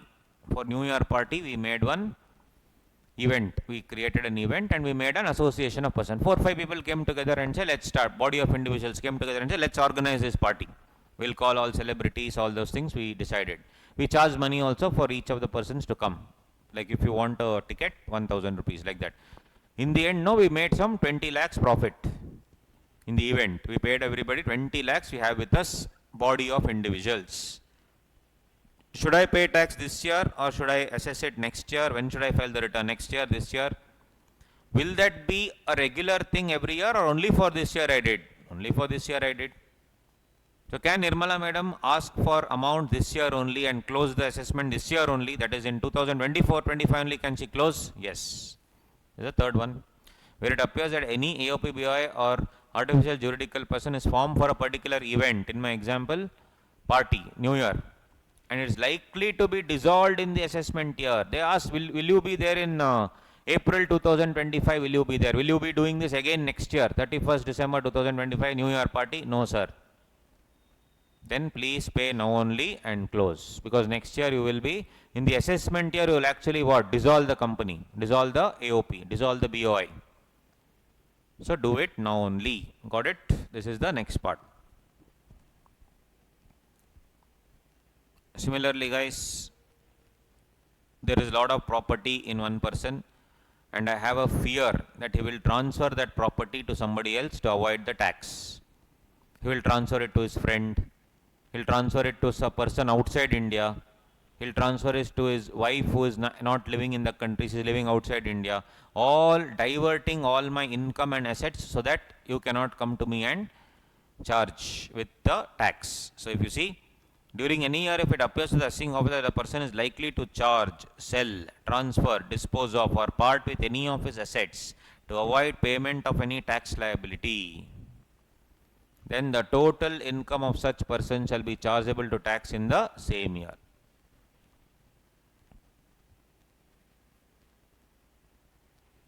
So, these 4 things you remember. What is the first one, guys? Shipping business of non-resident. Second, Vijay Mallya, persons leaving India. Third one, New Year party. AOP BOI I have opened in a year. and which is going to be dissolved in the next year. And fourth one, person who is likely to transfer asset or the money or anything so that to avoid tax. The moment I come to know about it, can I catch hold of you? Yes. So the assessing officers have to be dynamic to understand that what is happening. You should always be on the lookout.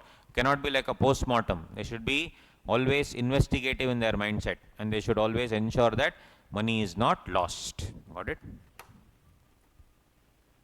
Then, let's say guys, you discontinued the business. Possible you discontinued business. Let's say we discontinued KSA. That's an example. So 2 years later, you had to pay some fees. You have not paid, no problem. 2 years later, you come to me and say, sir, I was a student 2 years ago. You discontinued that academy. You finished the classes and all, no problem. Sir, that time I had not paid the fees. Today, I am a chartered accountant. I am very happy. I am earning money. Sir, 40,000 was pending from my side, sir. You asked me a couple of times, then you also stopped asking me. I think maybe you had written off also in your accounts. Sir, today I want to pay the fee, sir. Then you will come back 2-3 days later and give me the fee, 40,000 rupees. 2-3 years later. Business is not there, no longer there. You suddenly give me money. What do you think? Is it taxable? Yes. So, in which year is it taxable? In the year I receive the money. In the year I receive the money. Should I see assessment year, previous year? No. The year I receive the money, that year only is my previous year assessment year, everything. Right? See point number 5. Discontinued business. Read. Read, guys. Discontinued business.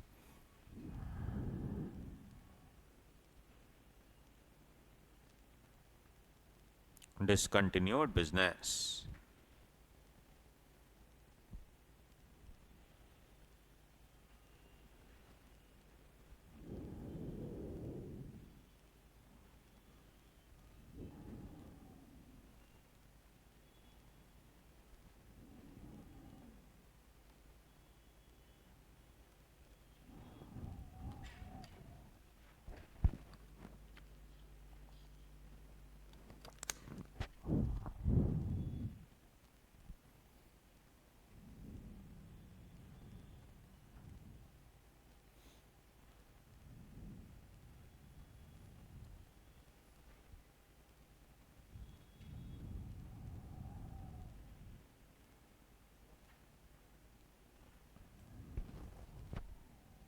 Got it? So, discontinued business, section 176, where any person or business or profession is discontinued in any year, any income received after the discontinuance shall be deemed to be the income of the recipient from such discontinued business or profession and charged to tax in the year of receipt. Understood? These are some miscellaneous provisions. Then we saw assessment, charge of tax. Tax rate also we saw, all this we have seen. New tax regime also we have seen. And one thing in new tax regime, guys,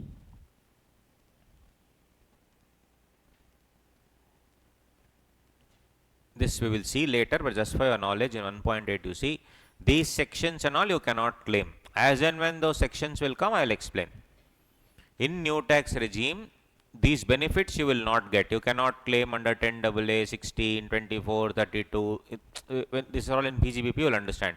This is house property, this is salary, this is PGBP, profit and gains of business. So, when we come there, we will see that, no problem. But I told you one extra thing.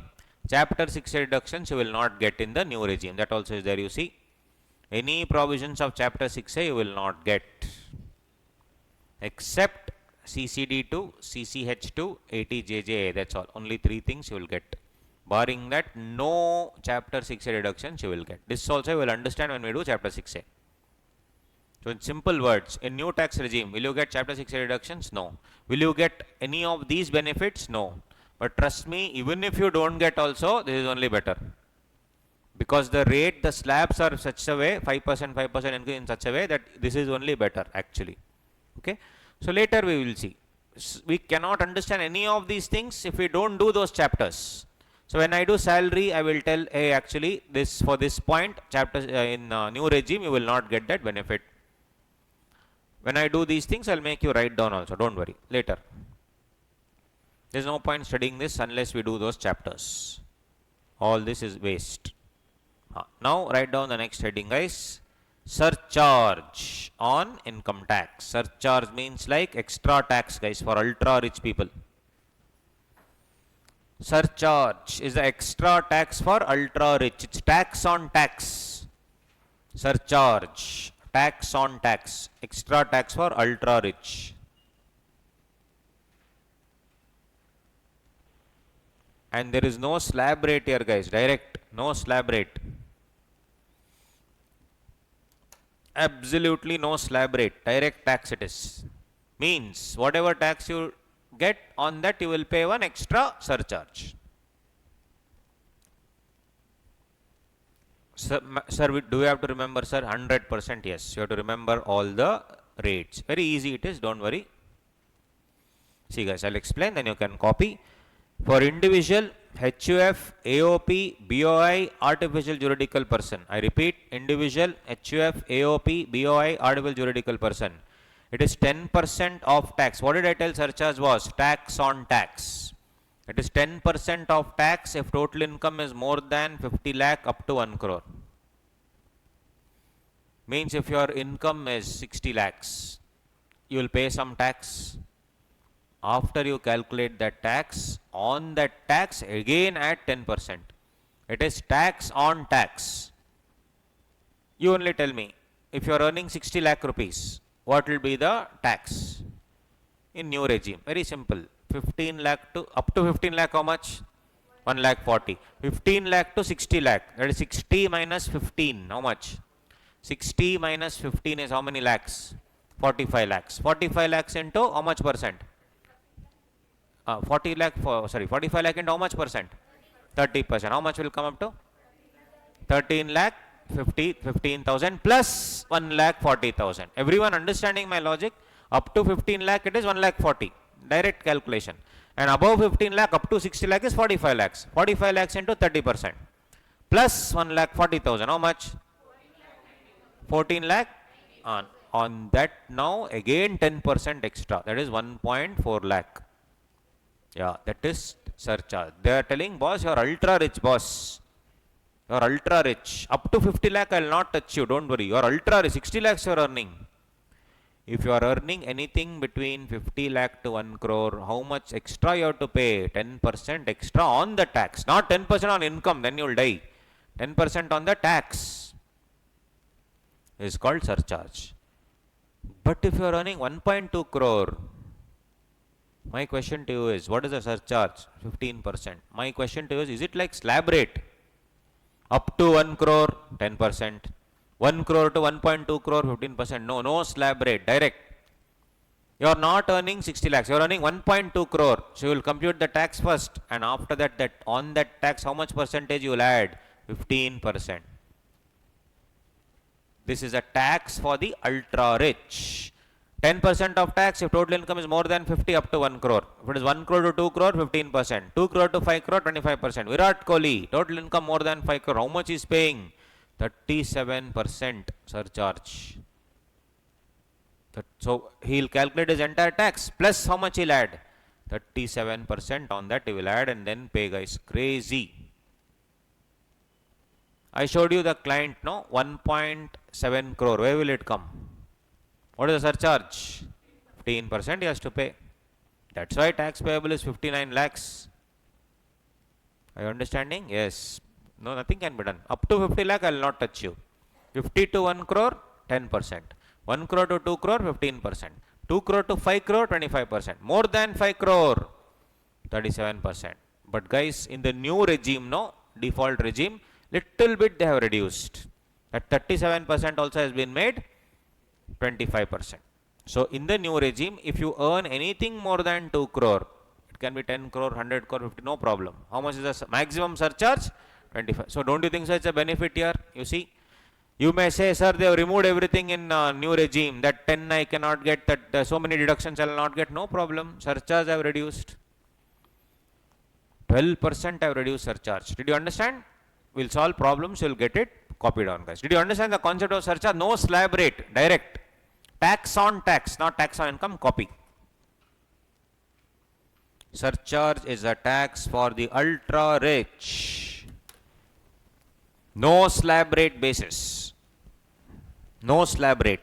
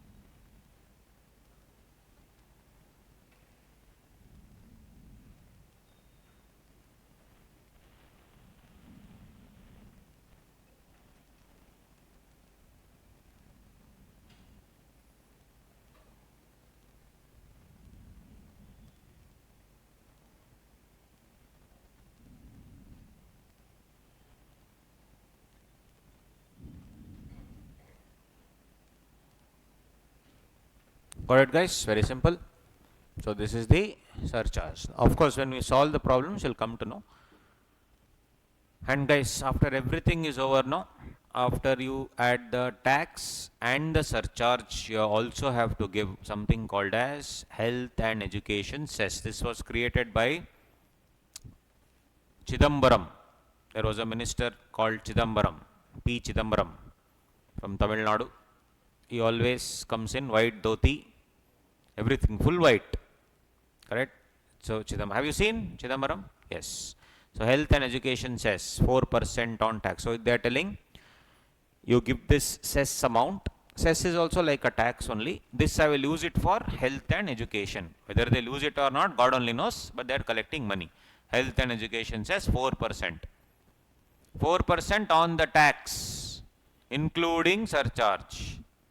So first, if you are earning 60 lakhs, you only told me how much? 14 lakh something. Plus 1.4 lakh surcharge. So 14 lakh something plus 1.4 lakh will be some amount, 17 lakh. On that 4%. Right? Yes. We will solve. Don't worry. We will solve. 4%. Basically, how much they are eating money, you see. Apart from everything, you have to pay this health and education cess. So, tax, surcharge, cess, all put together, it is called tax. Normal income tax plus the surcharge plus the cess, it will be equal to tax only. Other amount will be what? Interest, penalty, all those things are separate. So from an SSC, what all I will collect? I will collect tax and other amount. What happened? Tax and other amount. What happened? Okay. What came?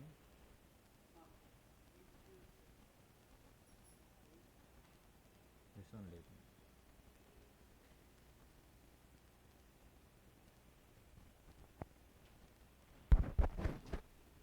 Got it? So it is what? 4% on the tax. So I have to first of all pay tax, then I have to take surcharge and then 4%. So SSC will pay tax and any other amount. Any other amount will be If I don't pay on time, delay, I have to pay interest. I have to pay, if I don't file the income tax return on time, I have to pay a penalty. All those will be added. Ultimately, everything I will collect from the SSC, right?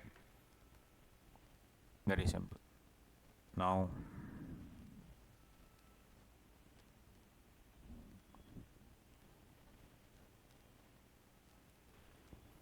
so just see this question, guys. I mean, you can just write this question down. Question number 5. Again, I will give you this, don't worry. For now, you just see. Mr. Ambrish, age 50 years, has a taxable income of 1.07 crores. Ambrish, age 50 years, has a taxable income of 1.07 crores. Compute his tax liability.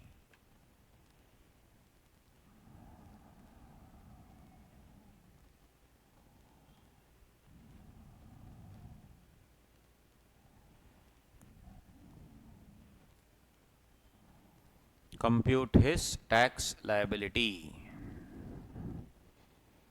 Ambrish, age 50, has a taxable income of 1.07 CR. Compute the tax liability. So guys, one more thing is, whenever you are doing the rounding off, no, tax also, total income, both will be rounded off to what? Nearest 10.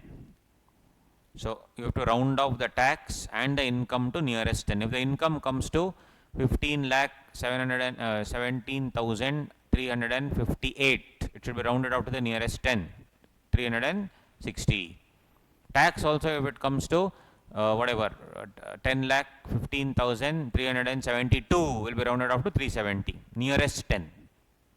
That also you should remember always when you are solving the question. So guys, write down name of the SSC, Mr. Ambrish. Have they told which regime? Now we'll calculate in the both regimes. Name of the SSC, Mr. Ambrish. Name of the SSC is Mr. Ambrish. Previous year 24-25.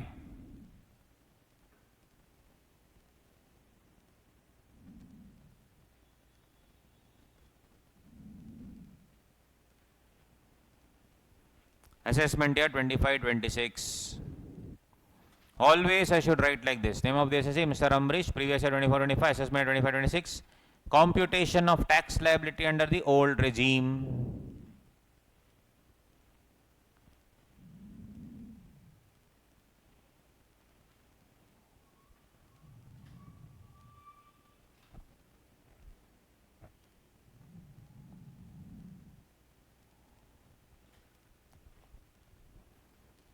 So, guys, I'll explain, then you can copy. See, total income how much? 1.07 crore.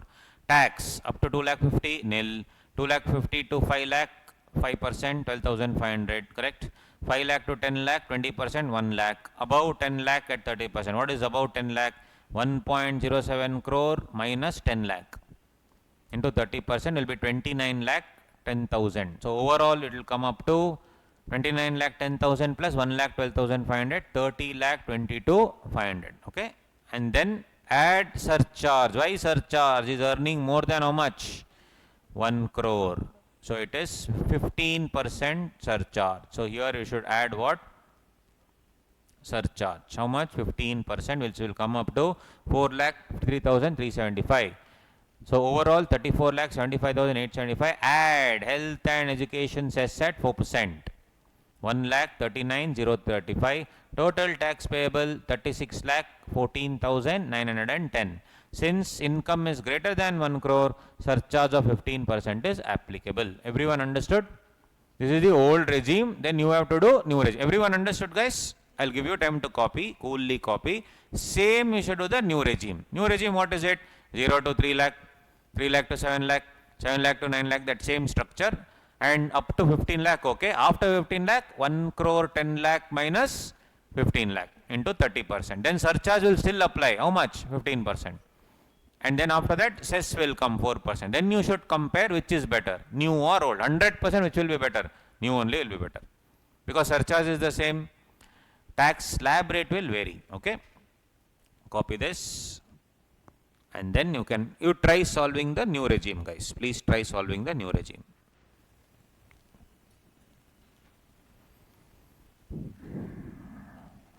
Ambrish is 50 years old, is not a senior citizen. He's 50, not a senior citizen.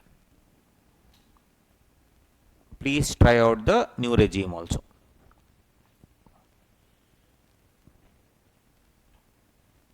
Particulars and amount is good enough. Total income, tax on total income.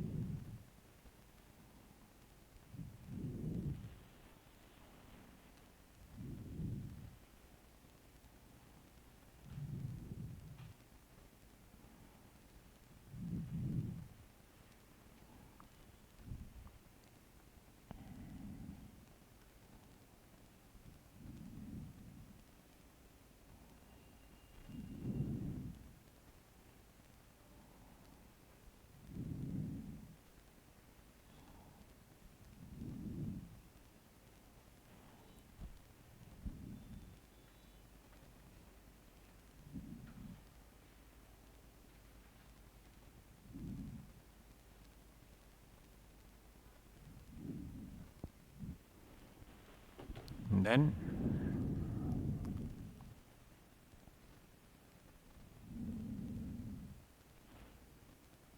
are you done? Can I scroll down?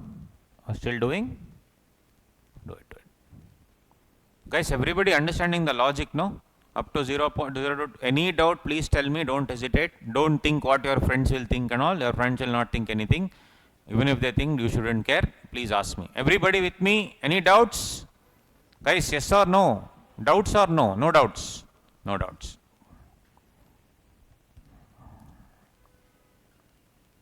And then surcharge, cess and tax payable. After this, same heading, new regime, solve. Solve it, guys. Come on, I'm sure you can do it. Try it out. Even if it's wrong, I don't care. Please try.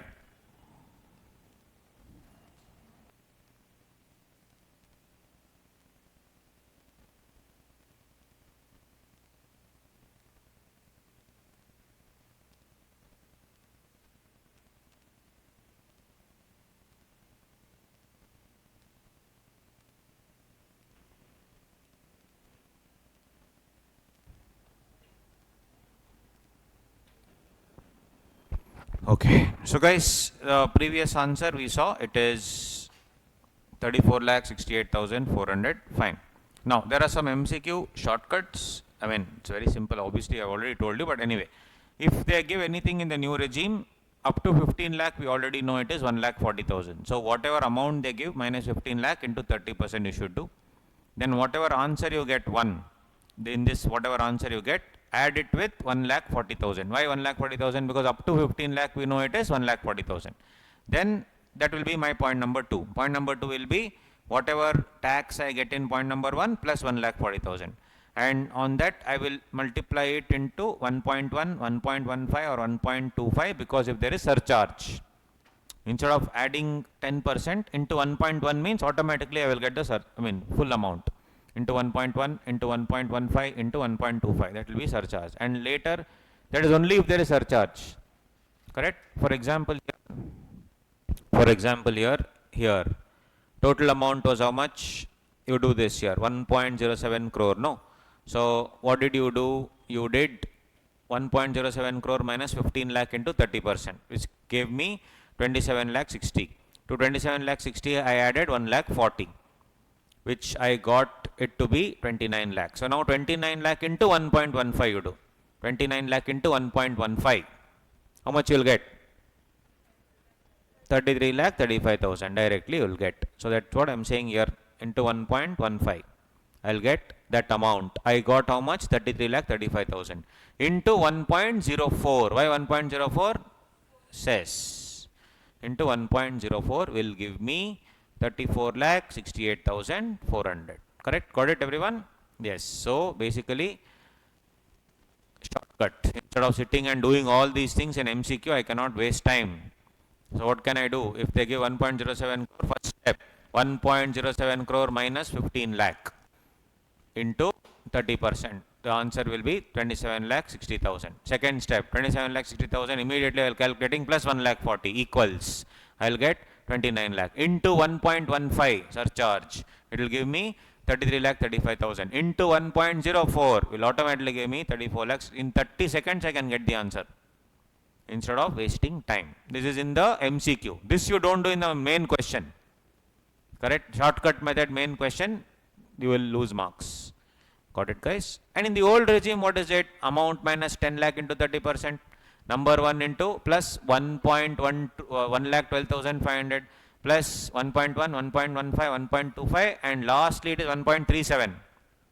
Then into 3 into 1.04. If point number B for senior citizen in step number 2, 1,12,500 will be replaced by 1,10,000. Why? Because up to 3 lakh there is no tax. Super senior citizen in step number 2, 1,12,500 will be replaced by 1 lakh. Did you understand this shortcut method in the old regime, new regime? MCQ question, very important. Immediately solve and just do this. Don't sit and waste your time doing all these things. 3-4 mark question, you have to do all this. MCQ question, direct, you will get the answer. Okay, please copy down the shortcut, guys. It's you know already, but just in case tomorrow you should not. I'll show you. One second. Go ahead and copy. New regime, old regime. Then for senior citizen, I'll scroll down later. Copy. New regime, old regime. This is your MCQ shortcuts. Coolly you can solve in 20 seconds. You'll get the answer.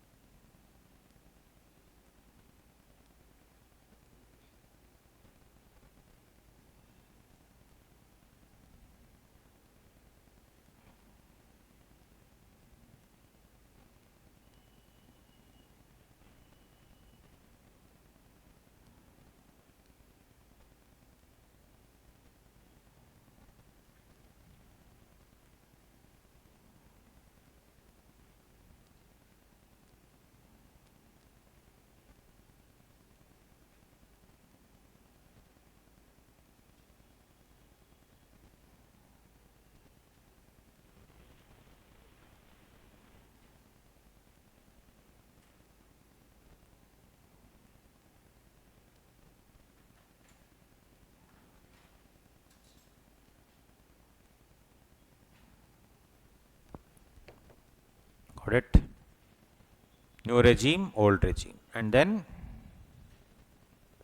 this also, guys. For resident, different step. For non-resident, for resident, senior citizen, super senior citizen, different steps.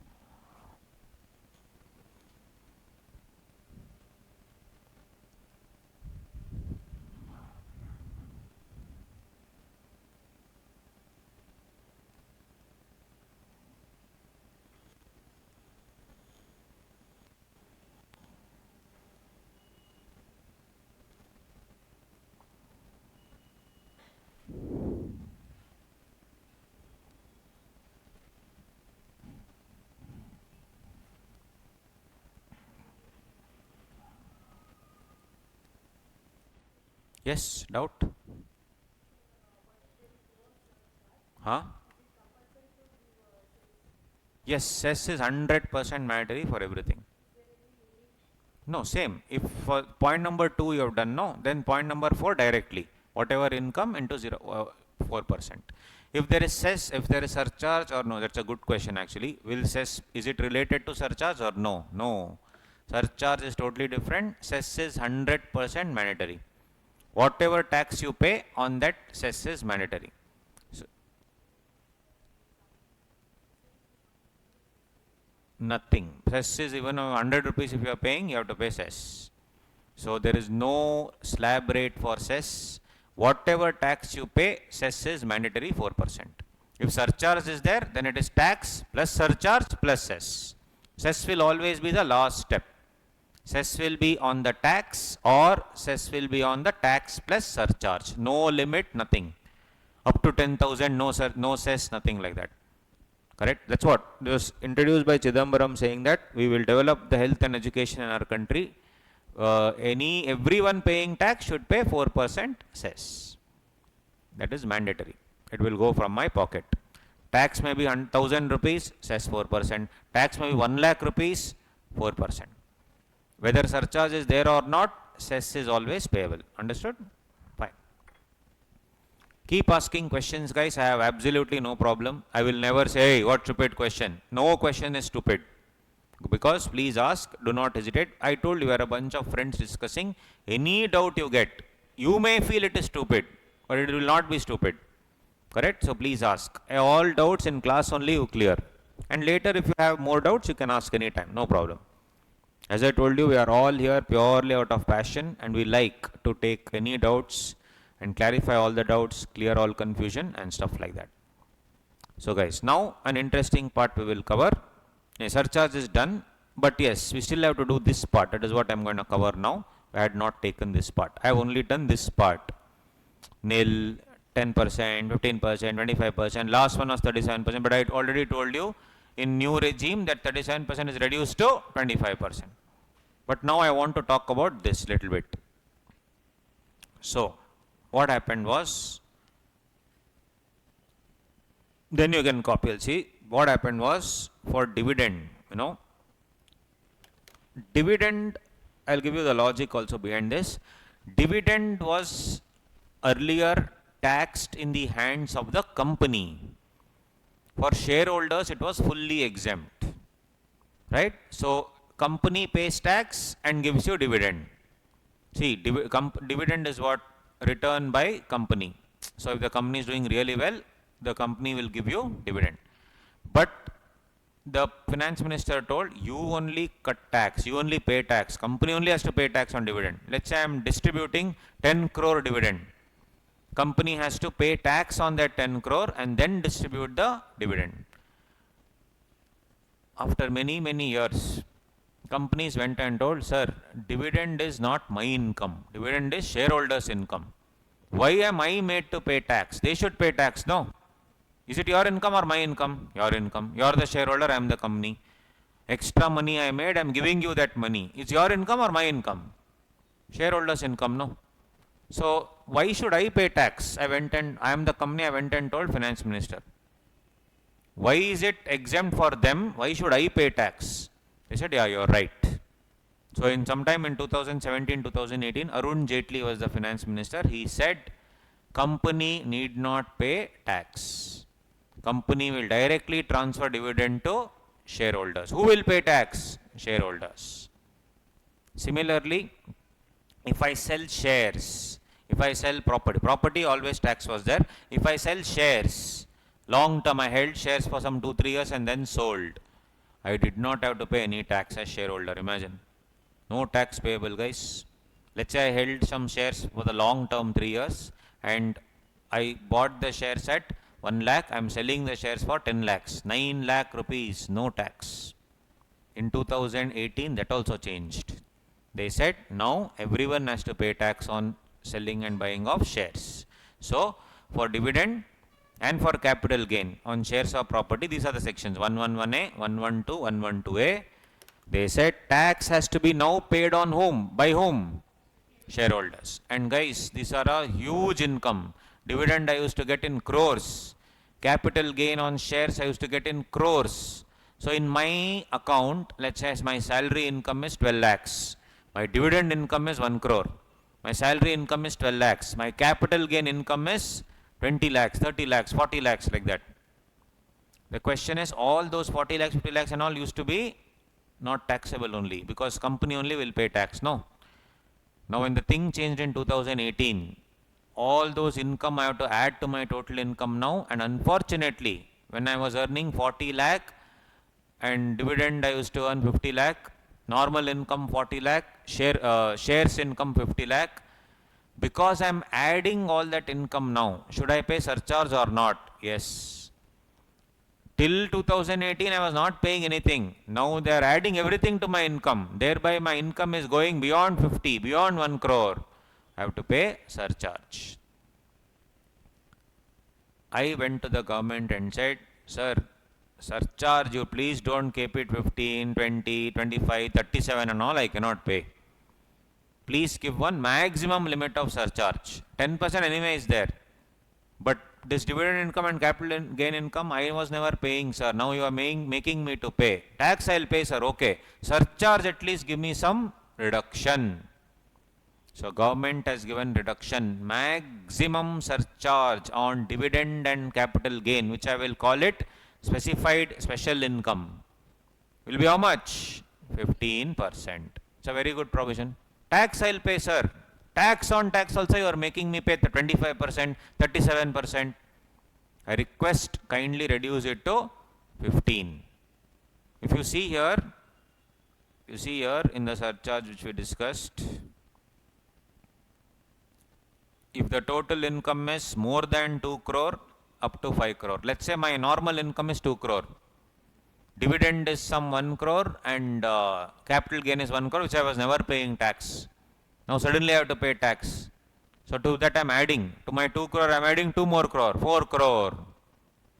What will be the surcharge? It would have been 25%. I am going and telling them, at least for this dividend income and for capital gain income, please make it 15%, because I am paying tax, I agree. That burden is there. Tax on tax also burden you are putting me. So they made it very nice only for which one, guys? For dividend, capital gain, they made it how much? 15%. So write this down. Surcharge on specified in that same thing I have given here, guys. You see, 50 lakh to 1 crore, 10, 10. 1 crore to 2 crore, 15, 15. 2 crore to 5 crore, it is 25. But here for this income, it is 15. And above 5 crore, for any other income, is 37. Here it is 15 only. Got it? Understood? For specified income, it is always maximum 15%. So I should compute two separate incomes. One is any other income, dividend and other income. For any other income, it is 25, 37%. For this income, it will be 15%. Later when we solve problem, you will understand. But did you know the rate now? How much maximum? 15%. Copy this. Surcharge on specified income. One second. Surcharge on specified income. Yeah, cool. Surcharge on specified income. Write down.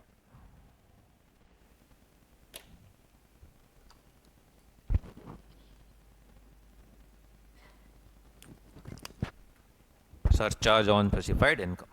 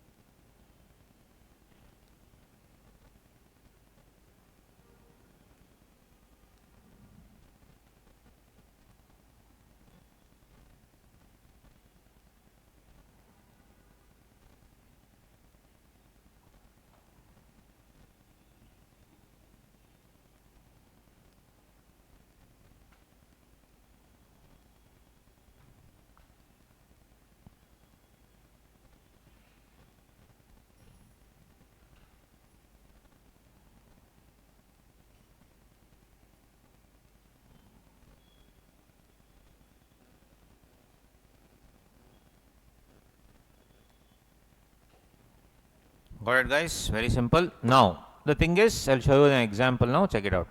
This is a very, very important example. See.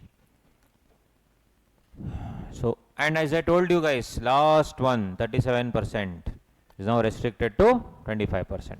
For which regime? New regime. New regime. That is the default regime. Now, you see, these situations are very, very important. Mark this as a very important chart. After we do this chart, we can take a break, right? Situation 1, 2, 3, 4, 5. 5 situations are there.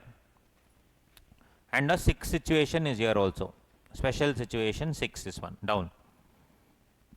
So, you see, if the total income including specified income does not exceed 50 lakhs, my entire income all put together does not exceed 50 lakhs, then no tension. Is there any surcharge? Nil, nil. If my total income including specified income exceeds 50 but does not exceed 1 crore, then in both the cases 10% we know. If all income including specified income exceeds 1 CR but does not exceed 2 CR, both the case 15%, no problem. Now they made situation 4 slightly different. In situation 1, 2, 3, everything is including. Situation 4, they said total income excluding the specified income exceeds 2 CR but does not exceed 5 CR. You forget about the specified income. Normal income is 2 to 5 crore. For that normal income 2 to 5 crore, what will be my surcharge? Obviously 25%. But because I am adding this specified income also, obviously it's my income is getting extra, excluding. So that whatever amount that I am adding to my 2 crore or 5 crore, whatever I am adding, which is the specified income, I told you, surcharge cannot go beyond 15%. So here for that amount it will be 15%. And lastly, all income excluding specified income exceeds 5 crore. Other income is exceeding 5 crore. So obviously it is 37% in the old regime, 25% in the new regime. But despite that I am getting some dividend income or share income, capital gain, I told you already it cannot exceed 15%. So these are the only two actual things where they have told, okay, don't worry. Other income you please pay higher surcharge, but this income I will not charge you more. Maximum it is 15%. But this does not include one scenario. Here it says total income excluding specified income is exceeding 2 crore. But this does not include a scenario where non-specified income is 2 crore, specified income is 1 crore. Which means if I include everything, it is going beyond 2 crore. In situation 1 to 5, none of this is covered. My normal income 2 crore. Now specified income is adding the burden 1 crore extra. Which means it is now going from 1 crore to 2 crore range to 2 crore and 5 crore range. Correct? My normal income is 1.9 crore. Normal income. Which means this will come in the which range? 1 crore to 2 crore surcharge range, which is 10%. But now I am adding 1 crore specified income also, which is now pushing me to the other range. Similarly, if it is 5 crore also assume, it was my other income is around 4.9 crore. Because I am adding specified income 1 crore, it is going to the beyond 5 crore range. Problem, this also they went and asked a doubt. Sir, in situation 1, 2, 3, you said all inclusive, okay. But it did not cover a situation where all inclusive is more than 2 crore. What to do? So they created a special scenario, that is situation number 6 here. If the total income exceeds 2 crore, income including everything exceeds 2 crore and it is not covered in situation 4 and 5, then they say maximum surcharge on everything will not exceed 15%. Will not exceed 15%. Got the logic? Ultimately it is what, guys? Anything excluding it is 15% always. The specified income cannot go beyond 15%. What is specified income? Dividend income, capital gain income. That is 111A, 112A, 112. Capital gain on shares, capital gain on property. Surcharge cannot go beyond 15%. Maximum cap is 15%. Whatever you are earning, I don't care. So 5 scenarios. First scenario is what? All inclusive, it is doesn't exceed 50 lakh, no problem. All inclusive, it is 50 to 1 crore, then 10%. All inclusive, it is 1 crore to 2 crore, 15%. Everything excluding 2 to 5 crore, for that non-specified income, 25%. Specified income, 15%. Everything excluding specified, it is 5 crore. For that non-specified income, 37%. Specified income, 15%. But there can be a scenario where other income is 2 CR or 1.9 CR. But when I am adding this specified income, it's going to the next one. Similarly, non-specified income is 4.9 CR. When I am adding this specified income, it's jumping to the next slab. So to cover that also, they are saying, no, maximum can be what? 15% overall. For that, some examples we'll take, then we'll take a break. See, this example is very important. 10 examples are there, everything you'll understand. One by one, slowly we'll see. Come. Name, Ram. This is the specified income, guys. Specified income. This is the other income. Okay, so you see 7 lakh, 6 lakh. Total how much? 13 lakh. Then other income 65 lakh. Tell me, all put together, all including, it is more than 50, less than 1 crore. More than 50, less than 1 crore. Which situation will it come under? See the table and tell me which situation? Situation number 2. Everybody with me? Situation number 2. Total income all inclusive comes to how much? 50 to 1 crore. Which situation? Everyone understand situation 2? Everybody got it? Yes. What is the surcharge? 10%, 10%. Second one, Krish, 12 lakh 75, 11 lakh 50. Total, other income is 1.7 crore. And total income here is 1.94 crore all inclusive. All inclusive, it is 1 to 2 crore. All inclusive, it is coming to 1 to 2 crore. Which situation? Situation number 3. Everybody with me? Situation number 3. Everyone understood? Yes? Situation 2 or 3? 3. First question, situation 2. Second question, situation 3. Correct? So all inclusive, more than how much? 1 crore. More than 1 crore, less than 2 crore. All inclusive. So what will be the surcharge? 15%. Perfect. 15, no tension. Third one, guys. Capital gain is 7,75,000. Capital gain is 7,75,000. Other income is 3.15 CR. Now you see, income excluding this specified income is more than 2 crore, less than 5 crore. Income excluding specified income is more than 2 crore, less than 5 crore. Which situation? 4. Situation number 4. Which means for that 3.15 crore, I am paying 25% surcharge. And for the 7,75,000, I am paying 15% surcharge. Understood? For 3.15 crore, how much I am paying? 25%. And for just 7,75,000, how much I am paying? 15% surcharge. Means I will compute the income, I will compute the tax, on that tax 15% surcharge. Very simple. We'll solve problems, don't worry. But are you understanding this? Yes. We'll solve problems, then more clarity you will get, don't worry. But I'm just telling, you should now compute the full tax, and then you should split between specified income and non-specified income. For specified income, 25%. For non-specified income, 25%. Specified income, 15%. In sums, you will get more clarity actually. Fourth one, guys, Sam. See, guys, here you exclude this first and tell me. Excluding this, your income is more than 5 crore. So for this income, directly how much you will pay? 37%.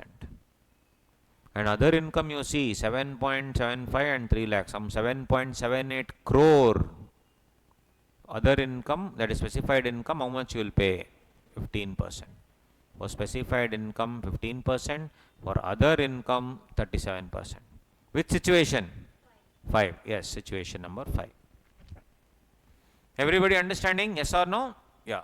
Next. Vishnu. First I should always try and exclude and see. If I exclude, it is 73 lakh. Now include everything and see. If I exclude, it is more than 50 lakh, doesn't make sense. If I include everything, it is more than 2 CR. So this will be on my special situation, situation number 6. Because it will not come under 1, 2, 3, 4, 5. In 1, all inclusive less than 50. In 2, all inclusive more than 1 less than 2. In 3, all inclusive how much?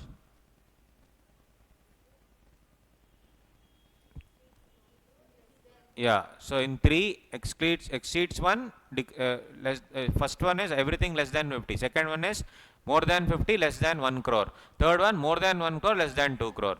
Fourth and fifth is excluding. This is none of the situations. That's why special situation will come, situation number 6.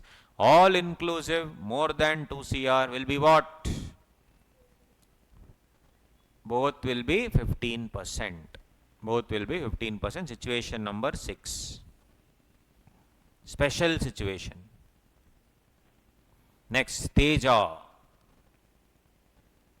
Again, guys, if you see, will it come under situation 1? No. Situation 2? No. Situation 3? No. All excluding, is it more than 2 crore? No. That is, other income, is it more than 2 crore? No. Other income, is it more than 5 crore? No. This will come under, again, special situation. Generally, I was earning 85 lakh and this used to be exempt for me. Now you are adding tax also on that, no problem, but I am begging you, surcharge, don't make it 37% or 25%, please keep it 15% only. That's why this also comes under which situation? Special situation 6. Logic I told you why. Because they said, sir, okay, I'll pay tax, sir. Till today I enjoyed exemption, I'll pay tax. Surcharge, don't make it 37% and all, sir. Please make it little less. So they reduced it to 15%. Arun Jaitley brought this amendment. I'm telling you which finance minister also, so that you should know generally. Each finance minister is very good. In their own way, each person is good. Right? Next, Joes. Joes, you see, all inclusive more than 50, less than 1 crore. Which situation? 2. Situation number 2. What is it? 10%, 10%. Sean, all inclusive more than 1, less than 2. Situation number 3. 15%, 15%. Lalit, all inclusive less than 50. Nil. Normal fellow is not ultra rich. Nil. Asif, you see again Asif, if you see, he was excluding this specified other income, he was only earning 4 lakh. He was not paying any surcharge. But now suddenly 7.22 came on him. Since 7.22 came on him, ideally speaking, he should pay 37%. But he's begging, sir, this is specified income, sir. Please reduce. So they have reduced it to 15. For both income put together, he will pay 15. This is again under special situation 6. Got it? Special situation 6. And I spoke about cess, rounding off and all those things. That's it. So after the break, we will be doing an interesting concept of rebate and this thing. What is that? Before that, tax and other. Now I only spoke about individual tax. What about company, foreign company? That also we should write. Then we'll do a concept called marginal relief and rebate. Then basics are over. Then automatically we know the full foundation now. Then we can directly go into income from house property. Understood, guys? Tax easy or difficult? Easy. What is that? Chiller pay. Very easy. Extremely simple. Slowly we'll study step by step. Everything will be made easy to you. Don't worry. Okay? Everyone now understood everything till now? Take a break, guys. 15 minutes. Take a break. See you soon. Alright, so now we will have to discuss the tax rates for other fellows. What is the other fellows? Companies, and the firm, LLP, etc. So I'll just show you, then we can copy. First of all, domestic company incorporated in India. Foreign company, guys, we'll come to them first. Foreign company was actually 40%, but now, no, from this year they have reduced it to 35%. So I'll write here, it is reduced to subject to certain conditions, it is reduced to 35%. Foreign company reduced to 35%, Indian company it is 30%. So domestic company incorporated in India 30% flat rate. And this is interesting, gross receipts or turnover in the previous year 22-23, if it is less than or equal to 400 crore, then for the previous year 24-25 rate will be 25%. So what they are saying is, previous year 24-25 it can be any amount, but in 22-23 it should be less than or equal to 400 crore. So it is 1 year before the, or 2 years before the previous year. What is the previous year? 24-25. So the year preceding the year of the previous year. So 24-25, then 23-24, 22-23. So you should take the year 22-23 only. The gross receipts or turnover of previous year 22-23 is less than or equal to 400 crore. Then for the year 24-25, what is the rate? 25%. Why they did this? Because they said, if the company is not doing so well and it is less than or equal to 400 crore, then I'll give some benefit. And for that I should not see 23-24 or 24-25, I should see 2 years before. Because 2 years before figures I cannot manipulate. Can I manipulate 2 years before figures? No. Last year figure I can manipulate. 2 years before figure I cannot manipulate. So it for previous year 22-23 less than or equal to 400 crore, what is the rate? 25%. And guys, now there are some special manufacturing companies which follow certain guidelines and rules. For them, guys, see the tax rate, deadly, just 15%, last one. And some domestic companies, you have your new tax regime for, what do you say, individuals, no, 115 BAC. There are many conditions in 115 BAC. Similarly, for companies also, if they follow something called 115 BAA, some conditions will be there. They will get how much? 22%. Sir, what are these conditions and all? It is not relevant for CA Inter. It is only for CA Final. So you just need to know these are the rates. Normal rate, nothing given, 30%. In the exam, if nothing is given, what will you take? 30%. But if they are given some turnover limit and all in the exam, you should be careful, and then that will be 25%. Then if you have followed 115 BA, that is like some new tax regime for companies, just like individuals, new tax regime with some conditions, 22%. And new manufacturing companies, see how they are supporting business people. Individual businessmen, how much you will pay tax? 1 lakh, I showed you that time. Businessmen, business companies, how much you pay tax? 15%. What is 15%, guys? So India is a place for businessmen, not for middle class salaried employees. That's the fact of the matter. Taxation benefit, if you want, you should do business. High risk, high return, no tax.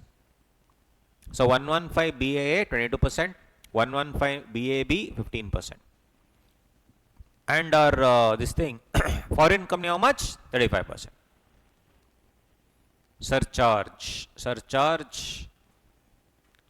Very simple now, only 2 slabs. Total income more than 1 CR up to 10 CR. Domestic company 7%, foreign company 2%. Turnover, total income more than 10 crore. Domestic company 12%, foreign company 5%. So guys, if you see, if it is 1 to 10 crore, domestic company 7, foreign company 2. Why is the surcharge less? Because the tax rate is more. What is the tax rate? 35%. So since the tax rate is more, surcharge is less.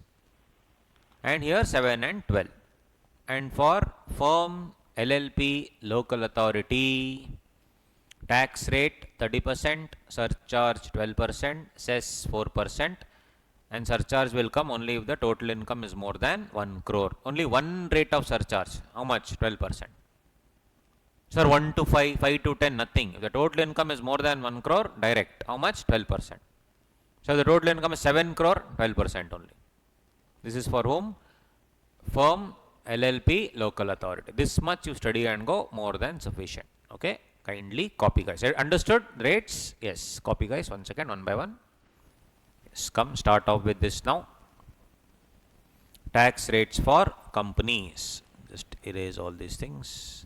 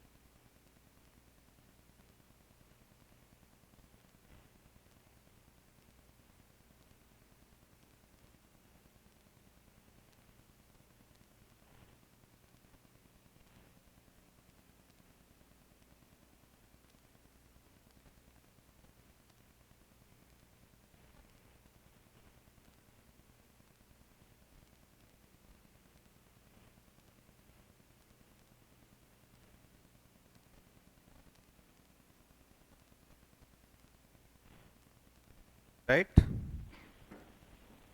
Done? Yeah. Copy fast. Right, next. This is the domestic company, foreign company, 30% tax rate, gross receipts, all done. Moving on to other areas. So guys, it's only in 22-23, mind you, not in any other time, only in 22-23. So for 24-25, it is 22-23. For 23-24, just go 2 years before, because 2 years before books you cannot change. That's the reason. Okay, there's a logic for everything, don't worry. And this is for others, guys. Surcharge.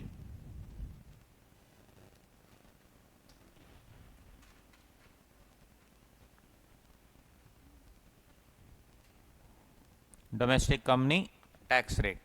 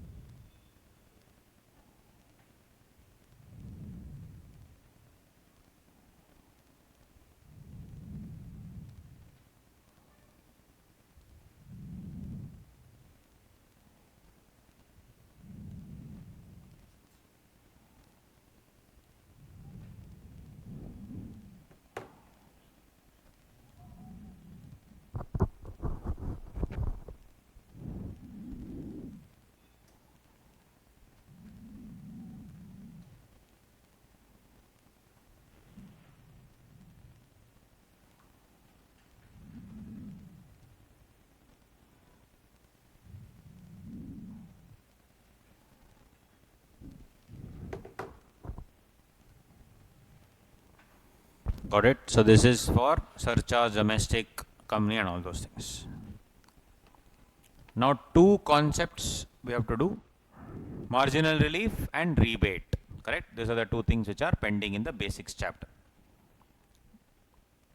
Is this clear, guys? Surcharge. So domestic company rates are different, and always remember for financial year or previous year 24-25, I should see turnover 22-23.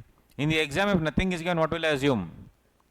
30%. Sir, can I also assume that the turnover is less than 400 crore and take 25%? Yes, if you write a note, no problem, but better to assume 30%. But still you can also say that the previous year the turnover is 400 crore and you can still use 25% if you wish, but you should write a note. In tax, for everything you should write a note, guys. Most important, you should write a note. When note is written, everything will be very clear. So you come to here, local authority, everything is there.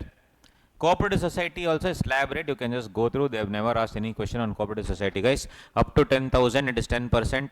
10,000 to 20,000, 20%. Above 20,000, it is 30%. Till today, they have never asked any question on cooperative society as such. You can just go through that, no problem.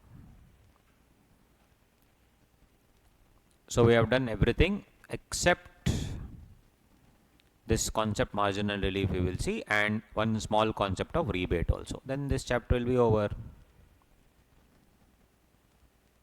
Now let's see. Write down, guys, concept of marginal relief. Concept of marginal relief. Concept of marginal relief. I'll explain the concept, then I'll give you time to copy. Please take your time and copy, but most important thing is the concept. Once concept is clear, other things are very simple. Which concept is this? Marginal relief. It makes a lot of sense. We'll see. Let's talk about the old regime first. It will be easier. Let's talk about the old regime. Let's say there's a guy called Onion. Have you watched Onion movie? It's an old movie, guys. Onion, Tamil movie. Have you watched Vikram, you know, hero? Vikram, that actor, is actually old now. So his movie is Onion, old movie. So I always take that example just for fun. Because in that he plays 3 characters in that movie, right? Yes. So let's say there's a person called Onion who's earning 50 lakh rupees is his total income. Tell me guys, shortcut method, what is the tax if you are earning 50 lakh in old regime? 40 lakh, 50 lakh minus 10 lakh, that is 40 lakh into 30%. How much? 12 lakh plus 1 lakh 12,500. So simply put, it is 13 lakh 12,500. Shortcut, yes or no? 13 lakh, how did I get? 50 lakh minus 10 lakh, 40. 40 into 30%, 12 lakh. 12 lakh plus 1 lakh 12,500 will be 13 lakh 12,500. So Mr. Onion, who is earning 50 lakh rupees, will be paying tax of 13 lakh 12,500. Correct? I'll give you time later to copy, just listen. Okay? This is clear, 13 lakh 12,500. Now, one more fellow, Ambi, Pavam fellow, he is earning 50 lakh 1,000, that's all. 1,000 rupees more. Guys, unfortunately, it is crossing 50 lakh. So, what will apply? Surcharge. So, what will be this fellow's tax? Again, shortcut method, 40 lakh 1,000 into 30%, which will be 12 lakh 3,000 plus 1 lakh 12,500. That is 13 lakh 12,800 plus, unfortunately, surcharge. 10% surcharge he has to pay. 1 lakh 31,020. So, guys, he is paying how much? 14 lakh 4480. Between Onion and Ambi, they are earning how much more? 1,000 rupees more. But this fellow is paying how much tax? 13 lakh 12,500.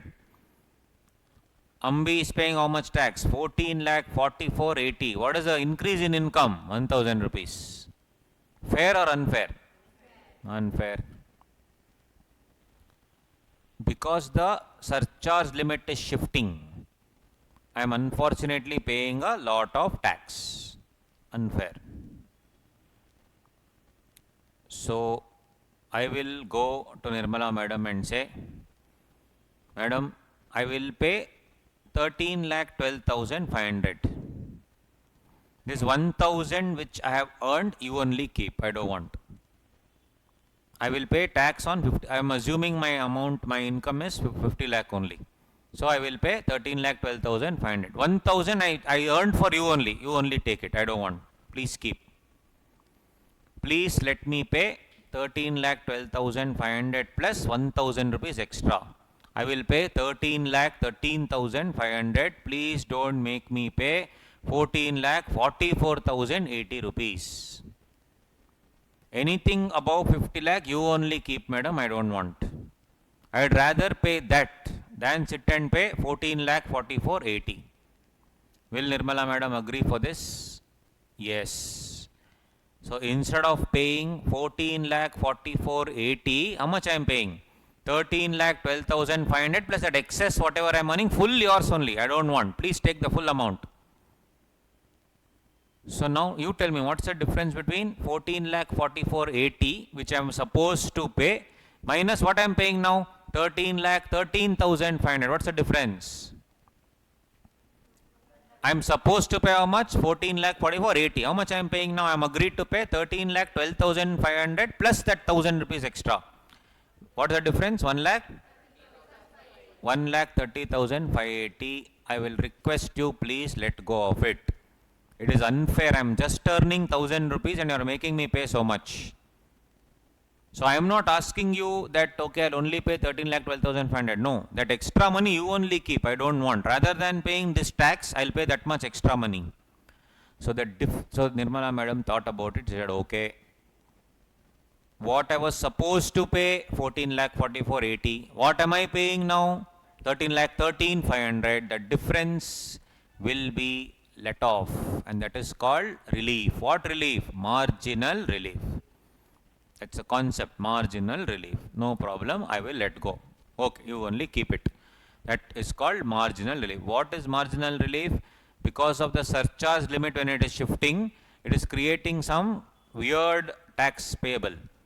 1000 rupees increase, I am paying 1 lakh extra.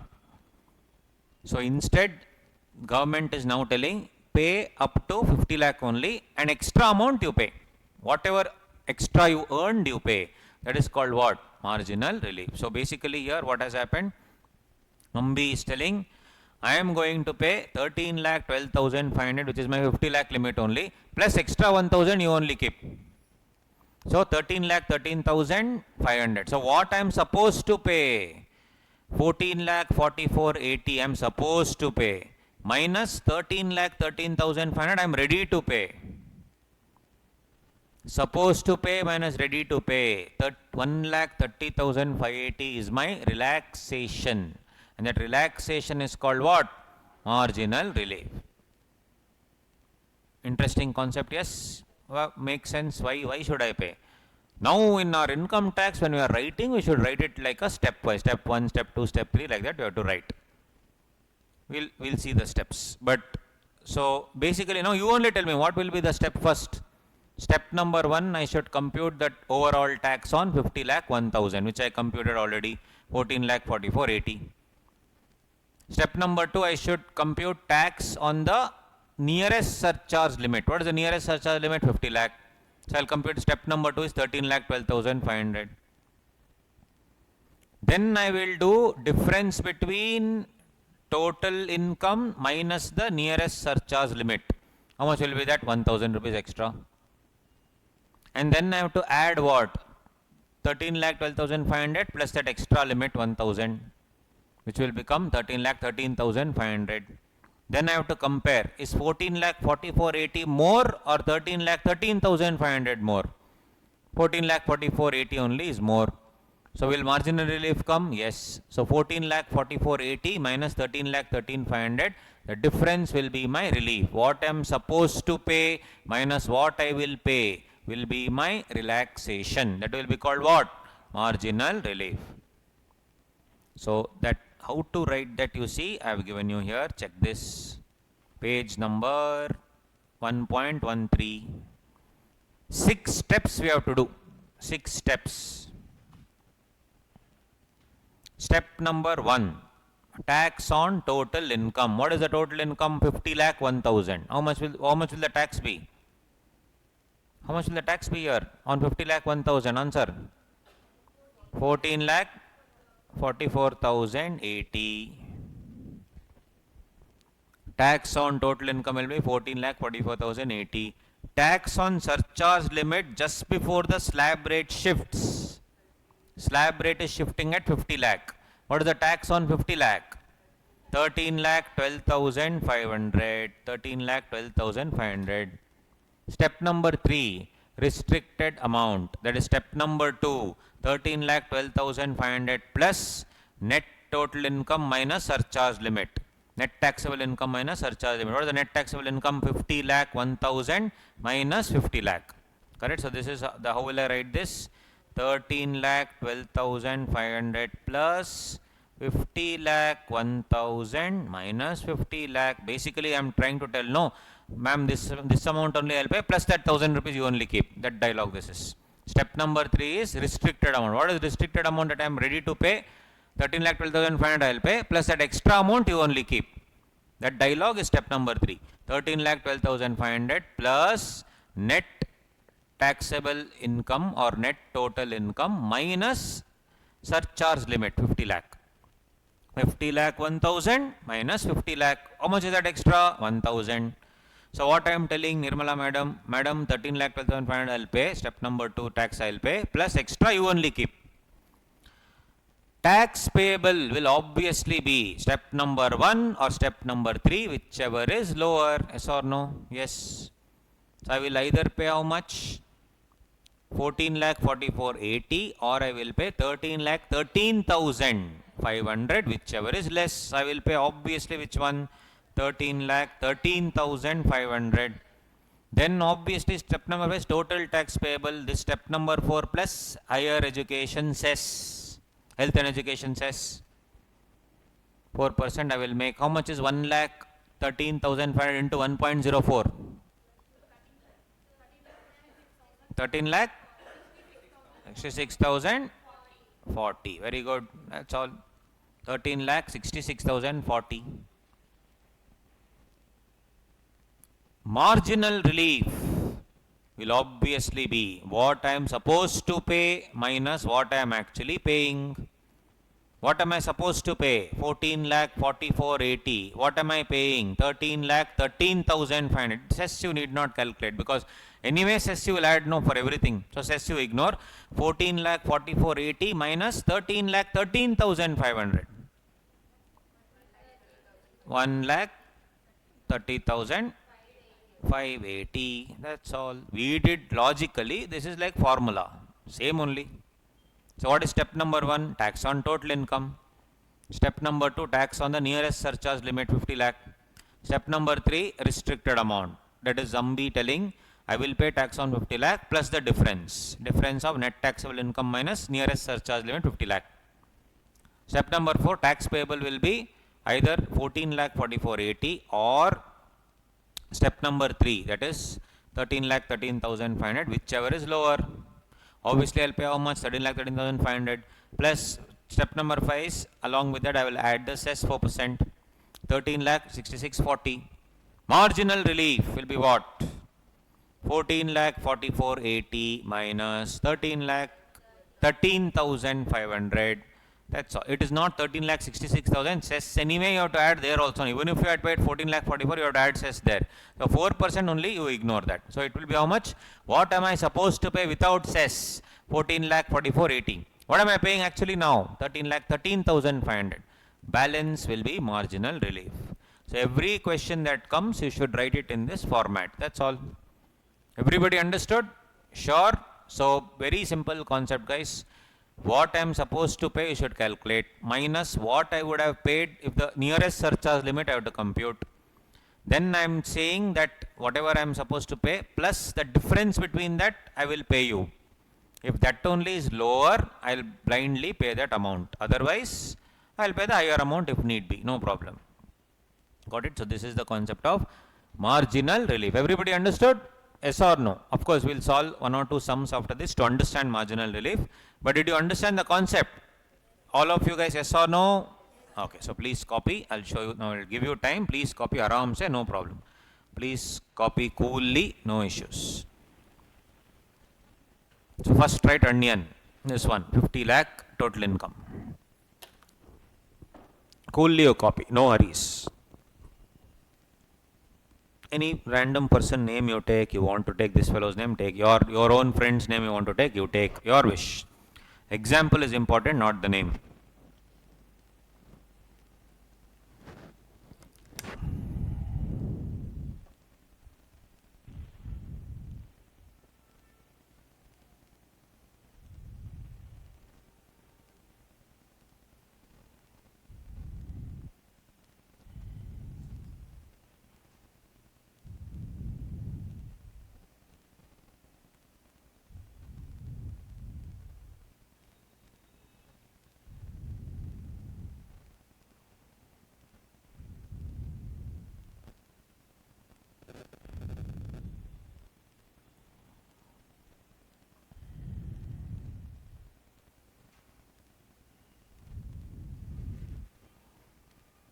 Right, 50 lakh.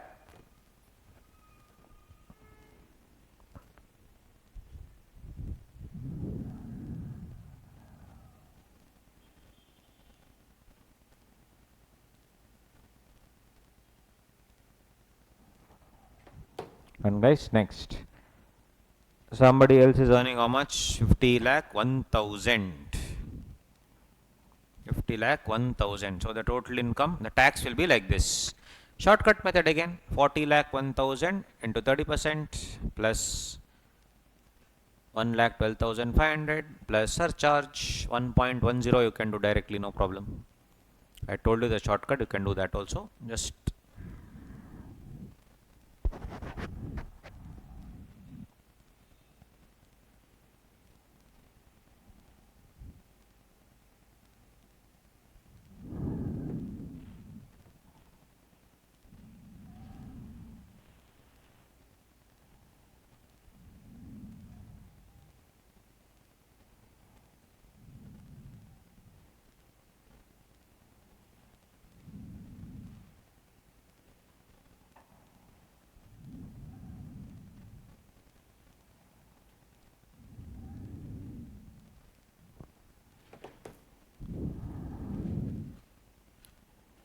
right? So it is 14,44,080 rupees.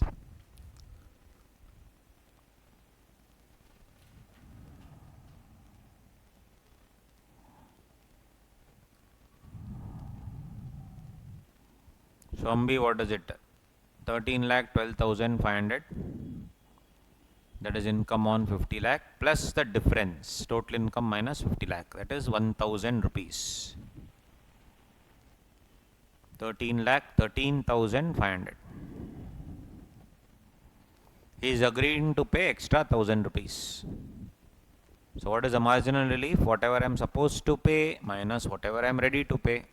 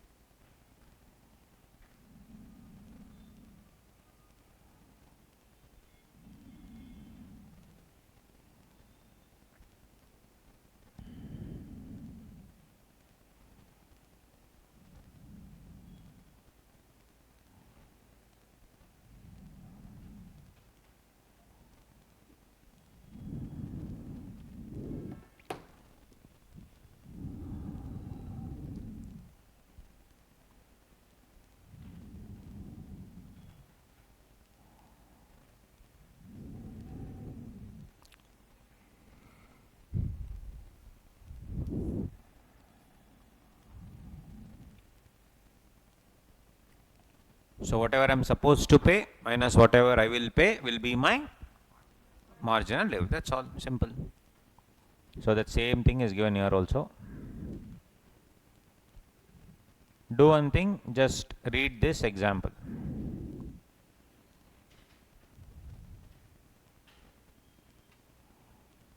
Read this example and let me know if you understood or what. Page number 1.13, example I have given. Total income of Amai is 1.02 crore. Read and tell me. Everyone read, let me know if you understood or not. I will clarify if you didn't understand. Here interesting thing guys, what is the surcharge limit? 1 crore. Nearest limit 1 crore. So in the, I should compute the tax on 1.02 crore also, but I should compute the tax on 1 crore also, yes or no? Because only the difference is 2 lakhs. While computing tax on 1.02 crore, surcharge of 15% will come, yes or no? But when computing the tax on 1 crore, surcharge of 10% will come. Why? 50 lakh to 1 crore is 10%, no? That you also have to compute. That's the only change. Please go through. Please see, read fully. If you have any doubt, you ask me. I am right here. Any doubt, you ask me. Read guys. Come on, all of you. Take your time. No problem. Coolly read. If I take 1.02 crore, what has happened? It is same. 92 lakh into 30% plus 1,12,500. This one will come. Then surcharge is 15%. Actual tax liability without marginal relief is 33 lakh. On the other hand, nearest surcharge limit is 1 crore. For that it is again 1 crore, 90 lakh into 30% plus 1,12,500. But here surcharge I have to pay 10% anyway. This. So restricted amount is what? I am telling Nirmala madam, I will pay 30,93,750 plus the difference between whatever I am earning and the nearest surcharge limit, 2 lakh extra. So I will pay this much, 32 lakh 93,750. So amount payable, this or this, whichever is low, this only is low. So this I will pay along with the surcharge and close it. What is the marginal relief? Whatever I am supposed to pay, 33 lakh 3,375, and what I am ready to pay, 32 lakh 93,750. 1 minus 3. So even though it is some 9,000 rupees, still saving is a saving. 9,625 rupees I am saving. Got it? This is the concept of marginal relief.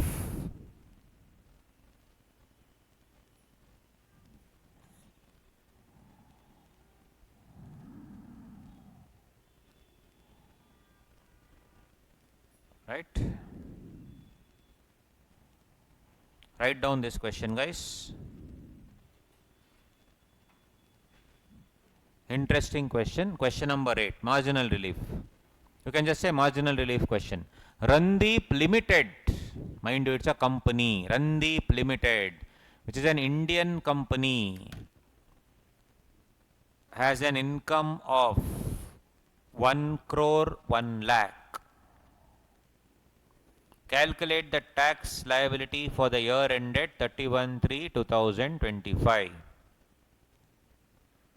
Guys, marginal relief will come or not? Yes, for company, if you are less than 1 crore, no surcharge. More than 1 crore, what's the surcharge? Company. 7? 7%. So now marginal relief will be coming. For whom? Randeep Limited. Same step. Step number 1, tax on 1.07 crore. Step number 2, nearest surcharge limit 1 crore. Then restricted amount, same. Try it out. Will you try? I'll again show you. I'll show you the answer, but try. I want you to try, guys. It's okay if it's wrong. Same procedure, no change. First one, it's a company. Name of the SSE, Randeep Limited. Previous year, 24-25. Assessment year, 25-26. First one, computation of tax and marginal relief. Write down the steps. For steps, marks is given, not for the answer. Please try. I will show you the answer. Please try. It's okay if it's wrong. I don't care. Please try.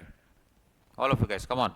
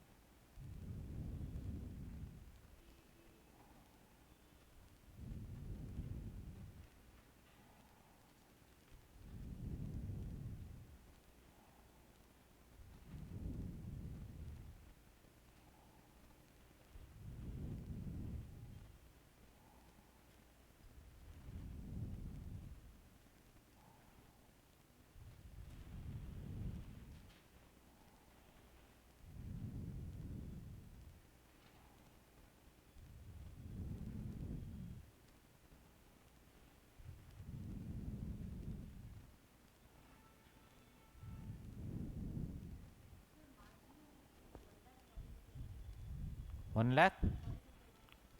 You got same, huh? Yeah. I don't know the answer. Let me see.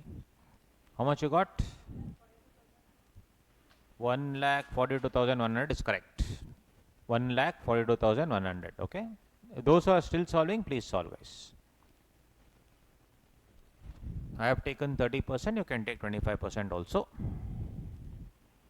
1,34,000. If you are not getting the answer, oh, my friend has got like that, don't think.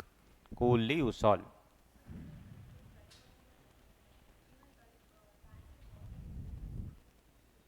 No, percentage will be different, no? Here I am taking 25%, so obviously it will be less. Surcharge will be on that 25%. In the note you can write saying that we have assumed, see, because income here is 1 crore, which means turnover will maybe less than 400 crore. No company which has less than, which has like 200 crore turnover will make only income 1 crore. Expense will be some 150 crore, at least 50 crore turnover in profit they'll make, no? So you can, you should write a note saying that we have assumed that this company's turnover in the year 22-23 is less than 400 crore and hence the tax rate is 25%. If you write that note, answer is 100% correct. And logically speaking in this question, it should be 25%. Why? Income they are telling is 1 crore. Means turnover will be what? Less than 400 crore only, no? Which company will make 400 crore turnover and then expense will be 500 crore? Only very rarely. Of course it will be there, but very rarely. So you can assume, but better not to assume, just make 30% and close it. Generally 30% you make. If you want to assume, put 25%, but assumption has to be written. If you don't write assumption and simply write 25%, that will be wrong. Okay. Don't take the other one, 22% and 15%, don't take. That they will only give in the question. Which is 22% and 15%. That 115 BAA, that you don't take. That they will only give. That we should not take. Either take 25, better take 30, man. Easy. Take 30 and close. Everybody got it? I will show you the answer now. Those of you who are writing, you can check it. So guys, Randeep Limited, previous year 24-25. So first thing you should see in the question is, are they giving individual or company? Company, firm, HF, everything flat, not HF. Company, firm, LLP, 30% flat. Individual, HF, AOP, BOI, AJP, slab rate. Okay? What is AJP? Artificial juridical person. For company, firm, LLP, flat rate 30% or 25 if you assume. Okay? So first one, tax on total income. That is 1 crore 1 lakh into 30% flat rate, surcharge at 7%. 30 lakh 30 into 7%, this much will come. Tax on the nearest surcharge limit, 1 crore into 30%, 30 lakh. Restricted amount, step number 2 plus total income minus 1 crore. So 30 lakhs plus 1.1 crore minus 1 crore is 31 lakh. 30 lakh plus 1 lakh is how much? 31 lakh. Point number 4, step 1 or step 3, whichever is lower. Step 1, 32 lakh 42,000.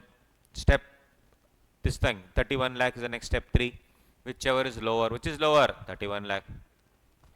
Total tax payable will be step 4 plus cess at 4%.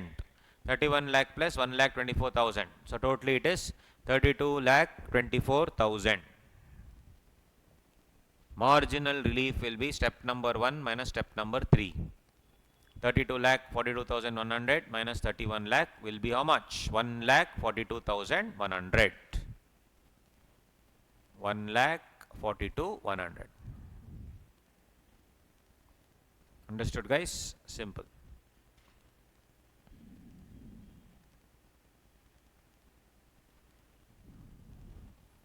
Now for your homework you can try this. You can write this question. No need to fully write. Resident individual, 35 years, 5 crore 7 lakh 20,000. Resident individual, 35 years, 5 crore 7 lakh 20,000. Old regime only you take, old regime. Don't want new regime. Tell me guys, at 5 crore 7 lakh 20,000, what is the surcharge in the old regime? 37%. Nearest surcharge limit how much? 5 crore. For 5 crore, what is the surcharge? 25%. Yes or no? Yes. Up to 5 crore how much? 25%. More than 5 crore, 37%. So you should do the calculation now. First one, total income on 5.07 crore plus 37% surcharge. That's why I told old regime.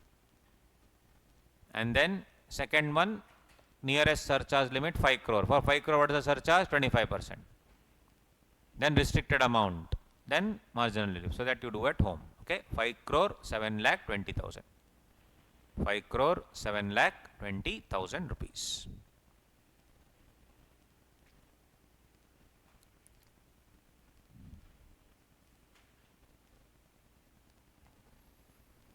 Understood? Right. So this will you try at home? Did you understand the concept of surcharge? Sorry, marginal relief? Yes. Marginal relief they will not ask on their own. They will just say compute the tax. You need to be alert. Somewhere in and around the surcharge limit means marginal relief will come. Guys, if I am earning 1.5 crore, will marginal relief come? No. Why will marginal relief will come only when the surcharge limit in and around that limit. If it is just plus little bit, then marginal relief will automatically come. They will not ask in the exam on their own. We need to be alert to identify that marginal relief may come. Okay. So understood? So 5 crore 7 lakh you please try at home.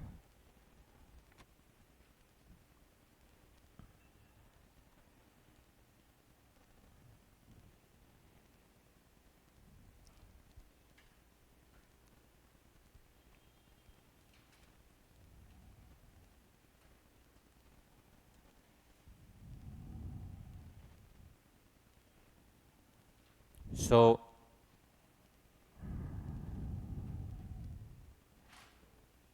last concept in this what do you say, basics.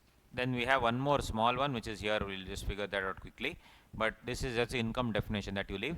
But last concept write down guys, concept of, you see this one part we had missed out because I had to do it now here. All this before all these things.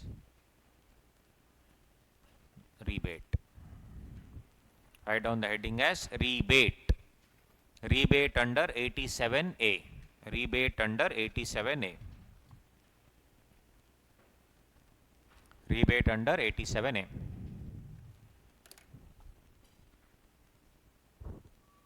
Guys, what do you mean by rebate?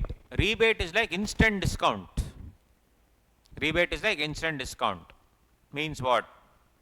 Nirmala madam is telling, see there's a difference between not taxable and discount. Not taxable means what? Up to 2,50,000 rupees or up to 3 lakh. Is there any tax? No. But rebate is you have to pay tax, but I'll give you instant discount. It's like in Swiggy and all, you'll get one coupon code, no? You'll apply the coupon code, you'll get discount. Like that, Nirmala madam's discount is called 87A, rebate. So, in the old regime, Nirmala madam is telling, if your income is 5 lakh rupees, then there is no tax payable. Up to 5 lakh, what is the tax, guys? 0 to 2, old regime. 0 to 2 lakh 50, nil. 2 lakh 50 to 5 lakh, 5%. What is 5%? 12,500. Nirmala madam is telling, if you are earning anything less than 5 lakh, I will give you discount up to 12,500. Means what? Even though your tax payable is 12,500, instant discount 12,500, tax payable nil. Got it? If your income is exactly 5 lakh, what's the tax? 12,500. What is the instant discount? 12,500. What is the tax payable? Nil. This is only if you earn how much? 5 lakh or less than 5 lakh. If your income is 4 lakh 90, your tax will be, let's say, around 12,000 rupees. Up to what amount she is giving discount? 12,500. What if my income is 5 lakh 10,000? Will I get any instant discount? No. Beauty about rebate is, if you are a employee who is earning just less than 5 lakh rupees or 5 lakh rupees, no need to pay tax. This is the concept of rebate. Rebate you should always calculate before the cess and all those things. Normal rebate will be basic tax payable. This is for the old regime. What about new regime? Will it just be 5 lakh or will it be more? We need to see. Okay. So rebate, if you see, rebate, income from rebate, for rebate purposes, guys, it is 5 lakh rupees in the old regime. So what is the rebate? Either the tax amount or 12,500, whichever is less.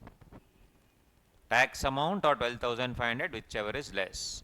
For the new regime from Finance Act 2023, the limit will be 7 lakh rupees. Means if you are a person earning up to 7 lakh, there is a rebate of either tax or 25,000 rupees, whichever is less. Tax or 25,000 rupees, whichever is less. How 25,000 rupees? Tell me now, what is the tax up to 7 lakh? 20,000, correct?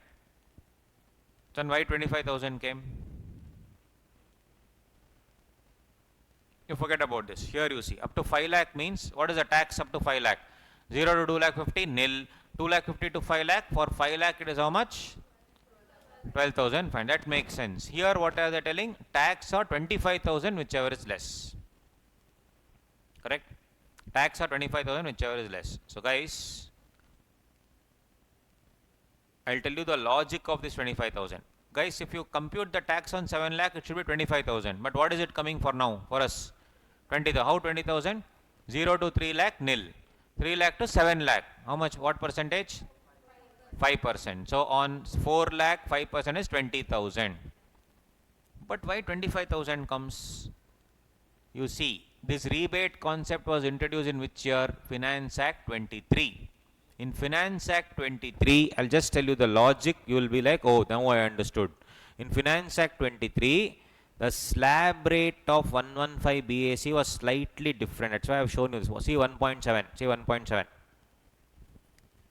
This was the slab rate in Finance Act 23, my dear friends. 0 to 3 lakh, nil. 3 lakh to 6 lakh, 5%. What is 3 lakh to 6 lakh, 5%? How much?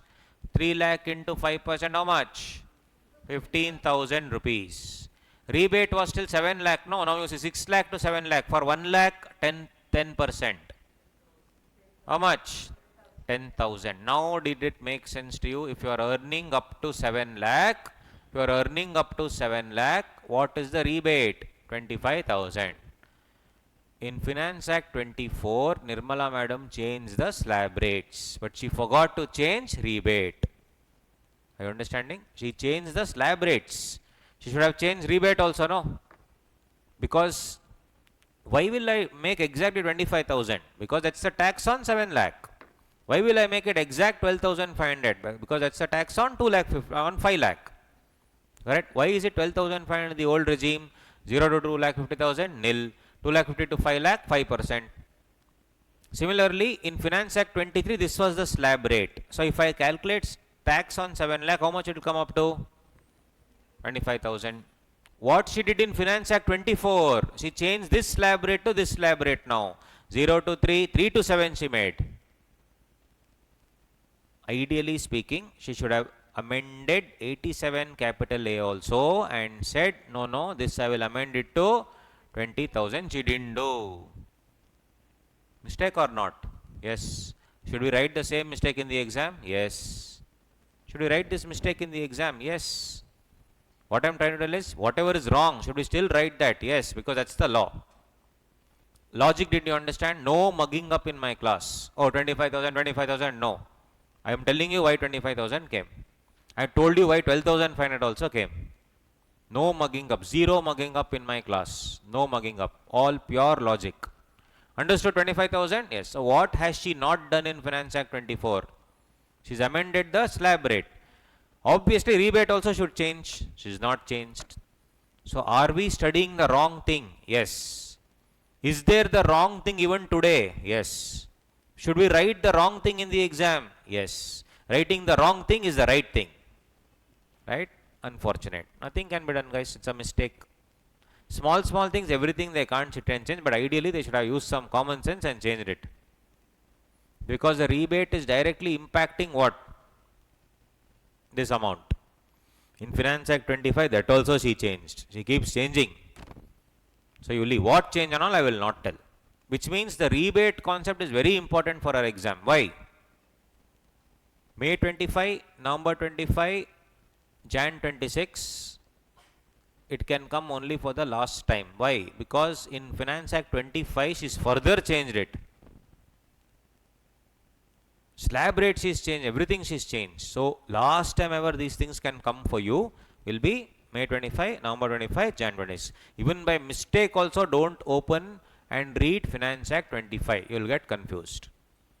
I am not telling what the changes is. I am telling changes are there so that you will be alert and telling, oh, sir, last time ICI can give this is the last 3 attempts. May 25, November 25, your will be the last attempt. Jan 26, whatever they can give in this, whatever we are doing, they can give. Understood now? Is it 25,000 or 20,000? 25,000. It should have been 20, no. It is 25 only. Understood the logic? No mugging up. So, now you write down, guys. Now you will understand. I told you already. Copy.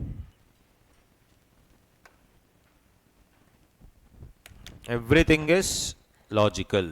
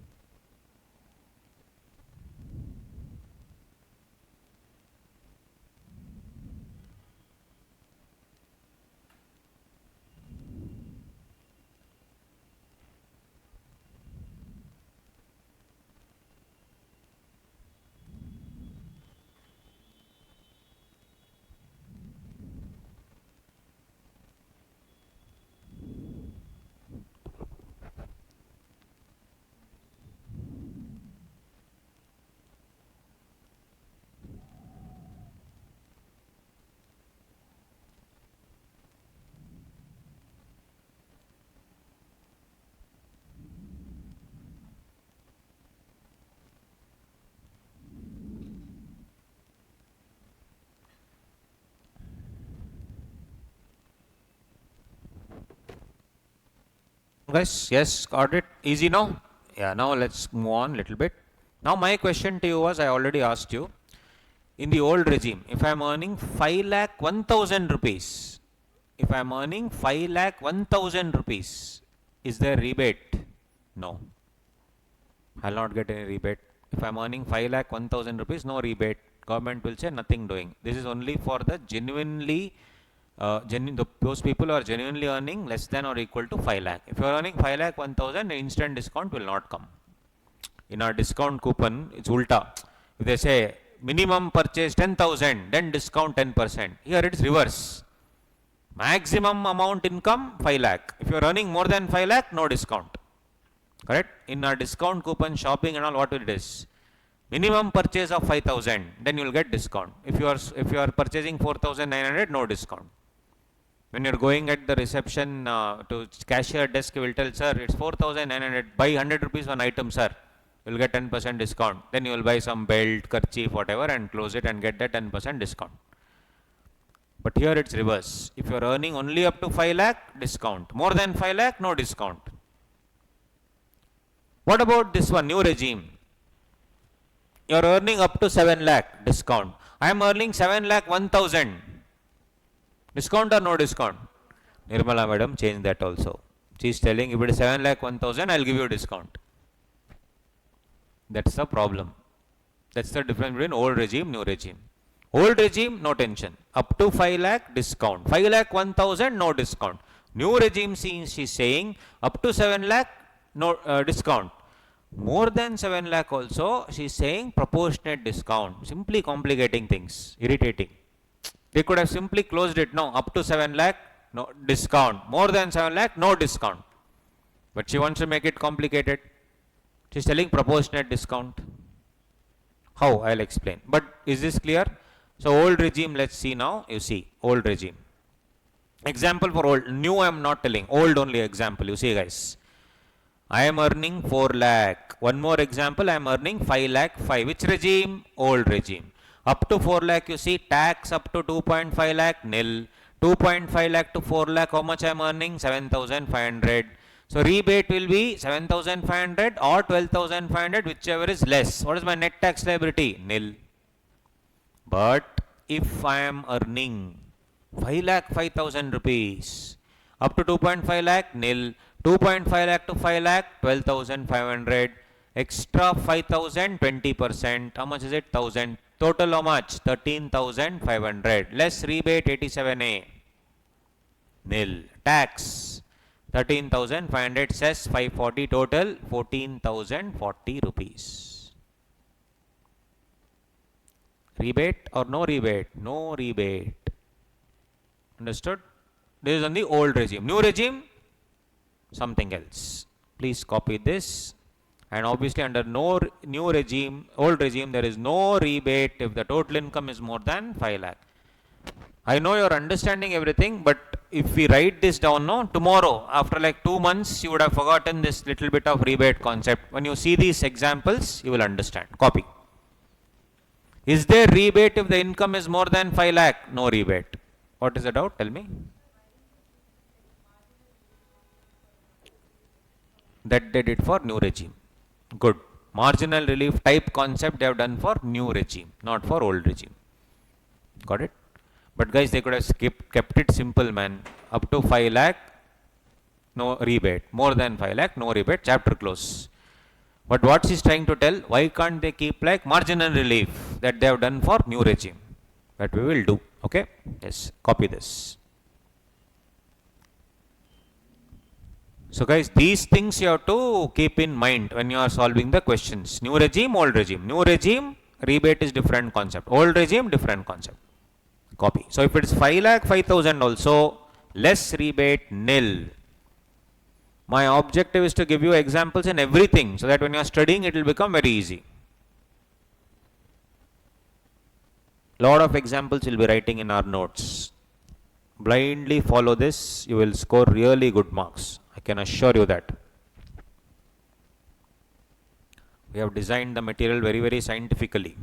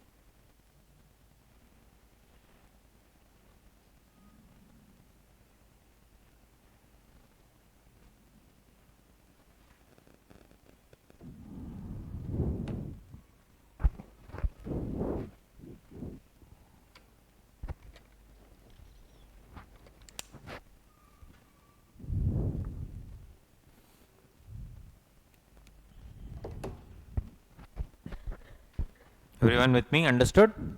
So for guys 5 lakh 5,000 there is no rebate. In the new regime she changed it. She's like, why don't I use the concept of something like marginal relief only? That was the concept. Why don't I use something like marginal relief? That was a similar concept that she brought. I will explain that now. Till here everyone clear guys? Rebate. Yes or no? Yes. After these basics are over, we'll stop for the day. I don't want to initially only burden you with so many things. Coolly we'll go.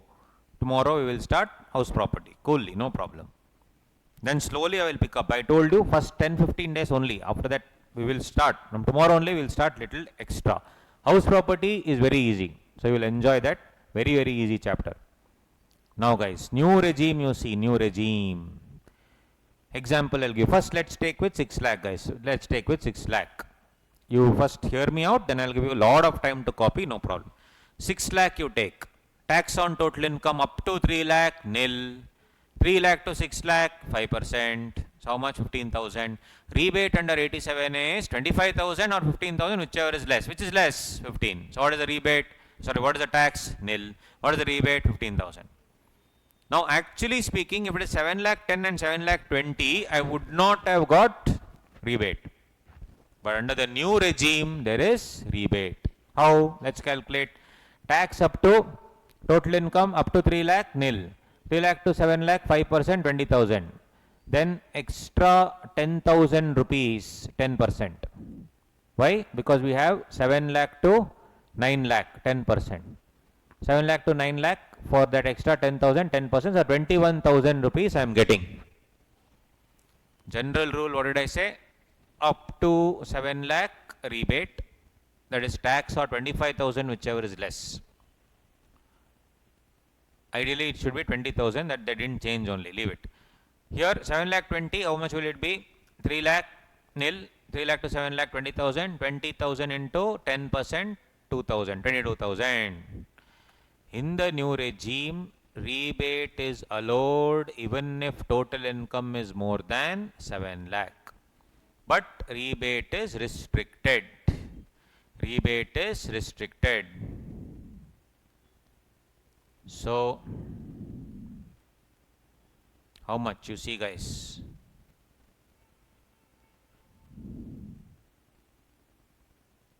You see, very simple logic only. It's similar to marginal relief. You will understand now. What is, okay, if I have to pay tax on coolie, it's just like marginal relief. Point number 1, what is the tax on total income? Let's take 7 lakh 10,000. What is the tax on total income? 21,000. Second one, if my income was 7 lakh, what would have been the tax? 0. 0, no? Why? Rebate, 0. Are you with me? What is the tax on 7 lakh 10,000? 21,000. If my income was, what do you say, 7 lakh, what would be my tax? 0. Just because my income is 10,000 rupees, I am paying extra, I am paying how much tax? 21,000. Are you understanding? What is the tax on 7 lakh 10,000? 21,000. If my income would have been 7 lakh, my tax would have been 0 because rebate I am getting. Same like marginal relief. First I calculate tax on the total income. What is the total income? 7 lakh 10,000. Second I calculate tax on the income where the surcharge shifts. There is no surcharge. Here it is. I will calculate income on 7 lakh. That's all. What is income on tax on 7 lakh? 0 because I am getting rebate. Now what will I tell? Just like Ambi told, 1,12,500 plus 1,000 you only keep. I am telling, ma'am, tax on 7 lakh is 0, ma'am. 0 you keep. I know. Plus, ma'am. What is the difference between, what is the extra amount I am earning, ma'am? 7 lakh 10,000 minus 7 lakh. This 10,000 you only keep, ma'am. Instead of paying 21,000, madam, I am paying you 10,000. You keep 10,000, no problem.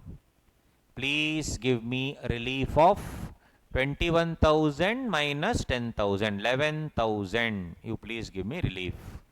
That is the rebate. Did you understand? Very, very logical.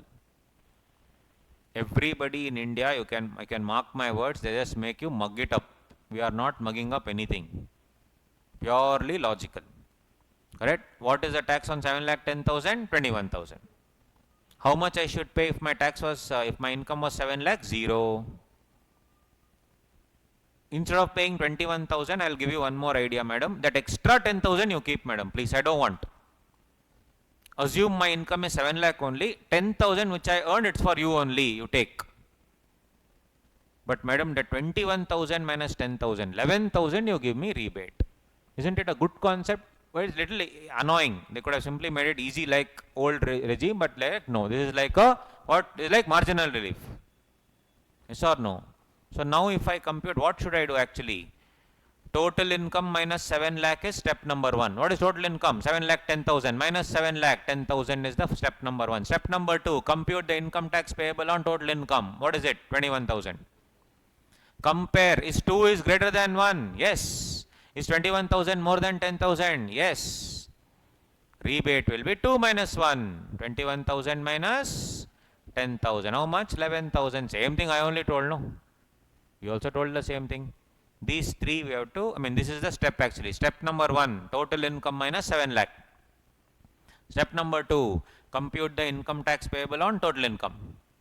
Step number 3, if 2 is greater than 1, then rebate will be 2 minus 1. It's like telling, if it is 7 lakh 10,000, I have to pay 21,000 from my pocket. If it was 7 lakh, I would have paid 0 from my pocket. But I will pay 0 plus that extra I am earning, 10,000 you only keep. Instead of paying what I should have paid, 21,000. What I am ready to pay, 10,000. 2 minus 1, 21 minus 10 will be the rebate. Understood? Very simple. So what will it be? What will be? Now you see, 7 lakh 10,000 minus 7 lakh 10,000. IT payable on 7.1 lakh 21,000. Is 2 greater than 1? Yes. Since 2 is greater than 1, rebate will come 2 minus 1, 11,000.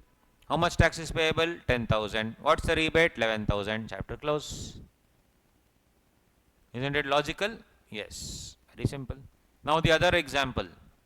22,000. 22,000. Same. That also will be the same. Assume it is 7 lakh 60,000 for example. 7 lakh 60,000. What is my tax payable? 26,000. Correct? 26,000 is the tax payable. So what are they saying? It is the difference, 60,000 or 26,000. But the amount only is how much? 25,000. No. Tax payable or 25,000, whichever is less. So tax amount anyway is how much? 26,000. So that there will it come? No. There is no concept of rebate. It should always be 25, it should be less than 25,000. So basically 7 lakh 10, 7 lakh 20, somewhere around 7 lakh 25,000 or something, basically you will not get any rebate guys, technically speaking. But for everything you follow this formula, total income minus 7 lakh, then compute income tax payable on total income, then 2 should be greater than 1. In many cases 2 will become less than 1. When 2 becomes less than 1, there is no concept of rebate. Very, very simple. If 2 is less than 1, there is no concept of rebate. Just like, absolutely like what? Like marginal relief. Same concept like marginal relief. So you asked me that time. They have made it already, right? It's like marginal relief. It is unnecessary in my opinion. They could have just said up to 7 lakh 20. Now they should change it to 20,000. That also they have not changed, right? So they are blindly follow this. Up to 7 lakh, it is up to 25,000 they are saying, which is also wrong, but it's okay, leave it. But now, in other words, what is it now? There is a concept of marginal relief in rebate. So up to 3 lakh, nil. 3 lakh to 7 lakh, 20,000. You know how she irritates with those. You know the Bear Act, if you read, you will die. I'm not even kidding. I'll show you. See in the Bear Act, no? Whatever rebate we did now, right? Sorry.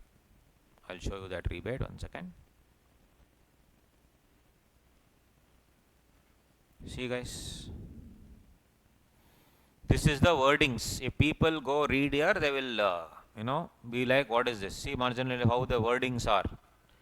Any amount exceeds 700,000 rupees. What is 700,000? 7 lakh. And the income tax payable on such total income. Income tax payable on such total income, in my example, 21,000. Exceeds the amount by which total income is in excess of 700,000 rupees. Total income 7 lakh 10,000 is in excess of 7 lakh, which is 10,000. Then the SC shall be entitled to a deduction from the amount of income tax, an amount equal to amount by which the income tax on total income is in excess of the amount. They are telling 21k minus 10k. 11k is margin. To tell this dialogue. See the dialogue. Exceeds 700,000 rupees. That is what? 10,000 rupees. And the income tax payable 21,000 exceeds the amount by which the income is in excess of 700,000 rupees. 21,000 minus 10,000, 11,000. They are telling 11,000 is the marginal relief. To tell that, see the wordings. Any layman, if he reads this, he will run away. That's why they will come to chartered accountants. Correct? That's why they come to you.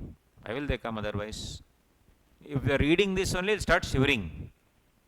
See the wordings, how it is. Unnecessarily complicated. But it will remain like this only. Because the people who do all these things are chartered accountants, company secretaries, law. They'll make everything easy. No. How will they live? Why are you sitting in class then, if it's very easy?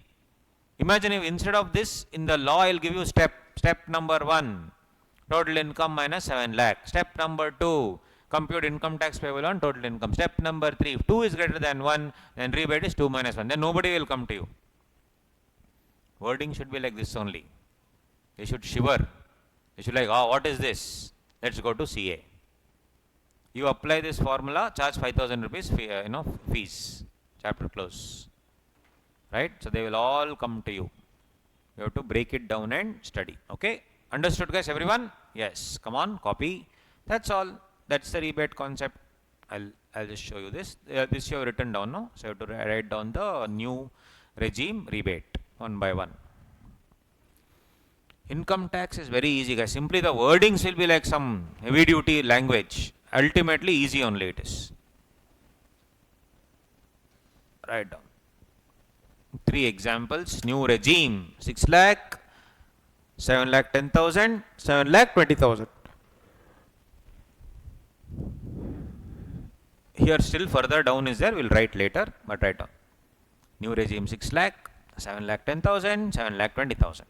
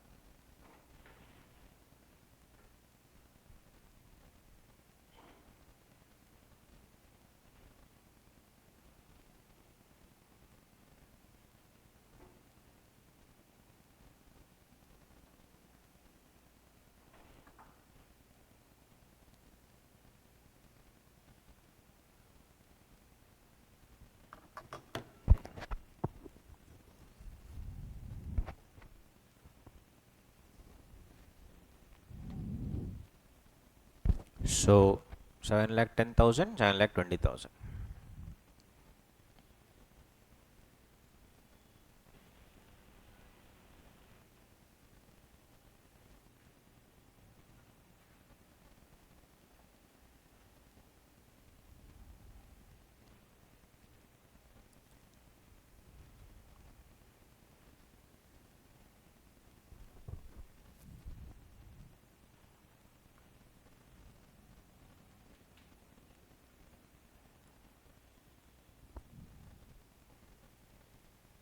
Next 2 more days we'll finish off house property.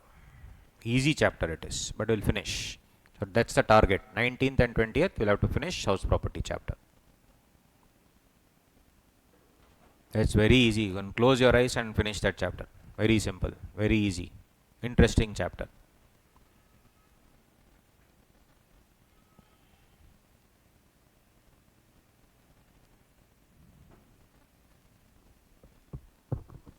Did you get this, guys? Till you are done? Yeah. Now this you have to write down that what is the rebate for 7 lakh 10. 7 lakh 20 you only do. 7 lakh 10 I have written it down. So in the new regime, write down this. In the new regime, rebate is allowed even if total income is more than 7 lakh.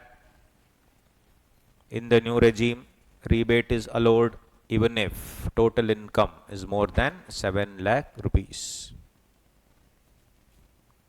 But rebate is restricted. What restriction?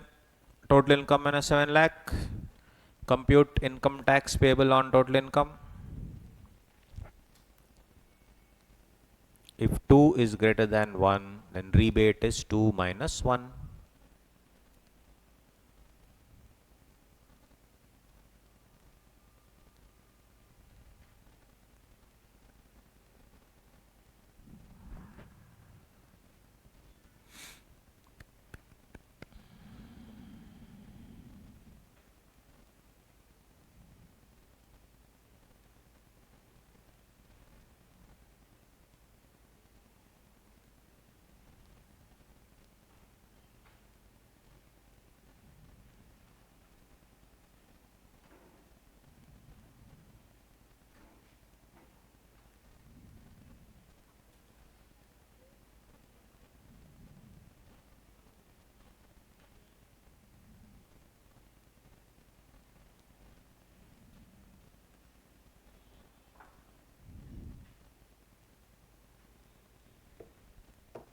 Got it?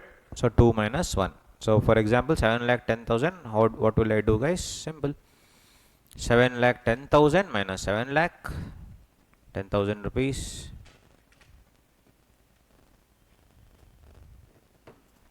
Income tax payable on 7.1 lakh 21,000 rupees. 21,000 minus 10,000 11,000 rupees. If 2 is greater than 1, then difference will be the rebate. If 2 is greater than 1, obviously 2 is greater than 1, difference is the rebate.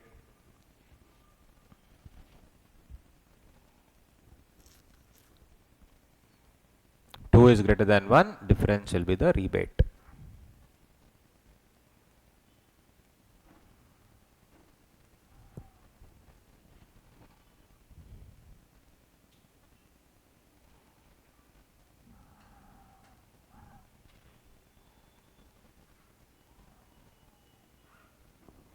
Understood? Yes. Now for 7 lakh 20, what's the answer? 2,000. How? 7 lakh 20 minus 7 lakh 7 lakh. So 20,000. Second one, income tax payable on 7.2 lakh is how much? 22,000. Is 2 greater than 1? Yes. What's the discount? 22 minus 20. 2,000. That's all. So this is the concept of rebate. So you should be alert whether it's old regime or new regime. Old regime, more than 5 lakh, no rebate. New regime, more than 7 lakh, rebate, but they have merged the concept of marginal relief. Right? Interesting. They have merged the concept of marginal relief. Everybody with me? Understanding? Yes. So lastly, 2-3 points here, guys. That's it. And we will end. No problem. Tomorrow and day after, of course, we will take extra. We will start slowly. And the target is finishing in the next 2 days house property. So when we come to PGBP, I'll explain the concept of income and we'll discuss each and everything there. You see, income includes profit and gains. This will directly go to PGBP. Income includes dividend. This will go to income from other sources, like that. So each of this is different heads of income. See here, capital gain chapter. All these are business income, winning from lottery, income from other sources. So the 5 heads of income, different examples are given under the heading income. And it is a inclusive definition. Means you already know what income is. Apart from that, these are the inclusions. So if they want to make it a wide scope, then they will use this particular meaning. Then you will also learn something called capital receipts and revenue receipts. Capital receipts are always coming from the capital account. For example, if I am receiving donations from you, called corpus donation, it is not revenue, it is a capital account, so it's a capital receipt, right? On the other hand, if I am selling off an asset, I am selling this projector, is it revenue receipt or capital receipt? Capital receipt. But if I am, 2 people are joining the classes, that is revenue receipt. So if capital asset are sold, it will be capital receipt. And if it is revenue related, business related, then it will become revenue receipt. So that, for example, a loan I am receiving, is it a revenue receipt? No, capital receipt. So loan, corpus donation, compensation, all these things are capital receipt. Generally, if I receive a loan, guys, is it taxable in my hands? No. Capital receipts are generally not taxable. Bank gives me a loan, 1 crore rupees. Will I take that in my total income? No. Capital receipts are not taxable generally. Revenue receipts are generally taxable. But there are exceptions. And then last part is diversion of income, application of income. Diversion of income is diverting from the source itself. Application of income is, for example, you will get 1 lakh income. You will pay 10,000 rupees for movies, 10,000 rupees for clothes, 10,000 rupees for food. This is called application of income. But in your total income for paying tax, you will show 1 lakh or 1 lakh minus expenses. 1 lakh only, no. Expenses up to you. You have to, tax is also an expense in that way. Diversion of income on the other hand, and one more example I'll give you. Is it application or diversion? You should see. I will tell my company, you don't pay me 1 lakh salary, you just pay me 80,000, 20,000 you can transfer to my dad directly. Is it application or diversion? No, that is also application, because instead of me getting it and me transferring it to my dad, I am just asking the company to do it. Ultimately, it's my income only, no? Correct? That is not diversion. So generally, you will get confused. I know you will tell diversion, I knew it, but that's not diversion. Diversion means diversion from the source itself in such a way that you cannot even take it into your account. So if I tell my company, instead of you transferring it to me and me transferring to my dad, I'll take the full income, no problem. But administrative process, directly you transfer to my dad, it's better for me. When I am showing my income, what I'll show? Full 1 lakh only, 20,000 I will tell transfer to dad. So I am requesting the company for them to transfer, that's all, nothing else. But what is real diversion? If an income is diverted from source, that is not taxable in my hands actually. Example, my father will tell, I have a 5 crore property. I will tell my dad, please give it to me. He will say, okay, but one condition, I don't trust you. So if you put that 5 crore property for rent, you will get, let's say, around 7, 8, 10 lakh rupees you will get rent. But I don't trust you. You will eat the full 10 lakh. I will give that 5 crore property to you if you give 50% of the rent you should transfer to your mom. If you don't agree to this and sign on it, then that property does not belong to you. indirectly is telling he will give me the property, but only how much property he will give me? 50% of the property. The remaining 50%, the income, I do not have a right only. Correct? Is this application or diversion? Diversion. My dad is telling income 10 lakhs, 5 lakhs to my son, 5 lakhs to my wife. That's it. If it is 8 lakhs income, 4 lakh, 4 lakh.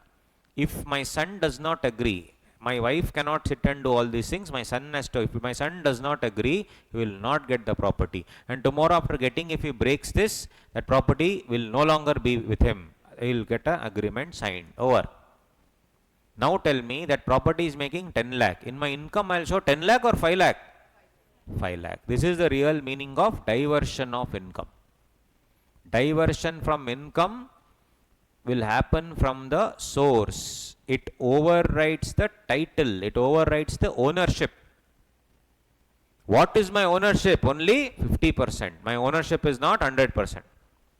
Okay, I will be the owner of the property, but will I have control over the income? No. Income, how much I will not have control? 50% I will not have control. This is the true meaning of what? Diversion of income. Got it? See here, example, you will understand. It is called, it overrides the title, means overrides the ownership. Please read this one paragraph, page number 1.15. Diversion of income, it is not taxable. Application of income, taxable. I receive 1 lakh, I will give 10,000 rupees to my friend. Full 1 lakh is taxable. How you spend your money, I don't care. I will tell my office, please transfer some money to my father, my wife, my girlfriend, whatever. Then that is also application only. Instead of me transferring, I am requesting them only to transfer. It will be easier. Administrative procedure easy. Okay. Read. If it is diversion, guys, then I can exclude it from my total income. Like my dad telling 50% only belongs to you. Then I can only take 50%. But I am getting the full money, then transferring, or I am telling them, don't send it to me, send it to my somebody else. Instead of me paying, you only pay. All that is still application of income. Got it? Yes. So that ends the